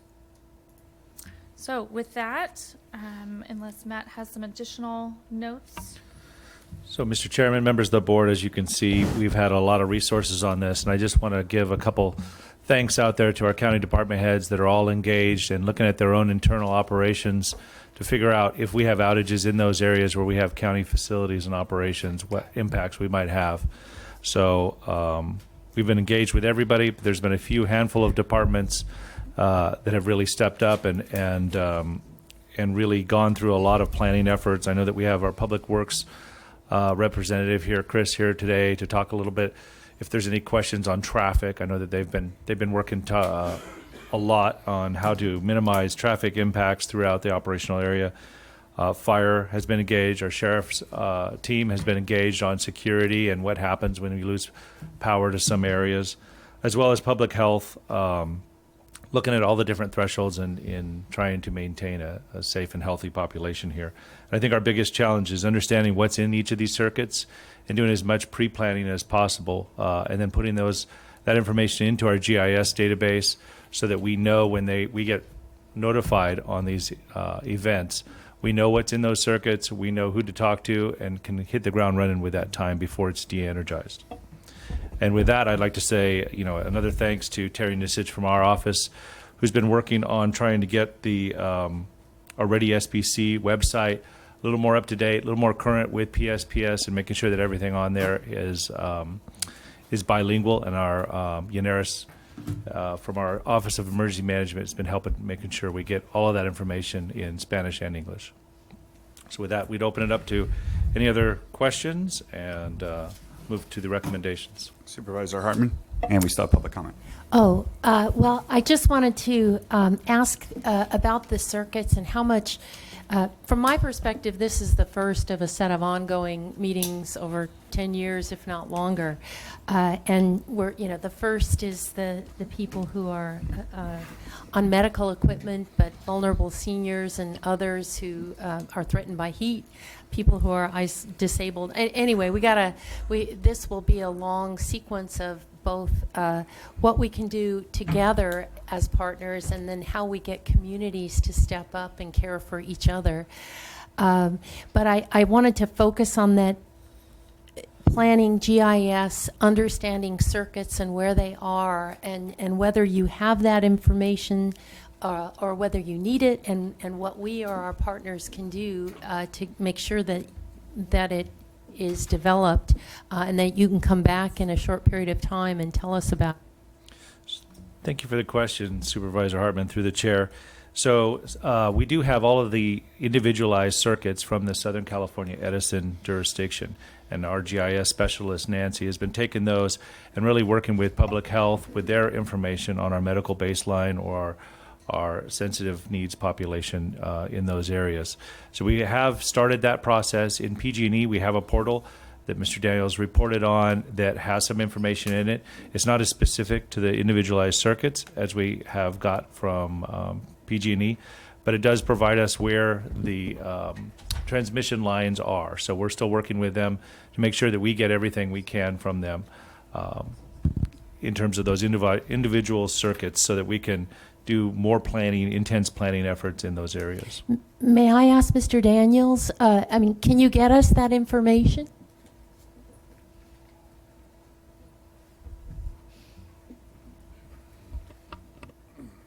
My understanding is that the protocol, the portal does have the circuits for you, and it does have the number of the circuits, which would be the name of the circuit. So I'm not sure what you need. So we'll take another look at that Yeah. and make sure we've got everything in there and let you know if we are still missing anything. Okay, thanks. But we have your commitment. You'll do your very best to get us what we need so That's that correct. we can. Okay, thank Yep. you. I thought you had it. All right, let's go to public comment. How many speakers do we have? Chair Levanino, members of the board, we have 6 requests to speak on this item. Okay, let's rock and roll. And we are going to begin in Santa Barbara with Ruth Dubin Steinberg, to be followed by Danny Anderson. Ruth?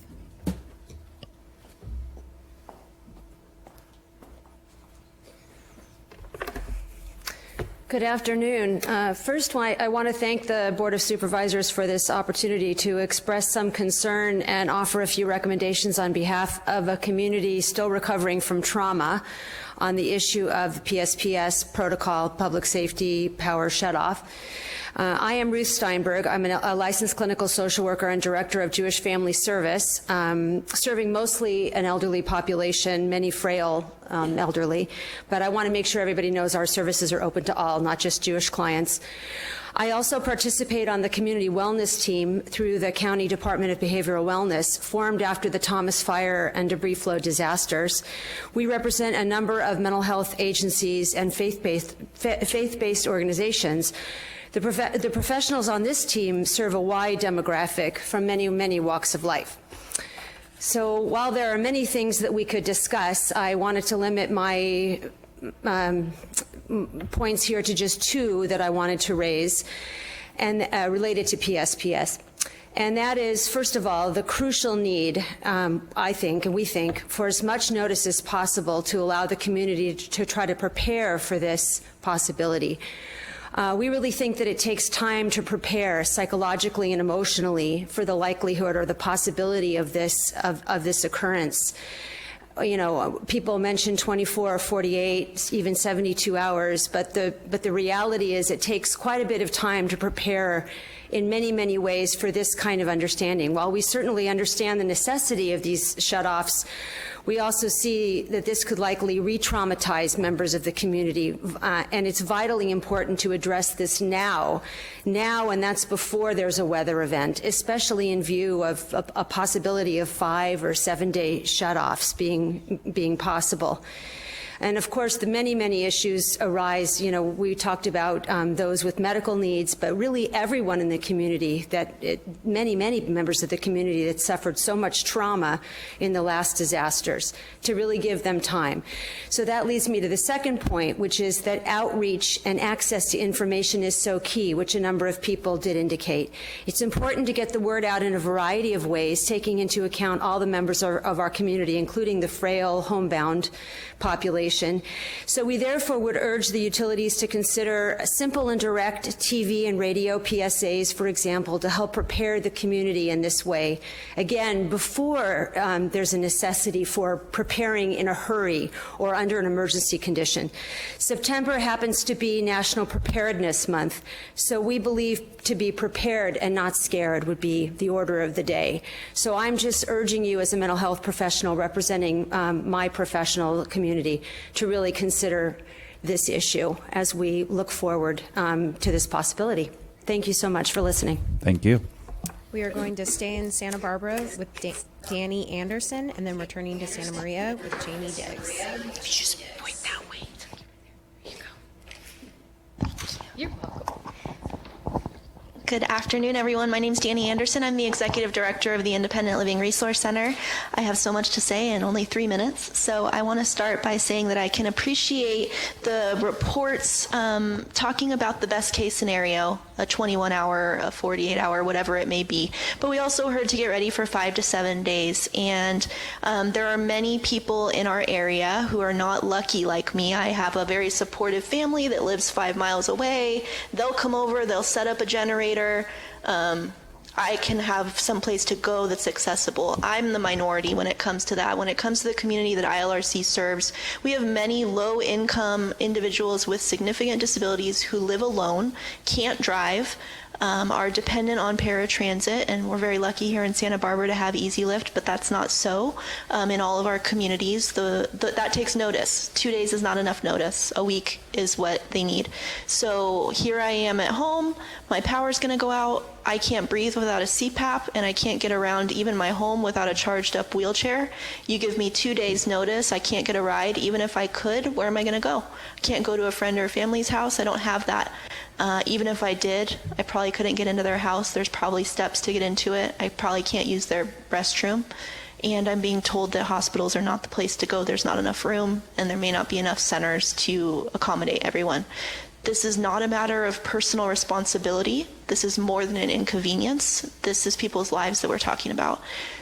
The medical baseline programs are wonderful. They're advertised historically as a way to save money on your bill, so I think that some major education is necessary to get more people to self-identify for the medical baseline program. I'm not even a member of the medical baseline program, so I should probably go and do that. I just want to really encourage the utilities companies to reach out to the Independent Living Resource Center. We serve Ventura, Santa Barbara, and San Luis Obispo counties. We're the only cross-disability organization of our type. So please reach out to us and let us help you to better serve the disability community. That goes for the OEMs as well. And I want to say thank you very much to the supervisors, especially Supervisor Williams, for your wonderful comments and questions, and for asking for the community's questions, because I think those were very important to be asked. Thank you so much. Thank you. And we are going to return to Santa Maria with Jamie Diggs, to be followed by Andy Caldwell.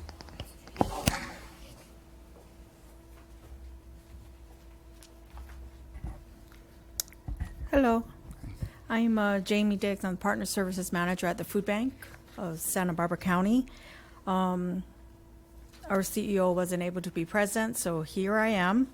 The Food Bank is thankful that the county is planning for the serious challenges that are being posed today, and we're very pleased to be a part of these discussions with the county. Especially recently, last week we had a meeting with OEM. My superiors were there, and they were discussing the challenges. There are over 350 nonprofit organizations that belong to the food bank in their membership, so they are very concerned about the basic nutrition needs that are even more vulnerable in a disaster context. So we are feeding local residents in this situation. It will present challenges such as food distribution sites will be shut down, schools will likely be closed, and the children that receive 2 meals a day will not be fed. Food spoilage will be a major issue. Normal distribution routes may not be accessible or even effective, and the list of challenges goes on. But we are eager to work with the county to plan and prepare our community for the potential power outages that may be in the foreseeable future. But we're thankful that the county has such a long and strong history of engaging with the food bank and our partners to ensure that local residents have food to eat in the disaster context. And we certainly appreciate you involving the food bank in planning for the potential power shutdowns. Thank you. Our next speaker is Andy Caldwell, to be followed by Paul Chunette. Chair Levanino, members of the board, Andy Caldwell representing CoLab. I would title this that California's descent to third world hellhole status continues. What we're talking about here is crisis prevention that could be the biggest crises that we've had in this county in more than 100 years. You may not have a fire, but shutting off the power in case you have a fire can cause more death and mayhem and destruction in our society than the fire. And I don't understand why people aren't addressing this. I completely concur with Supervisor Adam that, you know, there's an issue of a spark from the utility. There's the issue of the fuel that is the function of government policies and priorities. And I don't see anybody doing a mea culpa. The bottom line is these companies are facing bankruptcy, and you contributed to that because you jumped on the bandwagon to sue them. And there's only 3 groups of people that can pay for the cost of any of this. It's the stockholders, well, they're in bankruptcy. It's the ratepayers, and believe me, they are going to get it. And third, it's the taxpayers. In some cases, the ratepayers and the taxpayers are the same. But the bottom line, the shutdowns can be more catastrophic because it's more widespread, and it's going to be more frequent than the fires. And this issue of 10 million acres of dead trees, 147 million dead or diseased trees, most of those are on state or federal property and or under the protection of county and state policies. You're protecting the fuel, and then you're asking the utilities to clean up the mess, and you're asking your constituents to suffer the consequences. This is California being run by people that have no balance or perspective on reality in terms of the fact that we've allowed these forests to overgrow. We've allowed the fuel to build up to 100 years. That last fire, it wasn't a fire, it was an explosion. And you guys, government at every level, because of CEQA, U.S. forest policies, and county policies are responsible for that. You know, we can't get mechanized clearing even after a fire started without special permission. You prohibit agriculture and grazing in certain areas of the county, resource management zones. You need to start raising hell with the PUC, the California state government, and our federal government to change the underlying circumstances. And again, I would ask that they'd pull this program entirely, because it's worse than the fires, because it's spread over a much larger area. And these deaths could happen for nothing. It could be a false alarm, no fire, but people locked in their homes without breathing machines, medicines, food, and God knows what else. Thank you.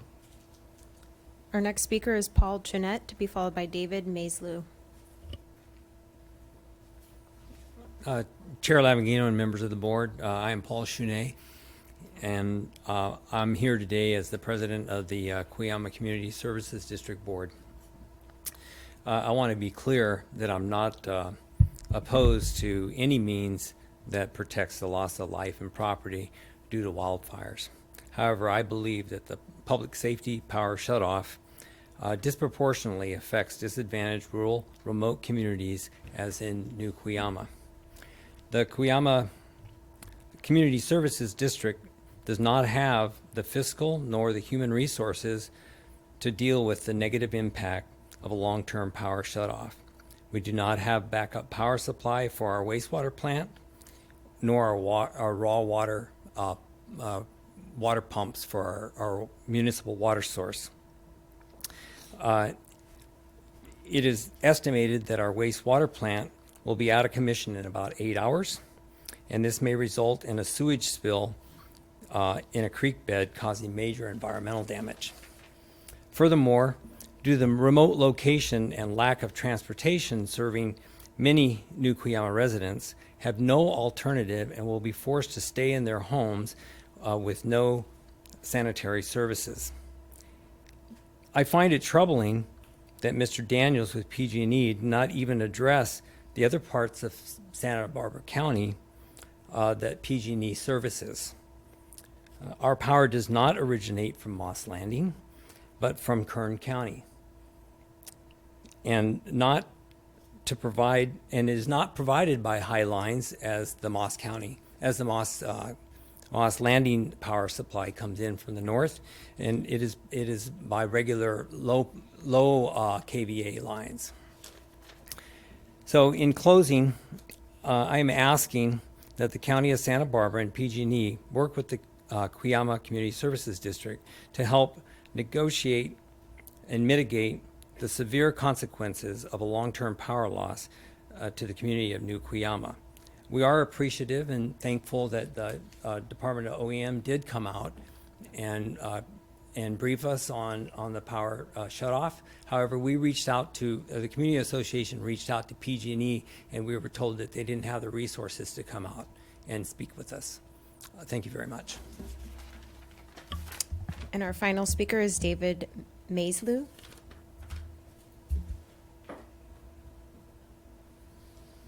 Is David here? One more chance for David. Okay, he may have left. All right, that closes out public comment. All right. You know, I think I speak for the board when I want to thank Mr. Pontes and Director Hubbard. I almost promoted you there. You would have never taken the job if you were a doctor, but feel like you've already been there a while. It was a really good presentation, and you know, you really stepped into kind of a hornet's nest, but I feel like we're in capable hands, so we'll appreciate you being there. Any other questions from board members or comments? Supervisor Williams. Well, I just wanted to raise one issue that I hope you'll follow up with, which is working with the Sheriff's Department about power shutoffs sometimes are an opportunity for the wrong people, and so I think we do need to do some coordination with the sheriff's department, and then just want to thank all our whole county family that's working on this, including the new members of the family. You know, OEM, Public Health, CEO's office, Public Works, Sheriff, and Fire for keeping us safe.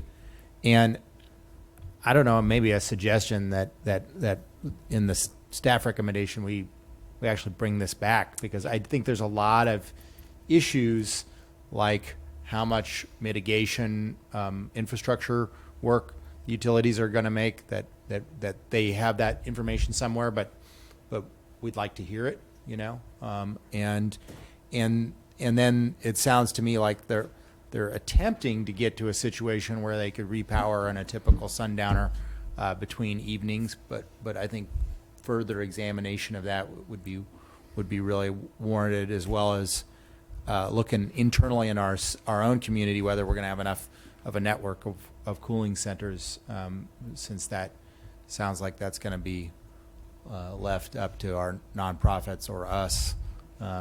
So. Supervisor Hartman.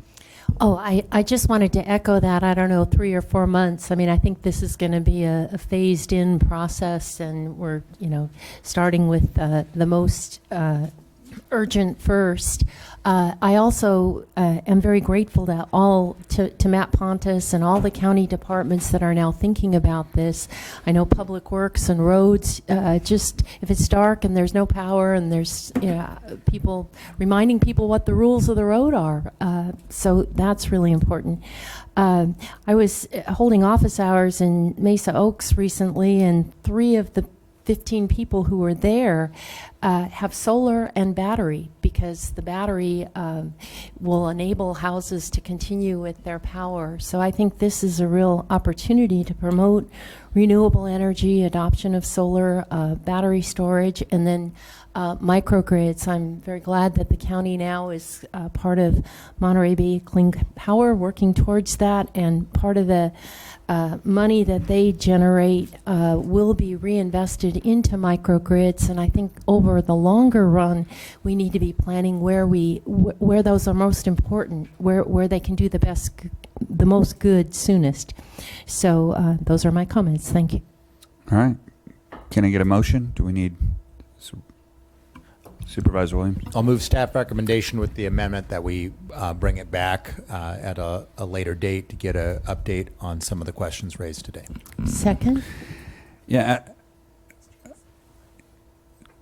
I before we go to a vote, I also wanted to thank both of our utilities for being here. Really do appreciate it. You've got your hands full with a lot of, I don't know how many you said you were doing, Eric, but 35 or so. But thank you for being here and taking the time. It's something all of our offices are hearing a lot about, and we're going to hear a lot more about them, especially when the first one goes down. So, Mr. Gazzoni, were you looking to weigh in? Chair, not on the motion, but just I had received questions from individual supervisors and addressed that somewhat in the discussion of Resolution ESRB 8 from 2018, which includes 2 mitigation measures that are really assigned to the investor-owned utilities. One example is the requirement that the IOU, investor-owned utility, can discuss with the local government and the community what the utility can do to lessen negative impacts, and gives the example of a cooling center. And the second, as we've discussed in the slide, is a discussion that the investor-owned utility may provide generators to critical facilities. So just as we're coming back, that'll be part of what we're looking at also. Okay, very good. So we have a motion and a second. All those in favor? Aye. Aye. Anybody opposed? Great. Thank you. We're heading to closed session. Mr. Gazzoni, can you give us a read into closed session, please? Chair and Supervisors, we have approximately 1 hour of closed session with 3 litigation matters. The first is Blanco versus County of Santa Barbara. The second is Murray versus County of Santa Barbara. And the third is Nelson versus Santa Barbara County Sheriff's Department and County of Santa Barbara. Again, my estimate is about 1 hour. Okay, very good.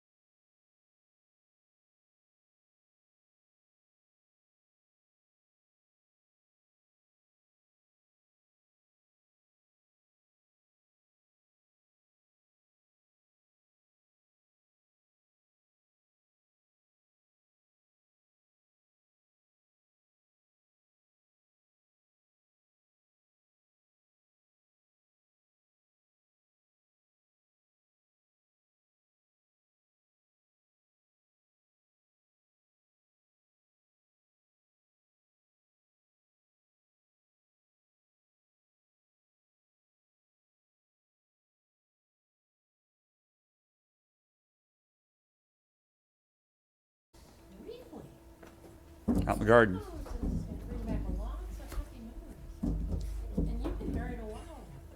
19. Oh, that was a good day. Yeah. It said on there, bring your trunks. All right. Mr. Gazzoni, can we get a report out of closed session? Chair and Supervisors, today in closed session, the board considered 3 matters of existing litigation. The first was Blanco versus County of Santa Barbara. Second was Murray versus County of Santa Barbara. And the third was Nelson versus Santa Barbara County Sheriff's Office. There are no reportable actions. Okay, with that, we will adjourn our meeting, and we will meet again on September the 10th in Santa Barbara. Is that right?